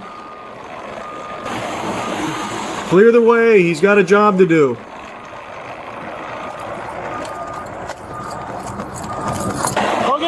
Oh, the officer's gonna get out there and hold him back with his bare hands.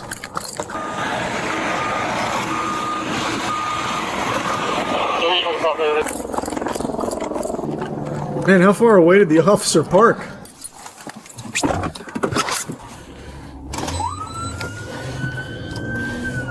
Maybe he doesn't see them. True! Maybe he didn't see them. They didn't have their lights and sirens on. The cherries weren't activated. Now he probably sees them.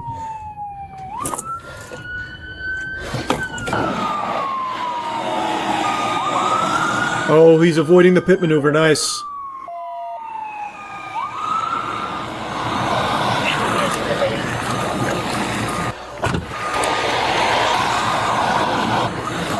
Get the spike strips out. We'll try and bust the tracks. No,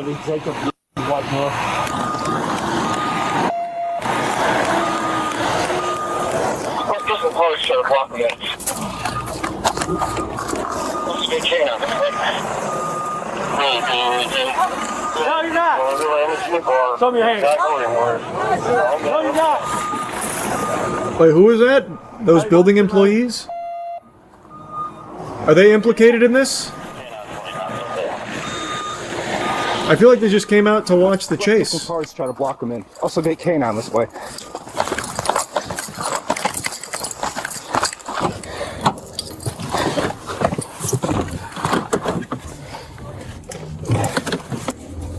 Trying to block this in. What a terrible strategy. He's gonna go right through you like a knife through butter. Look at that speed. You can't stop that. Watch him, I try hitting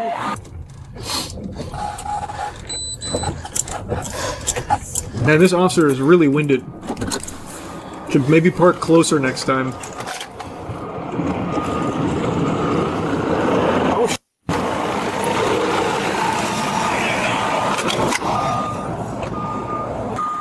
Somebody stay in their car and follow him. I don't know, I'll follow him. As long as he's on the road, stay with him.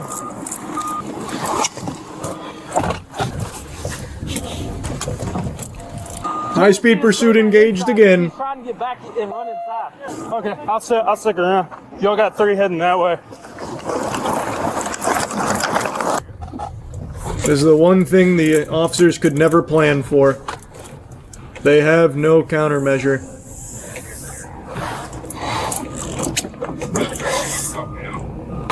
We're not going to pursue him on the roadway. Tell him we're walking. We're walking. Keep walking with him as soon as he gets up. Where did they go? Down here? Yeah, I didn't see where they were staging. I knew, make sure everybody's in the area. He called off everybody in the area. He's getting away. Oh, he's drifting. Ooh, smooth. Off-roading. Good luck getting him now. He's gone. We lost him. Oh, they be right here. He's in somebody else's yard now. Far be it for me to give advice to the guy in the heavy machinery, but maybe turn off the lights. He's gonna ram you. Kill the lights. You'll disappear into the night.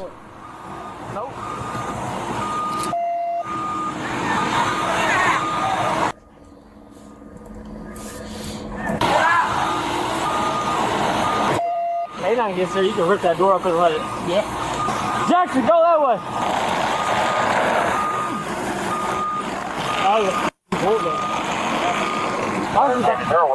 Open that back hatch, disable it while it's driving it. Go deeper into the wilderness. Backhoe whenever we try to get near it. And start spinning it in a circle like Garen's E. Then they can't get close.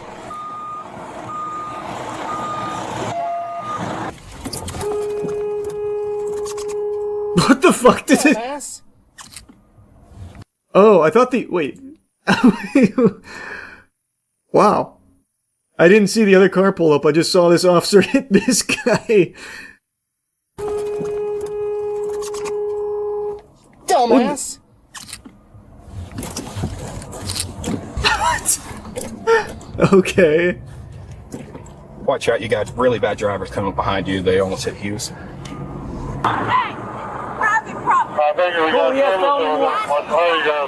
He has felony warrants. He has felony warrants. For what? What's the charge? Enjoying a drive? A succulent big bucket drive?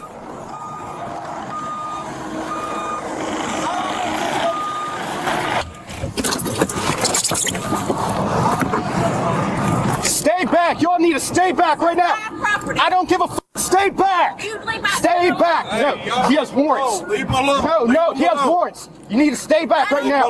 He has warrants. I don't care. I don't care. I'll get him. No, Don't touch me. Don't touch me. Y'all need to stay back. Y'all need to stay. Oh boy. Get him out of here. It's getting crazy now. The crazy family has arrived. As advertised.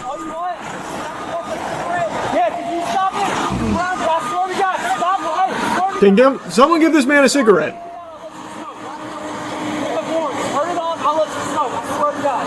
We're gonna let you get a cigarette, dude. Just step out of the bulldozer. Knock the Quit touching. Y'all need to stay back. Quit touching me. Let me get him. I'll get him. I'll get him out. I promise you I'll get him out, man. Man, these two really, like, these were the actual bulldozers. These two just went right through the cops. Stay back! I won't let you through! And then they just walk right by him. Very good. Called that bluff, I guess. Get him. I'll get him. I'll get him out. I promise you I'll get him out, man.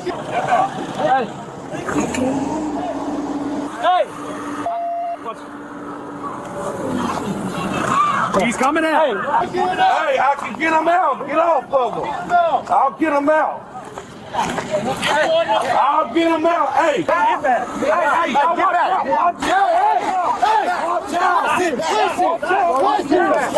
All right, let's calm it down a bit. Let's take the temperature down here. No need to be yelling. Jacob, we're not. Come on, step out. Easy enough. He just didn't know you guys were there. I'll let you know. Quit touching me. Stay back. Y'all need to get back. Quit f***ing touching me. I said get back. Get back. Get back. You're good. You're good. I'm the police. Get back. This is my property. Yeah, stay back. Shut the f*** up. Y'all need to stay back. I'll let you smoke. Chill out. Yes. What the f out here for, bro? I didn't do nothing wrong. But how did y'all know? But I ain't doing nothing wrong. I'm not doing nothing wrong. You're taking me away from my kid, bro. I know you just had to. Mom, what the f? Mom, what the f? Leave me alone. Don't worry, she's filming now. Put your hand on me. Because I told you to get back. You need to stay back. This is my. Oh, never mind. I thought she was filming. Dad, what the f? This is private property. I know it. And he put his hands on me. Don't put your hands on my wife. Y'all need to stay back. Y'all need to get off my property. I shouldn't have stopped, bro. Move out the way. What the hell? Yeah. Let me hold my mom. Stay back. Stay back. Man, this is just so much commotion. Holy. There's so much yelling. I was just curious if he somehow got back into the vehicle. How is there still 3 more minutes of this? Let's go. The cigarette strat not patched yet. Yeah, it still works. That still gets it done.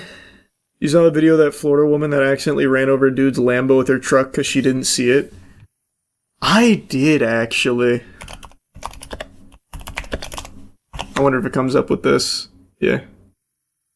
Seen pictures and videos on social media of a pickup truck on top of a Lamborghini with its driver still inside. This happened in a parking lot in Lake Nona. Makes you go, huh? What happened here? It does make you go, huh? Spoke with that Lambo's owner about this close call. He joins us. This guy looks so sweet. Why do they have him in there like that?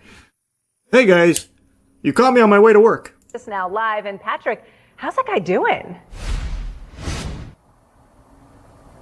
Well, Lindsley, thankfully this guy is doing okay, but he says if it wasn't for the axle of that big pickup truck getting stuck here at the pillar of his windshield, he believes that this story may have had a different ending. This is not what Ramon Ferrer was expecting would happen while trying to find a parking space outside his gym. I guess she never saw me, so she just ran through me. Ramon says he had just moments to react as he saw this pickup truck coming his way. She's going kind of fast, so I'm literally stopping, reversing. But within seconds, that truck's right tire was right in front of his eyes. I jumped out of the car because I saw the wheel was it kept on spinning. So I'm like, she still wants to go. Thankfully, he got out of the car without... Do they show when she runs it over? Because I saw the video. They have a video of her running it over. That's faster than I remember it when I saw it earlier. I didn't think it went that fast, but holy. What are you doing? What are you doing there? What the fuck? You crazy? Driving like a maniac, and then now my truck's stuck on top of you. What was her excuse? She didn't see him. Probably on her phone. Maybe, I don't know. It's certainly possible. But yeah, the excuse is she just didn't see him. She didn't even have the common courtesy to back up off of him. So now it just stays mounted there till the tow truck arrives. Not the truck's fault. I can't tell if you're memeing or not. Like, it is obviously her fault. Her truck is extremely high, the Lambo's extremely low, but if she's paying attention, you will see it. It's not invisible. Didn't have fucking active camo from Halo. Wasn't the invisible boatmobile. I mean, yeah, like, it is low, her truck is extremely lifted, but you should still be able to see that in broad fucking daylight. If you can't, you shouldn't be driving. And if your vehicle is too high to see cars that low regularly, that car should be illegal. Like, you shouldn't be able to lift your truck that high in that case. Because, I mean, that could have been a kid. Kids are small. Would she have not seen the child either?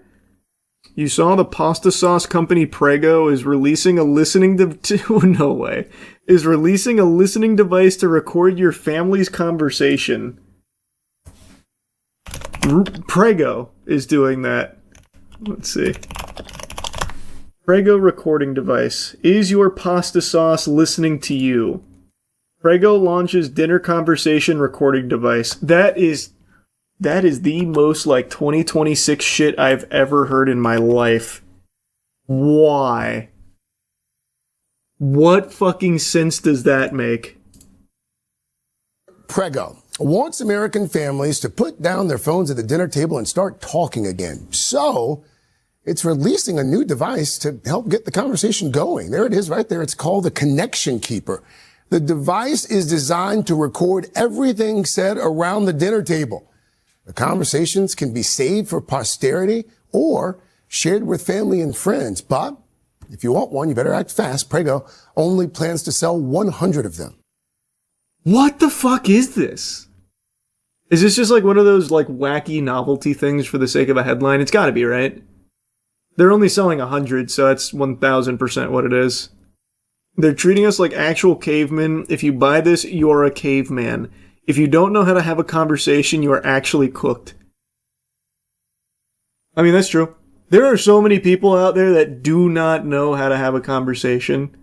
Not that this helps in any way, shape, or form, this weird listening device.